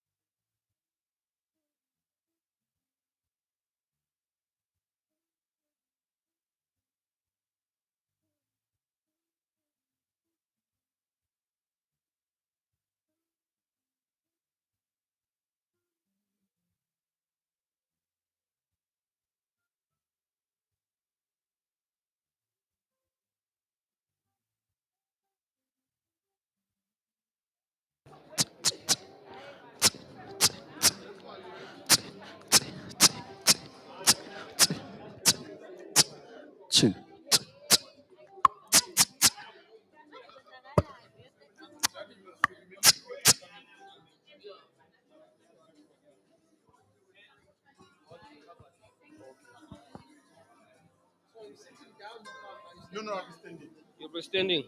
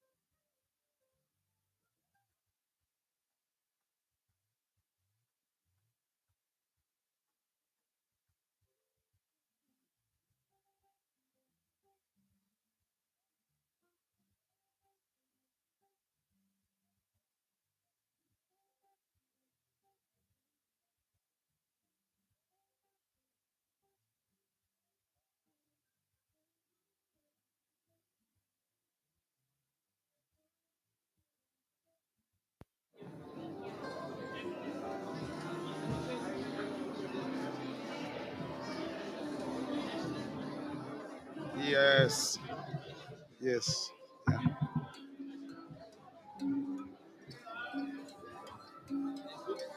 Yeah, I'm good.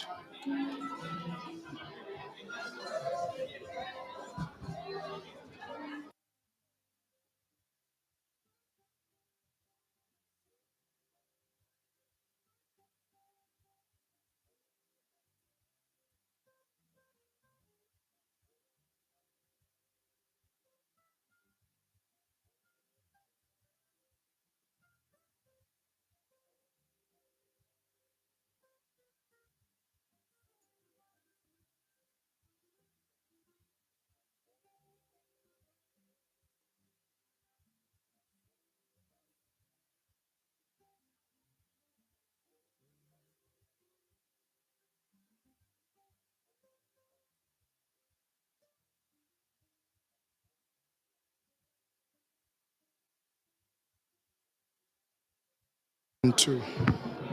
Yes.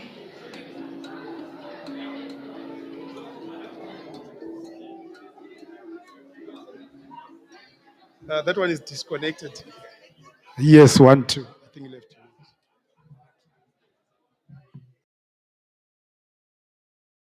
Afternoon, delegates. Can we please start making our way back to our seats, please? Please call a neighbor, grab a neighbor, bring them inside. Grab your colleague, bring them inside. Shalafans.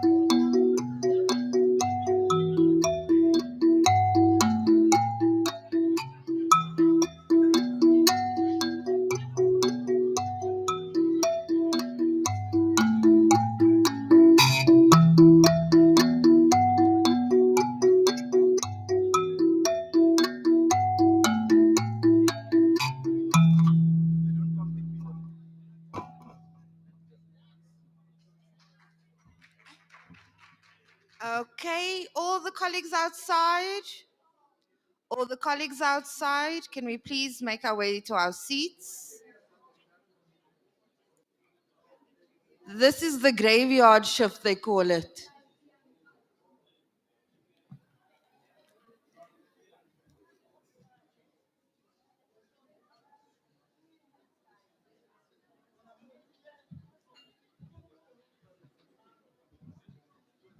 So I'm just going to Yes, yes, yes. Okay, while people are still coming in, I'd like to introduce Nathan. Nathan, come here quickly. What is your surname? It sounds like the instrument. Chakuchichi. Chakuchichi. Nathan Chakuchichi, everybody. Can we give a round of applause for Nathan? Okay. So Nathan has brought us a very unique instrument. He's going to tell us a bit about it and give us some soul music, right? Just to give some vibes. We need some vibes. So please take it away, Nathan. Thank you. Hello, everyone. Hello. Yes, like she said, my name is Nathan Chakuchichi. I'm from Zimbabwe.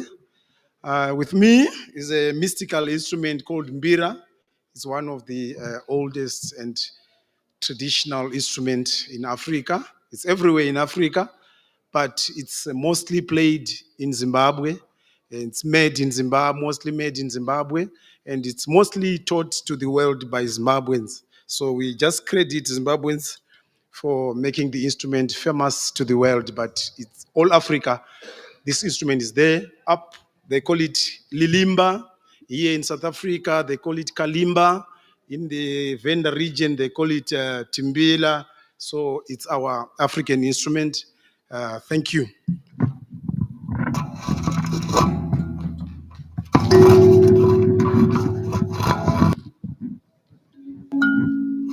Before I give you a song called One I Love, just because I normally sing in the Shona dialect, but just because we are all from different races, languages, I will sing in English. The song is called One Love. Why is it called One Love? I need you to. Oh yes, it's fine. I'll do a Shona song, the second song, Shona song. Thank you so much for that. But why I said One Love? The song is talking about United Africa. When are we going to have United Africa? We need unity in Africa. There is no love in Africa as I am speaking, because as I understand, love starts from the village to the district, to the province, to the region, and then international. But the problem we have in Africa is we've got international love, but that is not love if we don't have regional love. Thank you so much.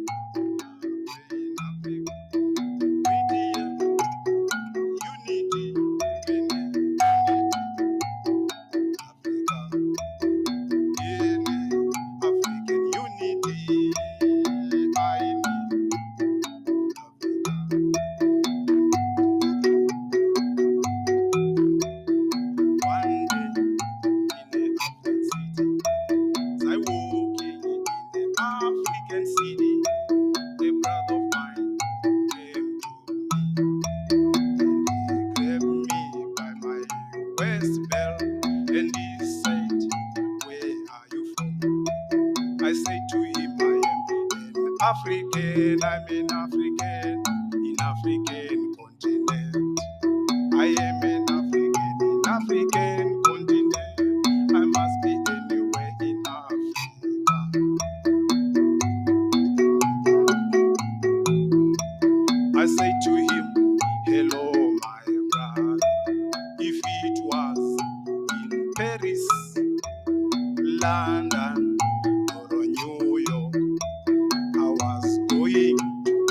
answer you proudly that I'm an African from the African continent. Why should I not be in Africa? I must be anywhere I want in Africa. I must be in Cairo anytime. I must be in Johannesburg at any time. I must be in Abuja anytime. Africa, Africa, we need unity. African unity. We need unity in Africa. We need United States of Africa. Africa, we need unity in Africa. Thank you. We need unity in Africa.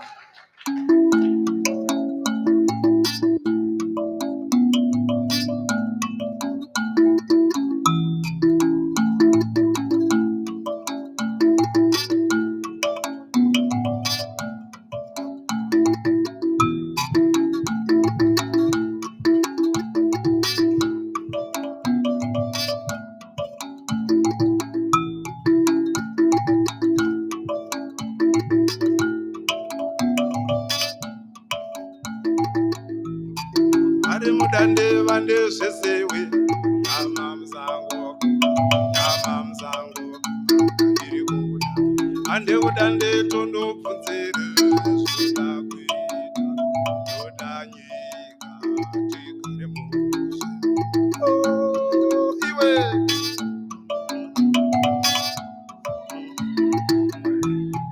Ade mudande vande sesewe. Yama mzango, iri kuda. Ande udande tondo punzere, suda nyika, kadi kuita, tikare muse.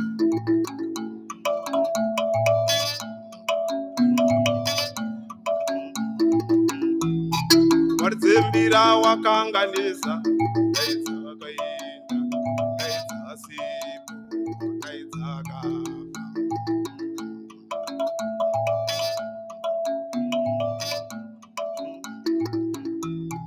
Ande kudande tondo punzira, zvingadi kuita, zvingadi nyika, tigare muse.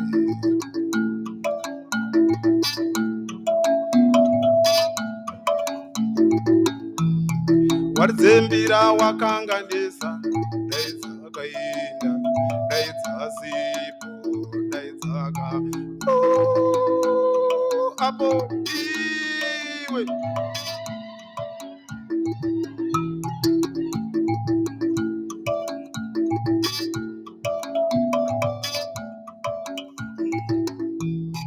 Oh, I hear it in them dande, in them dande, in them dande.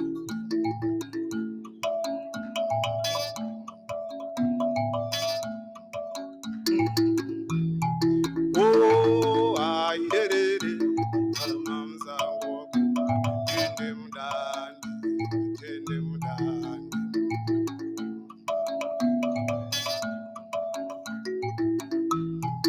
Wadzembira wakanganisa, daidza wakaenda, daidza sipo, daidza kafa.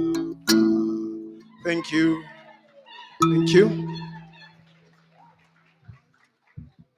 Thank you so much, Nathan. Can we give him another round of applause, everybody, please? Thank you. Okay, so we'll continue with the program, but just before we have our last speaker presenting the Secretariat report, the chair would like to address everybody. So, Mr. Tsafata, you wanted to address them just quickly? Am I wrong? Okay, we are wrong. We will continue then to the last item. Thank you.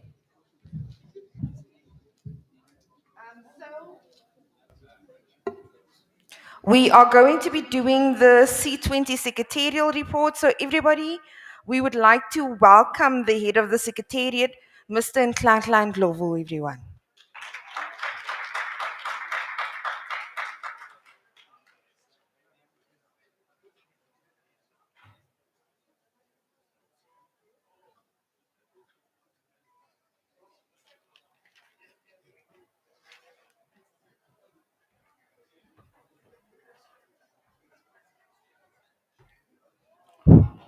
Good afternoon.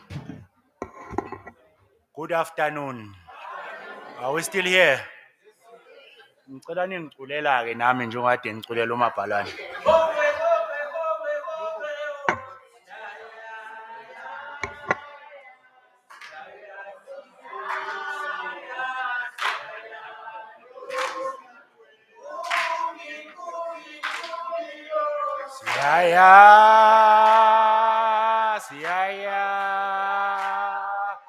Siyaya no magunzi. Oh siyaya, iyo siyaya no magunzi.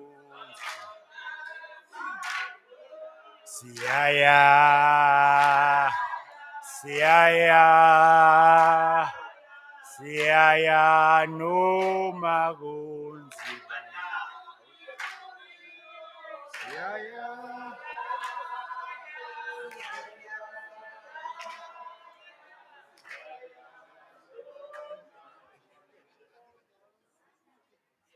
What an appropriate song, because we are heading to the C20. Whatever happens, we are going there. So, colleagues, comrades, good afternoon. Prof, I wonder if the people, because I wonder if the people who were allocating seats were aware that they are allocating you there. Because they are forcing us now to start by greeting our elders. Well, I'm actually going to rise on the already established protocols. Mine is mostly boring because what I'm going to be doing is to inform you about the process of C20 from where we are, maybe to the time we are actually hosting. My PowerPoint is refusing to open on my computer and my eyes are messed up. So maybe let's just lay a background. It's a background that has been shared by other speakers. That we are doing what we are doing in June that we're supposed to do in December. Not because of our own design. Our wish was that we had all this time between June, like the 6 months that we lost. We wish we had. Now, this room is not going to reflect on what I'm about to say, because you see, there's decisions that were taken by the apex leadership of C20 that come hell or high water, we are actually launching on Sunday, Monday, Tuesday, the 22nd, 23rd, and 24th. Now, the reason why I'm saying it's not going to be fitting of what we are inundated by participants. There are participants online, but physically here, we are oversubscribed to a point that we have got a crisis. There are more people than we actually planned for. So I hope it's a nice problem to have. We'll see how we sort it out. But as delegates, I want you to have a round of applause for yourself for showing up. I'm still not satisfied that you are congratulating yourself enough. Another round of applause. There you go. Now can we move to the presentation? Yeah. Oh, it's you must do it. Now, as I said, this is a boring part. I'm just outlining the work of the Secretariat. And in terms of what I'm outlining, is the things that some we have achieved and others we are yet to achieve. What we've done as the Secretariat, which is a task that befell us anyway because we are hosting. Even when there were two C20s, we completed a concept note. So if you want to hold us accountable, you can say, where is that concept note? Because we are declaring it's there. So we actually started with developing a concept note. The concept note outlined the hosting of the C20 in South Africa, which basically then said, this is how we are going to host, and I'm going to speak to it. We also started liaising with government. We started liaising with government when government was having it hard because it didn't know whether it should be engaging with us or engage with the other C20.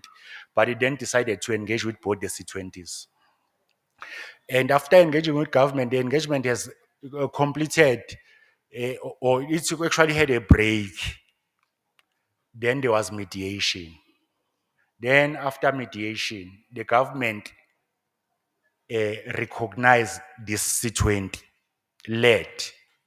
So this C20 is led by mostly two major councils in South Africa that are created by acts of parliament.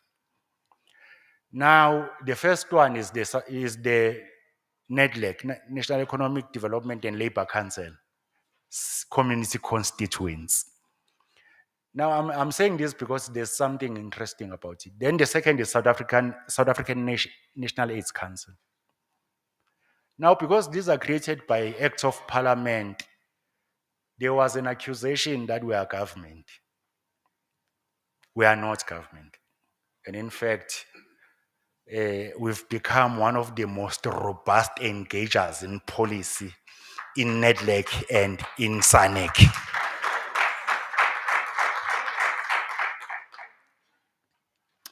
Now, we have developed a work plan, which is what I'm presenting here.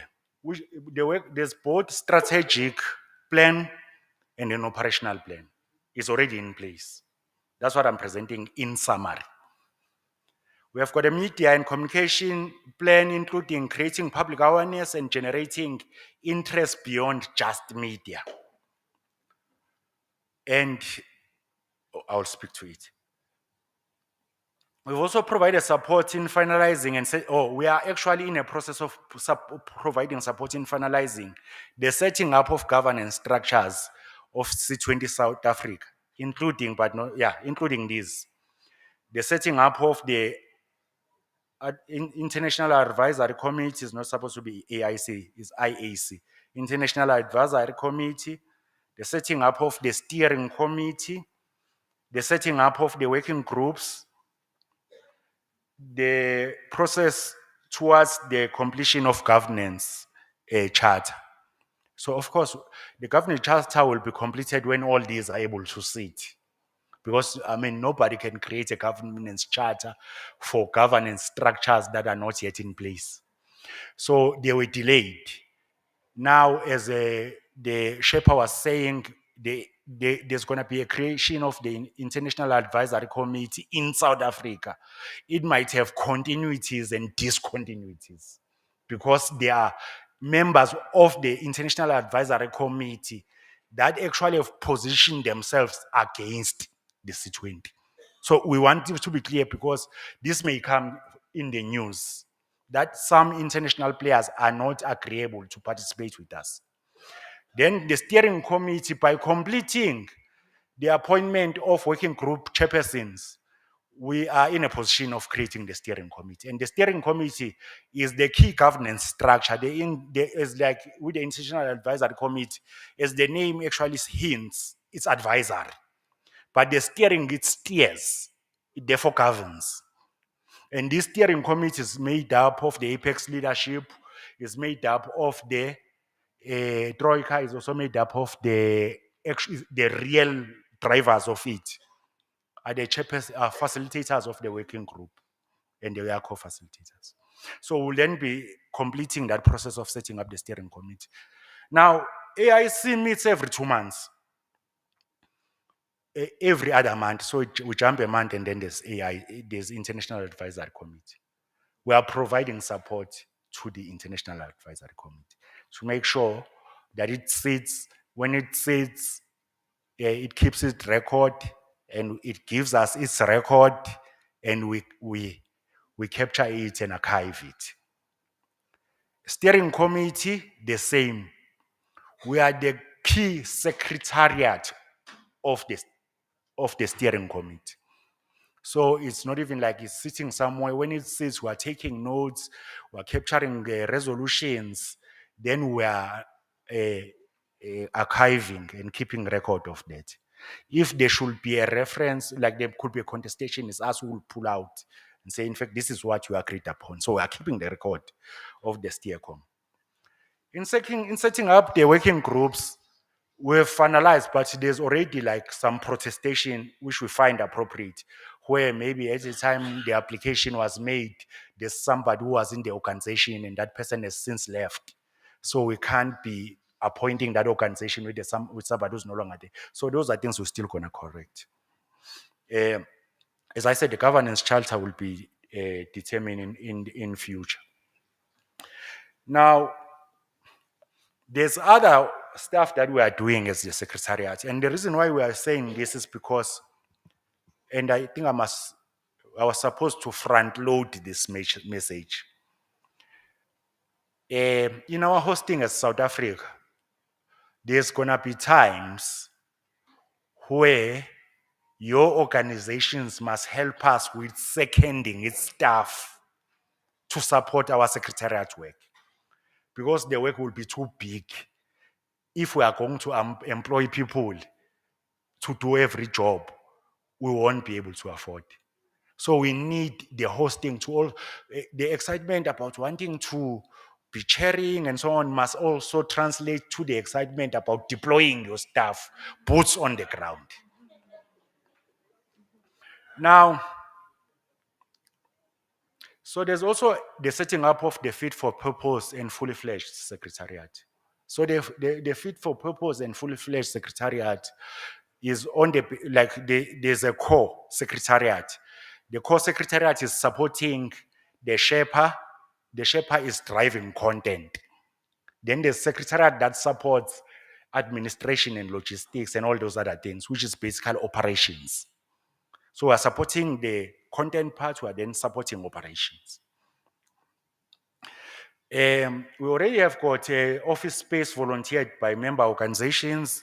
One is in Pretoria and the other one is in Marshalltown in Johannesburg. There's a core team that is seconded by the organizations I'm talking about.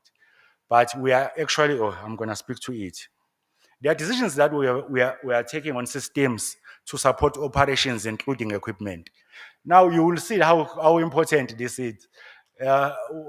We were pressed for time, as the Sherpa was saying. We got the payment here in the hotel at 12 yesterday. And our systems were not, there are systems in other organizations where it's a press of the button and all the letters go. But with us, we had to navigate one by one. We were here until 3 in the morning before we went to sleep.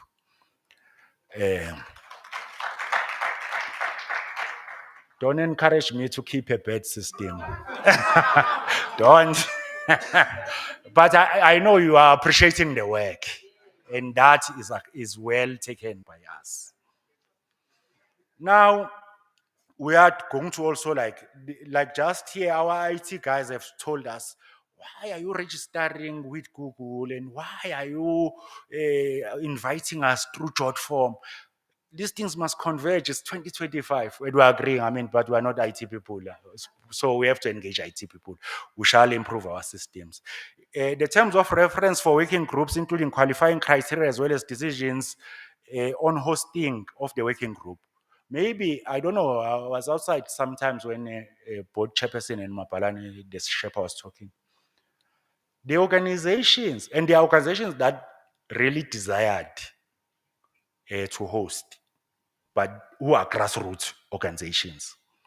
And in December, we wanted maybe to have 30% of the hosting organizations being grassroots organizations, and then being supported to grow and host a global process. Now, our desires are different than the reality that you are at war for 6 months.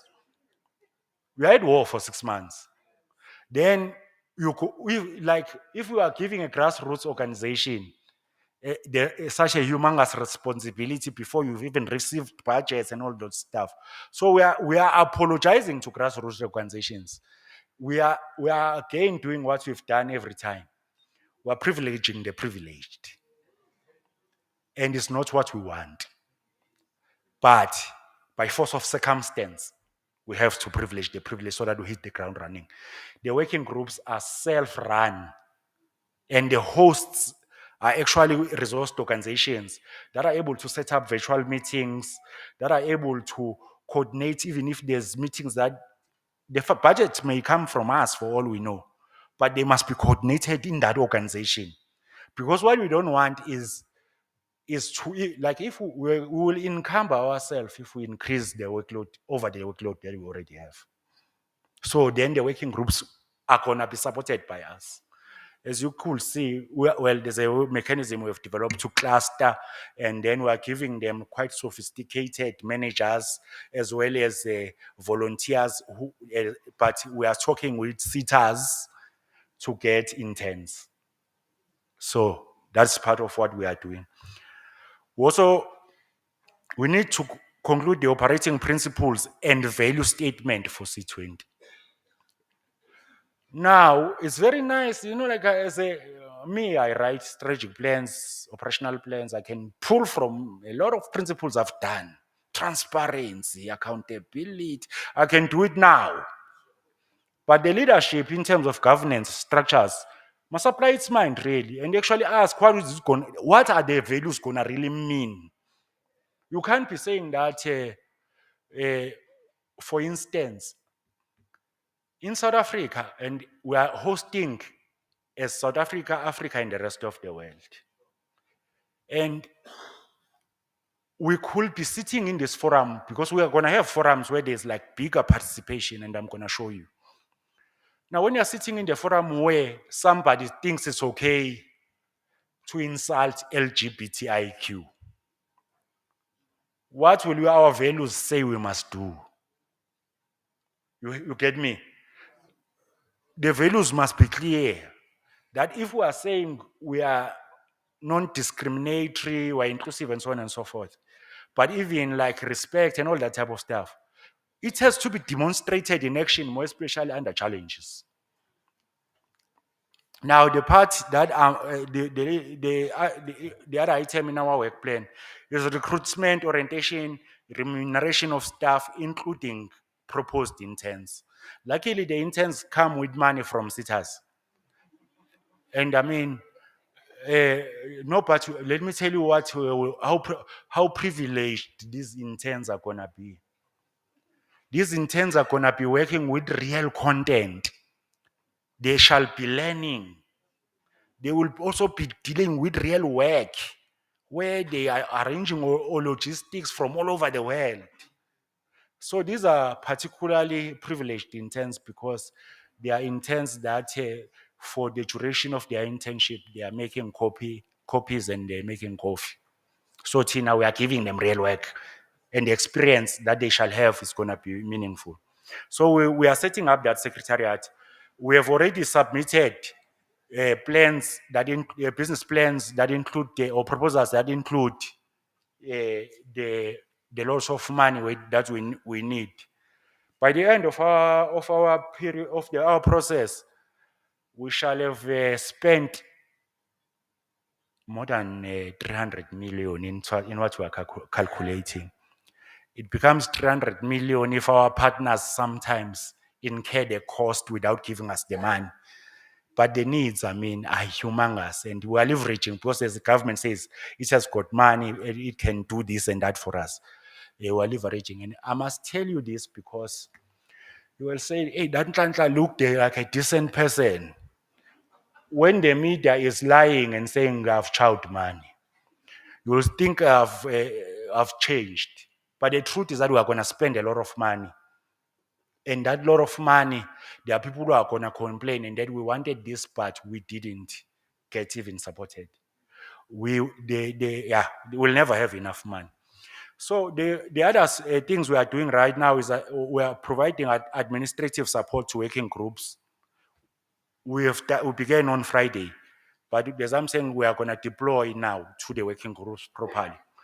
Building relationship with with and establishing institutionalized communication channels with the city of Joburg as the host city and agreeing on support for civil society processes. We have expanded this to the cities in Gauteng. Initially, what we thought, in fact, you see, government has crowded us out. Most of the civil society engagement happened at Nazareth, and government sits here in Sandton, posh places. But this time they've crowded us out of Nazareth. We are now working, we are consulting. Remember, then the city of Joburg will tell us where we could get places. Now, we are also a problem. We have got 14 engagement groups which are official in the C20 process. There are others, like your D20, that are not formal engagement groups, but that are trying to create themselves properly in South Africa. Now, as C20, we are the biggest engagement group. We also represent all civil society. As Levi was also showing, when youth Y20 comes to us, we actually encourage them because we don't want our voices to be aged. We want them to also be youthful. We want them to include the voice of people with disability. We want them to include the voice of women. There's various other working groups that we are accommodating here. So part of then what we are doing, we are trying to get a venue. Everybody who advises us say actually in Brazil, there was 2,000 and something people. With us, there's likelihood that there's going to be more. There's actually going to be more because we know that we are already being engaged by African regions and countries who intend to support their civil society to be in South Africa. Now, in Africa, is South Africa and the AU as a union that are members. So as we are hosting, even if we wanted to exclude other African countries, we must know we are hosting on behalf of the 54 African nations. Then they are going to inundate us because they are entitled.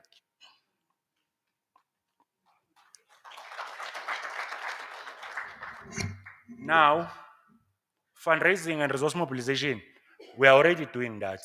We have started that. The principle we have adopted, for instance, I'm going to say this because the National Lotteries Commission is one of our first submission. One of the things we agreed on, we were pressed for time. We wanted the National Lotteries Commission to sit, the board to sit in the beginning of June, so that we are able to get the money and also use it here now, right? And then we learned that they have scheduled the board on the 28th of June, which was Friday. We basically agreed that we are not going to influence it in any way. Because one of the things that we want to do is to adhere to corporate governance principles. Because, if we get money, lottery like circumvent its own processes, it sets up a special board meeting, a resolution is taken to fund us. The money, before it gets to our account, shall be contested as corrupt. So we don't want that. So in everywhere we are requesting, we are clear that you will tell us what your process is, even if it means the money that we need in June will only come into our account at the beginning of August. We'd rather have that than being told that we are corrupt. Then there's coordination of South African civil society. Let me pass because I'm coming to that. There's also plans to make the C20 2025 a truly African affair. And I'm going to speak to that. And the calendar is showing that. So Maps crooked me. You sent me an Excel spreadsheet that has got the dates until our summit that I could be projecting. Then he locked it for me. I can't touch it. The IT guys have tried, and we just decided that no, let's get on with the. So the program I'm presenting is not comprehensive, but we're gonna share the actual calendar with you. And the reason why we're sharing the calendar is because there's nothing to hide. Now, as I said, there's already things that are gonna be happening. The International Advisory Committee will meet every other month. The steering committee is gonna meet every month.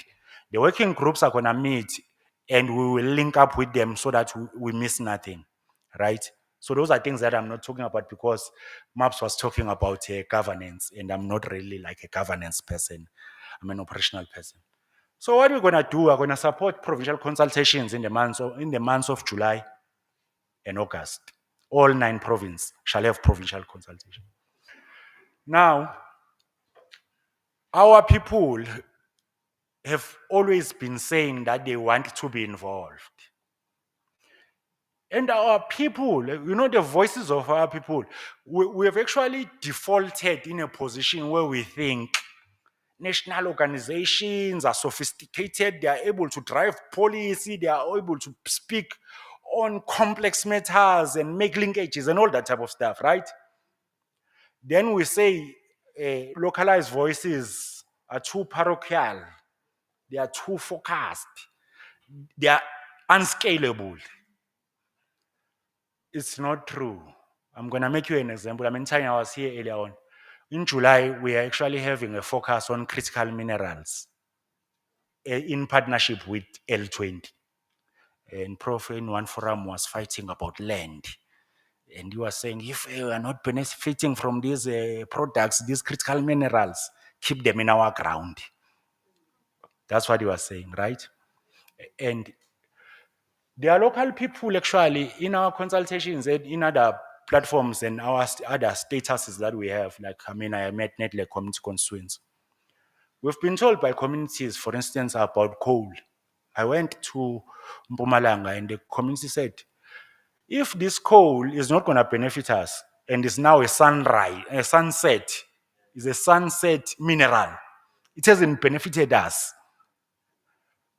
Keep it on the ground and support us to block trucks and trains with our own bodies to keep it on the ground. Now you can see that conversation we may think is not a policy conversation, but it's an important policy conversation. If they could do it, let's say in Wheatbank, it will send a message globally. In 2 days, you'll be having the global media here. So we do accept that our people are able to impact on policy. And they know what they know. They know, for instance, we're going to talk about climate change, just energy transition. And sometimes there are just energy transition is that we propose things like PVC solar, which then Santin does it goes and do it immediately. It has done. I mean, I was negotiating the ESCOM compact. Immediately after the ESCOM compact, I saw solar all over because we permitted it. But our people are incapable of doing solar. There are even, there are communities that have applied for microgrids, but they can't fund. They can be an agreement on a microgrid, but there's no funding for it. So I think then the conversation, we are seeing them at that level, at the level of the local linking to global through the national and the regional in Africa. We hope that the working groups will help us achieve that. We can theorize it and then in November, look back and say, ooh, we excluded our people. And let's hope that is not what's going to happen with us. The next part is actually, we're having an engagement with African ambassadors in August. We've taken a resolution that through C20, we are going to facilitate processes that makes us emerge with programs that are implementable not by going to America on C20, but are implementable because we have designed them into our action as Africans. So we are enlisting the African ambassadors to hold meetings with us. We want to talk to them and encourage them to support their civil society so that they don't just, because they are already attending the Sherpa meetings and midterm meetings of the G20. They must do the same with C20 and other engagement groups. Then we are also trying to lead to an engagement of African civil society by President Ramaphosa.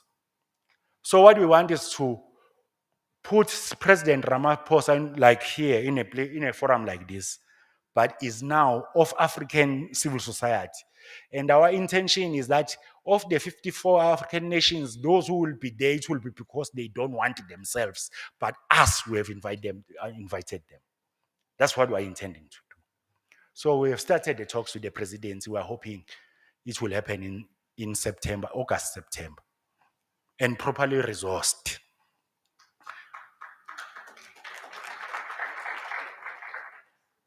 So also this is cross-cutting the engagement with other G20 engagement groups.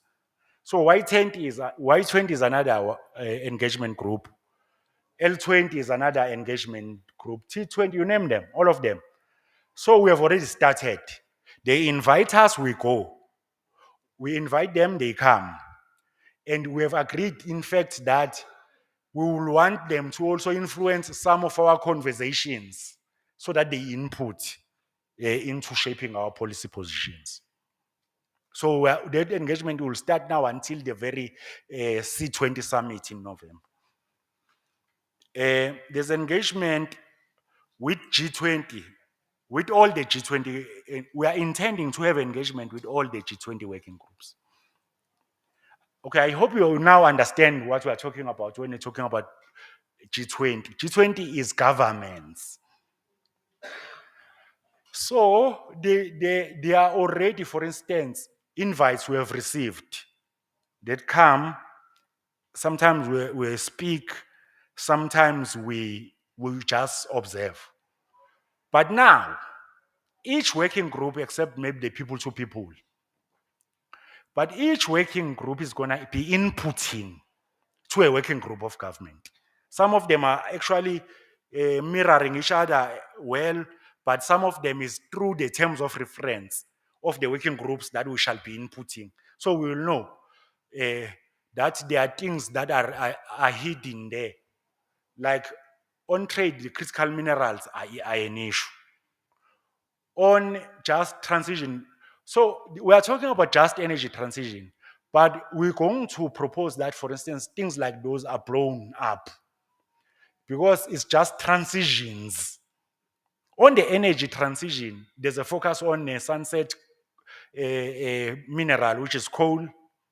But South Africa is receiving in its own markets right now finished products which are akin to what happened under colonialism and post-colonialism, where we received finished goods. Now, you know, the new energy vehicles are using your platinum, your palladiums, and so on, which are sunrise minerals. So we actually have to have a say that our sunrise minerals must do what to us, so that you can't have a bujanala, but you can also have all these coal places where once the resources depleted, it becomes a ghost town. So it's up to us to say, what do we want our new emerging minerals do to us? To move faster now. We're also engaging with we are engaging in everything with the G20. And it's gonna be now until we complete our policy packs. We are paying attention on every meeting they have, more special meetings where it is open to influence by other engagement groups. And we also have the engagement with the international people. I'm going to come back to this. Then we shall have a consolidation of policy positions. So the reason why I was jumping is because the people-to-people engagement is happening from now on. And we would like to challenge you to take up the mettle of people to people engagement, because it should not be driven at central level. So it should also not be just driven by trying to influence police. We want to actually form friendships that last and engage in a manner that is actually sustainable. It cannot be that Mozambique has got a problem of terrorism and in the South African streets nobody knows. And we are people of Africa. The people to, so it's also a matter that we must take. You do yourself, you engage yourself, but we shall also do our part. On sports, arts, and culture, we have got soccer and the concept which we have conceptualized. But then, netball. So I was supposed to say sport and concert, because there's netball that we have also. So, but we also want to be influenced. Even those who are joining us online, we want to be influenced and say, let's do these things. Because what is stopping us, in fact, from playing? Like literally is playing. Let's play. But let's also sing together. Let's revel together. Let's dance together. I mean, these are things that you see the social summit, you see what happened last year in Brazil. C20 hosted the social summit. Then a year later, the government of South Africa says we are taking it. Let's do something else that we hope the government of America will say it's taking it. Then we shall have the C20 summit in November. After the C20 summit, we'll have the social summit. The social summit we are co-creating, we are part of the team that is working with government to co-create, because actually its genesis is from C20. Now, then we will have a G20 summit. But before we will get there, we are wanting the engagements at provincial level. So some of you actually are organizations with resources. You can even take us to districts and neighborhoods. So it's not only the thing, the process that we found ourselves. We also want to be invited. You use your humongous resources to invite us so that we get there. The traditional leadership, we get there. The LGBTIQ, we get there. Women, we get there. People with disabilities, we get there. But we also go together to enrich the knowledge of our people about things that are happening that have got a global focus. So that's what we will do. We will hand over, we will go to G20, we will present our policy proposals. Then we will hand over to America. But this is what shall happen. NgesiZulu kukhona into abasho angiyazi ngesingisi kuthiwani. So if imvu mayidabula apha kwidradi yakho kumele kusale uboya. So mayidabula apha imbuzi kumele kusale uboya. Uzosala kuboya, we will remain with the program. We are not doing this thing so that we hand over to America and say, wow, maybe us, we must globetrot again to America and whoever comes after. We are adapting and we are shaping in that sense where we are going to adapt these to be the programs of civil society in South Africa, but we are also going to try to coordinate our work with the entire African civil society. And I thank you.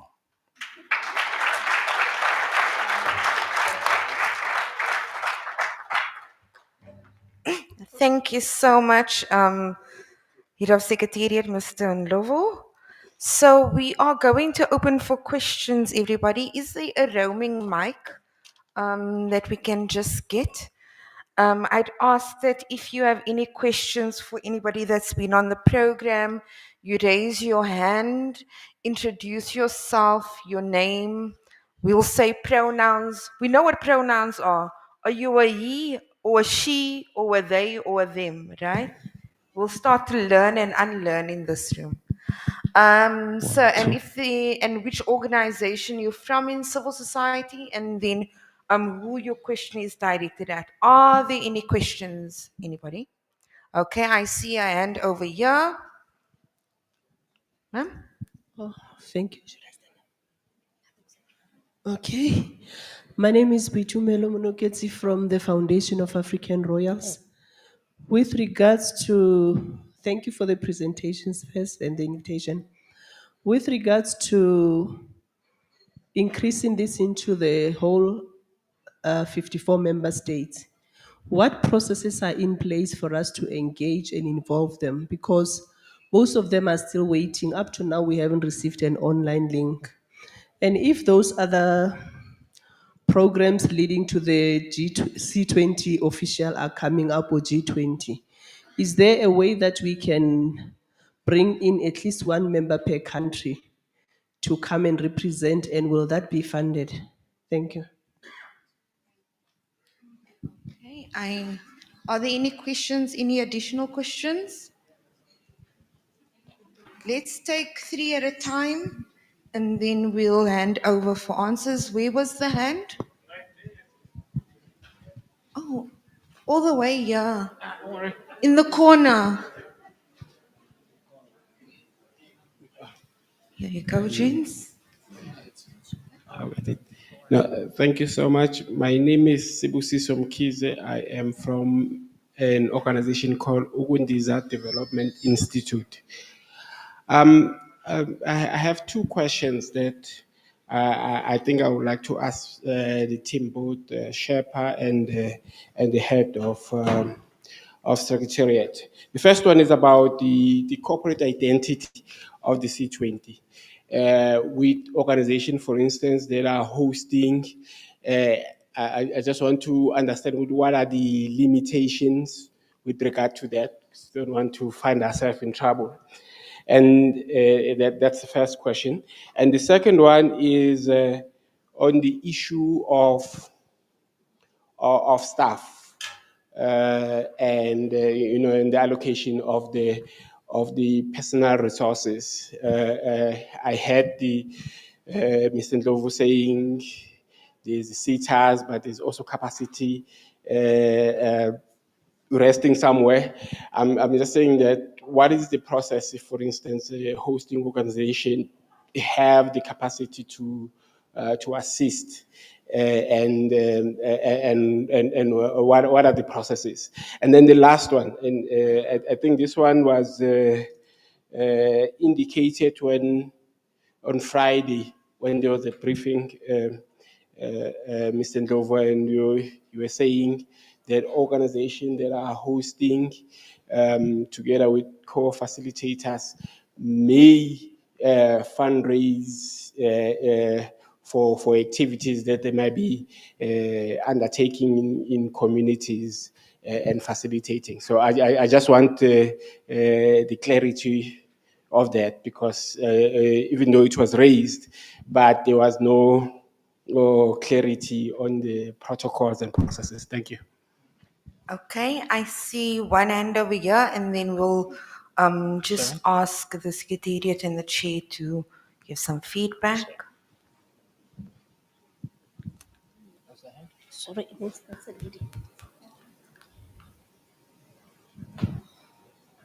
Good evening. My name is Tinzwalo Makubele from Sakono, a grassroots organization focusing into food security. I just want to ask about volunteers. That is it only for volunteers who want to be paid, or we can volunteer our skills because we are the CSOs and this is our country and this is our work. So is there an opportunity to still do that even if you are not expecting remuneration or anything? I think it's a great opportunity to learn and to be part of the bigger picture. Thank you. Okay, I think let's get feedback on those 3 questions first, and then we'll take another round.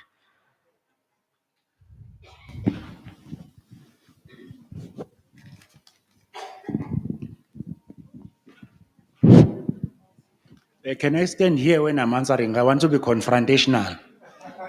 I'm joking, of course. No. Now, the 54 African countries, this is what we are doing currently, by the way. We've asked DELCO to announce us as C20 so that there's no question about who is the leader of C20. So DECO has done that. There's also other platforms where we're going to be communicated, your GCIS and so on and so forth. But like in the midterm, that is happening this week, or the Sherpa meeting, it shall also be known that C20 is us. Now, part of what there are two targets we have. The first is actually to speak to Africa regional bodies like your ECOWAS, your SADCs, and so on and so forth, right? So that like they support participation of their regions on C20. The second part is to speak with the countries themselves. There are countries that are repressive, where civil society may want to be in C20, but their governments will not want them to be in C20. They won't even support them. So we're talking with those as well directly. Then there's actually gonna be other mechanisms that we are utilizing. Now, we are not guaranteeing that our fundraising effort will enable us to bring people into South Africa. Our first prize is that they be supported either by their governments, their regional bodies, but there's also funders. There are funders. There are funders that are making overtures to us that have not told us what it is that they want, but they say we have got funding. They have not told us what the funding is for. So we will also have those. So we don't have a definitive answer. We've got a very clear intention of, we will love in November to say all the 54 African countries were represented and participated, and they came physically to South Africa. So that is going to be shaped by the plans that we are making. On corporate identity, Kabazela. The corporate identity, there's two parts. Right now, nobody must go out and use the corporate identity because there's potential for abuse. Now, but part of the governance charter, it will also address those things. So the governance charter will say, and I'm replying this thing quite sincerely, because other people could be reckless and communicate a governance decision as if they are not governance decision. So the governance team will actually have items that it says we want to regulate this. And when it regulates, it will then say how it regulates it. There is a clear understanding and an established precedent of working groups host fundraising. So we're not going to actually say, we can't say on Friday we have told the facilitators of working groups that now it's a go, the ball is on your court. We can't turn around and say, no, but wait on fundraising. So we've already given them a right to fundraise, and actually some of them, because our resource organizations, to also speak to their funders to add maybe funding for C20. So I think that there will be more clear answer in terms of regulating. So on branding, I think what we will have to do right now is to request through the Sherpa and the head of Secretariat, so that we entertain the case on its merit until the governance charter is in place. So, but we're not saying a definitive no, but we're also not saying a yes, which is a free for all. So we're nuancing, you see, I'm nuancing. We're nuancing, we're saying come to us, we'll decide on a case by case basis. On staffing, the sitter part. So, okay, Kabazela was noting that sitters, but he's also saying that organizations have got capability. So there's capability that we need at working group level, right? We do one capability at working group level. And then we also have got capability that we need at us, we call ourselves the corporate office. The corporate office will need there. Now, some years ago, in 2001 and 2002, I had an extraordinary privilege of being the project manager for Sangoko back then for both the World Conference Against Racism and the World Summit on Sustainable Development. So the experience is that this thing is like a snowball. It starts small, But as it rolls, it gets bigger and bigger and bigger. By the time you get into the summit, you are actually needing too many volunteers. So I think that we will also have to find a mechanism, because if I say I'm open for taking volunteers today, all of you are going to send me volunteers because we are a voluntary sector. You're going to send me volunteers. That I don't have sufficient office to keep. That I don't have sufficient tasks to provide to. But the principle is that the volunteers, you talk to me. Let's talk like in the corridor, a private conversation, so that I can tell you that, yeah, I can use that in August. But not now. You get me? So that, yeah. But the truth is, we want and encourage volunteers. So it's not like something we are not going to be exclusionary in that sense. We really need them. Once we have concluded our conversation with the city of Joburg, part of the items we have with the city of Joburg and the city of Tshwane and the city of Ugulen is to look at the possibility of them hosting us from now, like giving us, like I was saying to the team, even if they were to give us a rent stadium as an office, we'll then have a lot of teams that are able to work as teams in that space. So, and there's you then. I mean, you could be my problem if I say we're open for business today. That's why I want us to be private and caucus outside. But the principle is that we don't want to exclude. Then the final, organizations may fundraise. Okay, I've already addressed that. Organizations may fundraise.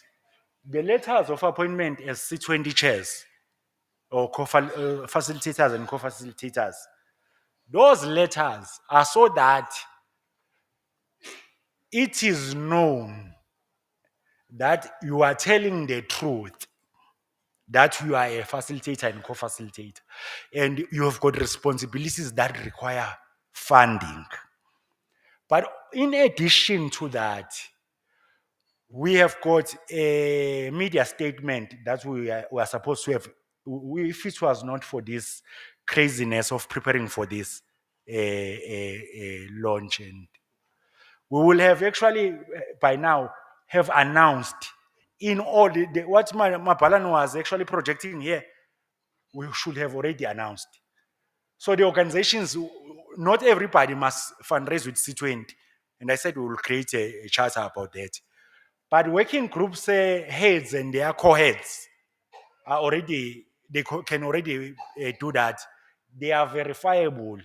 And we have agreed with GCIS. On Tuesday, we are actually having a media conference. Part of what we're going to be saying is that here is the leadership of C20 in South Africa. But here are our media pages. If we want to verify that this person is telling the truth, go there. Then again, still, my last thing is to say, this is a transitional until the governance charter has been concluded. Thank you, Chair. Thank you so much. Okay, let's take, I see a hand over there. Anybody else for questions? Okay, we are covered. Thank you, thank you. My name is Alex Msichana. My pronouns are she, her. Halala. I'm the chairperson of the National Council of and for Persons with Disabilities and also part of the facilitation committee of the D20 initiative. My question is for Mr. Ndlovu. You're talking in terms of employment of staff, volunteers and interns. I just wanted to check if you do have capacity to bring in young people with disabilities as well. Looking at all our young people with disabilities that can be part of the volunteer structure and internship structures as well. And if you would need any assistance from us at the D20 initiative to provide maybe our databases of young people with disabilities that can be part of the process and be involved in the volunteering. And also checking in terms of accessibility of the summit as well, and also the working groups where people are participating. In terms of accessibility, I see today we have wonderful accessibility. We have a ramp, we have interpreters here and lip speakers. Thank you so much for that. But just checking, because accessibility goes far much more than that, you know. There's also going to need to be materials made available in braille and large font, and also accessibility with social media messages. So far, social media messages I've checked, they haven't been much accessible. So just checking also in terms of that capacity, if you would like us in the D20 process to also assist in that regard, advise in terms of how we should make the whole process accessible to everyone. Thank you so much. Thank you. Are there any other questions? I see a hand at the back over there.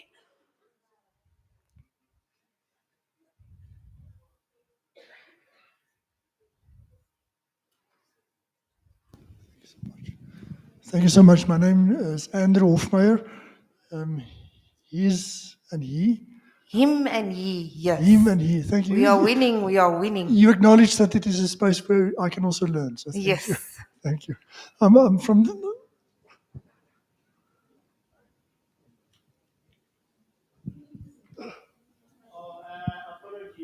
colleagues. Andrew has a carrying pain from his past accident that comes up now and then, but he's going to be all right.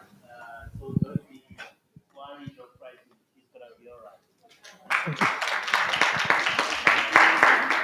Thank you, Lubabalu. My question is to Mr. Ndlovu.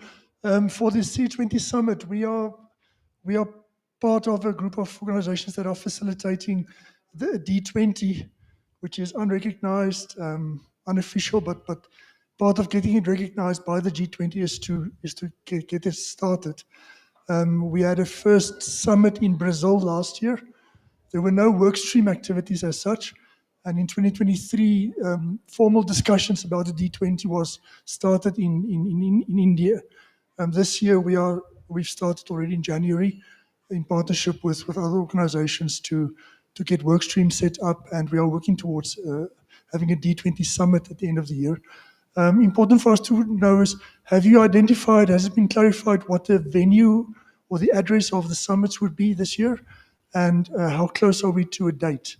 It's important for the D20 to run parallel with these processes, as Y20, W20 also had to get themselves registered and recognized. They went through the same process as what we are trying to do.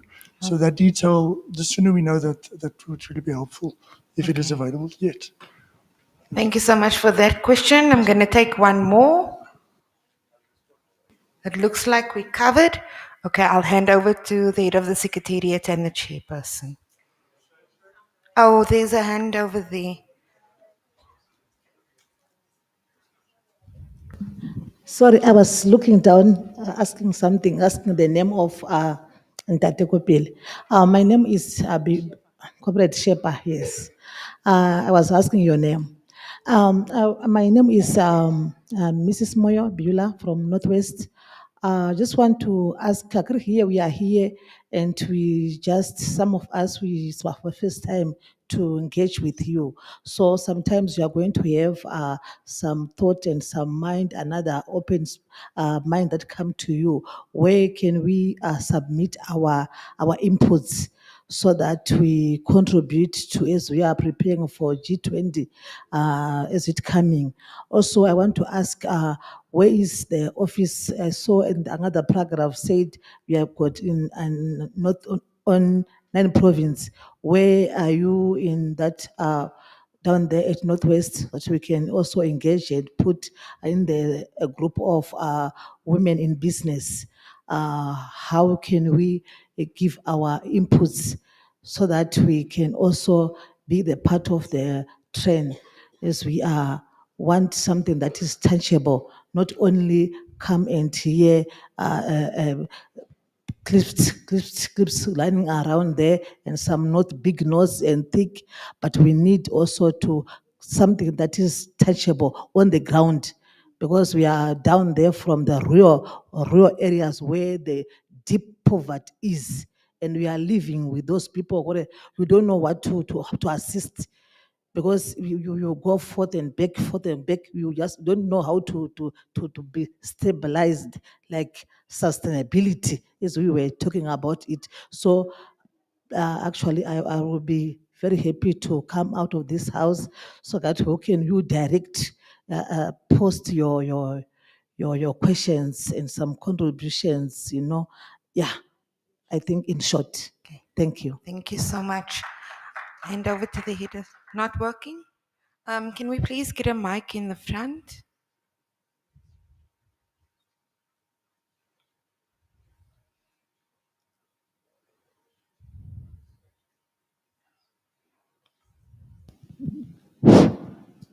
Okay, thanks, Chair. On the question of the first question on disability, Sis Alex. Well, first I must announce this. We took a decision from the time like we're coming together. We took a decision that amongst the apex leaders of C20 shall be a person with disability. And when we then went on and actually give this responsibility to the disability sector to give us that person. And they've given us that person who is Dr. Nzo. Today she can't be with us because there were existing commitments that include governance, which is board participation. Now, Dr. Nzo has also helped us. Sis Alex is actually congratulating the wrong people because us, we could mess this thing up. In fact, there will be a lot of complaints from the disability sector if it's left to us. For instance, I mean, sometimes we think sign language interpretation is enough, whereas like then there is lip reading. So Dr. Nzo basically has committed that the disability sector is going to give us a list of things that we must be mindful in our event planning. We've agreed. And that's why the usefulness of having a diverse group of leaders. Now, again, I mean, it's the sector that has given us the lip readers, and a round of applause to themselves. It's a good start because, I mean, we didn't stand outside there trying to explain ourselves. It was already sorted.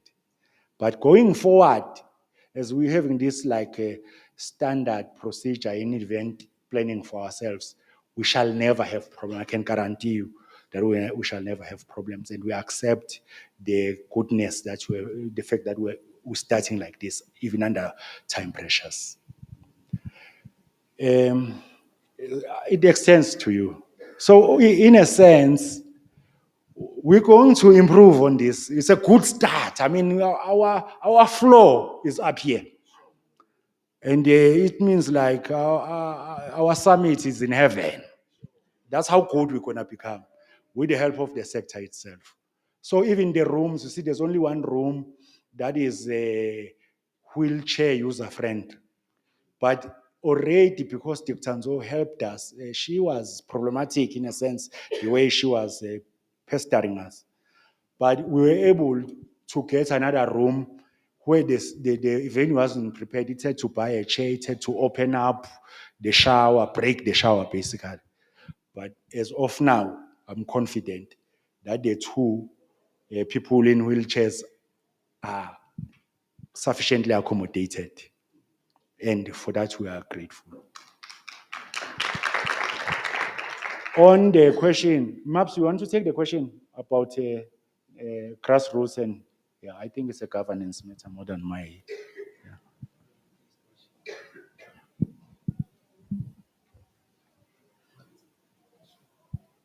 No, thanks for that question. As we presented, our deliverable as the global civil society, we are privileged to be here. Global civil society. Others are millions of kilometers away. The deliverable is for us to provide a policy pack made up of policy briefs on the various areas we have identified so that we can help government, come up with policies that respond to that particular need that you're articulating, including our own government in South Africa. So we are the voice. In one meeting, one comrade always used to say that the only gun that we bring to our meetings is our thinking and our voice, so that these doors can be opened. So we don't come here and say we will change or we will provide opportunities for people. Like now we're here, the hotel is making money. The funder that funded us, they paid money to the hotel. That's their business. And we need to ensure that similar opportunities like that also happen for you. So in part, as I was explaining, we brought the Pantsula dancers.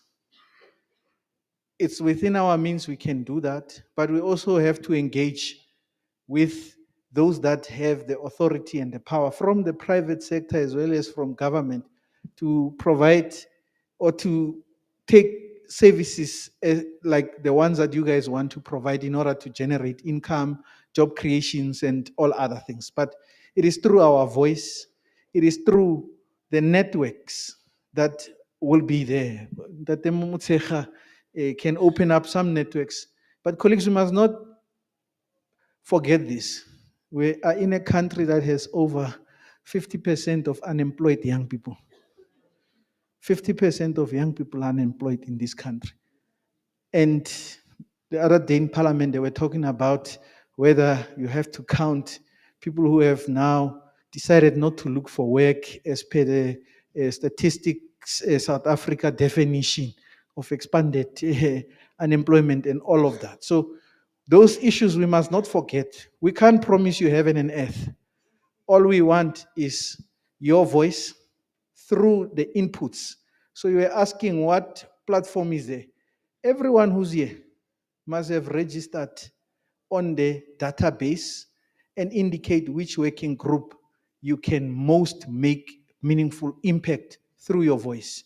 And those working group facilitators are going to create that platform for you to make that input so that the deliverable, which is the policy briefs and policy packs, can be developed and we engage with the governments of the world that this is what not South African civil society want, what civil society globally wants to see as a better world. So offices, we don't have offices in those provinces. All we have said is we're going to have provincial consultations. As we sit here, maybe I must make it very clear for you. You are cream de la cream by being here. Not at the South African level. You represent global voices being in this room and others that are following us on the social media platforms. So you are super privileged to be here. As we're indicating that we're also now being oversubscribed because of the interest that was generated. So if you are one of the 200 out of the 800 who express interest to be here, you carry with you a huge responsibility. As we have this engagement, this is not a jamboree. It's not a picture making. It's not a trip to Sandton. No, this is us in the battlefield. Well, like those people in the soldiers in Iran who don't know what will happen tonight, or the soldiers in Israel who don't know what will happen tonight because the bombs are going to be flying, maybe flying in between them. So those engagements that we will be having in provinces. So when we have these engagements of bringing people, they are just a cherry on top. The work gets done in the working groups through utilizing virtual platforms. And I know people in South Africa live in places where connectivity is a problem because we're in meetings all the time. Sometimes you go to another place and they say there's a Zoom meeting and then you're trying to log in and you can't log in. You know, but we need to try the best we can to ensure that we're registered on the database, we're in the working group, we respond to the issues and we make those inputs into those working groups. The working group facilitators that are here will be waiting to hear from you how you help shape what you are asking for from them. So we'll not have offices We don't intend to have offices. This is a short-term thing. In November, we must give over to America. It's gone. As Levi said, the next time we will be doing this is in 2044. But it's going to happen in America next year. And the things that we may have asked through our policy pack, those are not decisions that governments are going to, even their own decisions that they make in the G20. Some of the countries, they say, we don't want to implement these things. We can do better, we can do other things and all of that. So it's for us to keep, fighting amongst us. That Mutsecha, they served in parliament, Mr. Mpanza, they served in parliament. We must also have parliamentarians out of you so that you go make the laws in South Africa so that you say, in the C20, this is what we advocated for, and this is what South Africa needs to have as a law. That speaks to the things that we basically have said. So we'll have those provincial engagements. We will have processes that ensures that governments in those provinces, provincial governments, they come. We want people to talk. This thing, you must look at it. There was the World Cup. Who didn't know about the World Cup when the World Cup was here? Everybody knew about the World Cup. So this is the World Cup of ideas. I can only put it that. It's the World Cup of ideas so that we are all excited every day that we are hosting the G20. There will be economic spin-offs that come from there. That's not what we are driving. Those things will go to those that are in the, the economic space. Tina, for us is to ensure that we have the deliverable, which is the framework that we will be advocating. When we have those provincial engagements, other people other than yourselves must be in the room. When we have other engagement like this, and we say, we looked at the list, you were there, you were in Joburg. We don't want you in, when we go to Nelspruit for another engagement like this, we want somebody else because we want the multiplicity of voices. When we say at the end, we had over 1 million civil society participants, you must not count twice. We mustn't count you twice. We must count you once because we have reached the others in that particular million as well. So it's, and as Comrade Ntlanhla and others have said, we're doing this without resources, colleagues. We have to knock at the doors to support. Government for G20, they already have a budget. Government for G20, they already have a budget. You see, we're going to the Sherpa meeting with Tulan because C20 is not funded. The COO of DERCO, the lady who was speaking, we said, please, can you facilitate for our accommodation? We'll take ourselves there, we'll drive there. But you must facilitate, because Sun City is expensive. It's expensive. We're even waiting for a letter of endorsement for us to be able to mobilize sponsorship from them. They haven't given it to us. But whether they come on board or not, we have to make a plan and be there, because if we don't, they've given us the letters of invitation. If we don't arrive in the room, they will move without us. It does not really matter. If it means we must drive every day and come back, that's what we will do to ensure that the outcome of the engagements here are actually represented there. So we don't want to be building an institution. This is a project. We don't want it to be like the war in Russia and Ukraine. It must be here now, it's finished. They say we move to the next one. I'm not an advocate for war, by the way. But yeah, we want everybody's voice to count. And the only platform we have is through the working groups and the inputs that are going to be made. I'm sure with the facilitator, you must remember when the working group meets, there might be a Chinese person speaking Chinese and wants to be, there are issues to be translated, and there might be you in Setswana who also wants to have your issues. So the working group facilitators are not going to have it easy as well, but we'll work around those particular processes to make sure that we arrive. When we are finished, we can't have this document only in English. It must be in other languages. It must be in the languages that are understood by persons with disability as well. Large font as well as Braille and all those other things. So I think I've said a mouthful, but we want to ensure that when we say 1 million voices, we can count 1 million people that participated in that particular process and look back next year in 2026 and said, we actually had the World Cup of ideas. Thank you.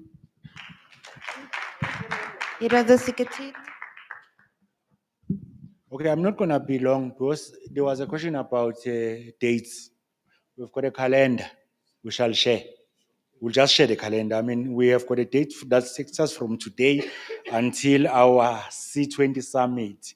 Then after that, it will be two major events: the social summit and G20. So we'll share. We'll share that calendar. It's already on the website. Oh, announce the website then.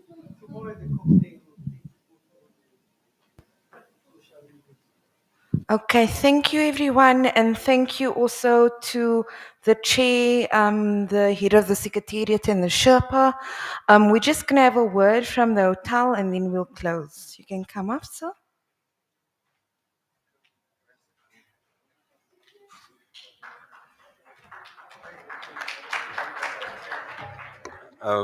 Good evening, everyone. My name is Ben. I am the duty manager of the hotel. I just came to brief you guys about a couple of information. First of all, I know you're tired. Dinner is ready. So tomorrow, breakfast will be at 6:30 until 10. And then dinner starts at 6:30 until 10 as well.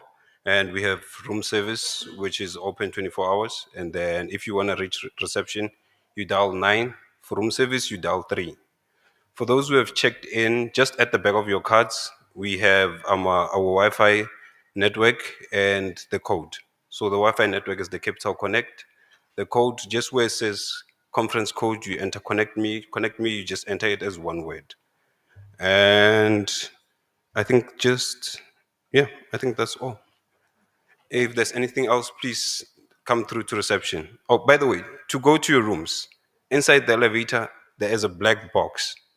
So just at the black box, you tap your card and you enter your floor number. So whoever's at 634 is at the 6th floor, 521 is on the 5th floor. If you don't tap, the elevator won't go up. If you with someone else, it will just go to their floor. So make sure that you tap your card. Thank you. Thank you so much. So just tomorrow, everyone. Tomorrow we are kicking off at 9 a.m. We'll start with context settings. We do all have the program. And so with that said, I'm going to now follow the suit of my previous chair who said we were on a flight and our C20 flight is coming. We are descending to the ground now. Right, we descending to the ground. So for the last bit of the please buckle up. We're going to make an announcement in the form of a poem. We open with a poem, we close with a poem. Okay. Quiet. Shh. Let the poet speak. Lend your ears and let the poet speak, please, and ease your fears.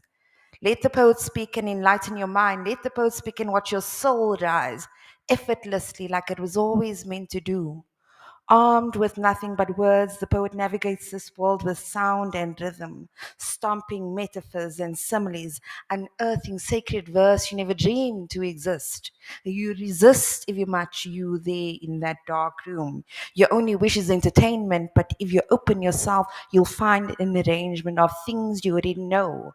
Prose becoming poems, replanting seeds already sown, constructed for you by the poet to help your spirit grow. Let the poet speak, and as your heartbeat mimics the content, pulses, the history embraces your being, praise the poet for their work and their meaning, like the ancient soothsayers of yesteryear, where crowds gathered to decipher, to denote, and uncode the wisdom imparted from their lips. Let the poets speak, but not in vain. Reflect, respect, and understand their pain, their hopes, their dreams, their need to stand nakedly in front of you, reciting to you things they just have to say, hurts that have come and lay internally until they are shared with you. Hear the poet out when they're dealing with loss, that private place that only you, God, and the poet knows. Let the poet reassure you that it will be all right, that when your world plummets and falls, just hold yourself tight to make it right. Let the poet's words Arc the corners of your mouth. Recount the preciousness of your night. Let the poet speak. But dear poet, when they let you speak and tweak their minds, be wary that your words can ignite or spite, heal or deride with every word you recite. If you are the poet, honor the privilege, the platform, the hour, devour each passing moment they let you speak, eating their time like your last meal. Intend to let them feel the best way you can, for you are the poet, and though they may not know it, they were always waiting to hear you speak. Okay. So thank you everybody for your participation. The English airtime bundles are finished. The bundles are finished. They want me to speak in my mother tongue now. Thank you for your participation and have a good evening. Go and get some dinner and we'll see you fresh in the morning for more convening. We are going to be taking this flight globally. Thank you.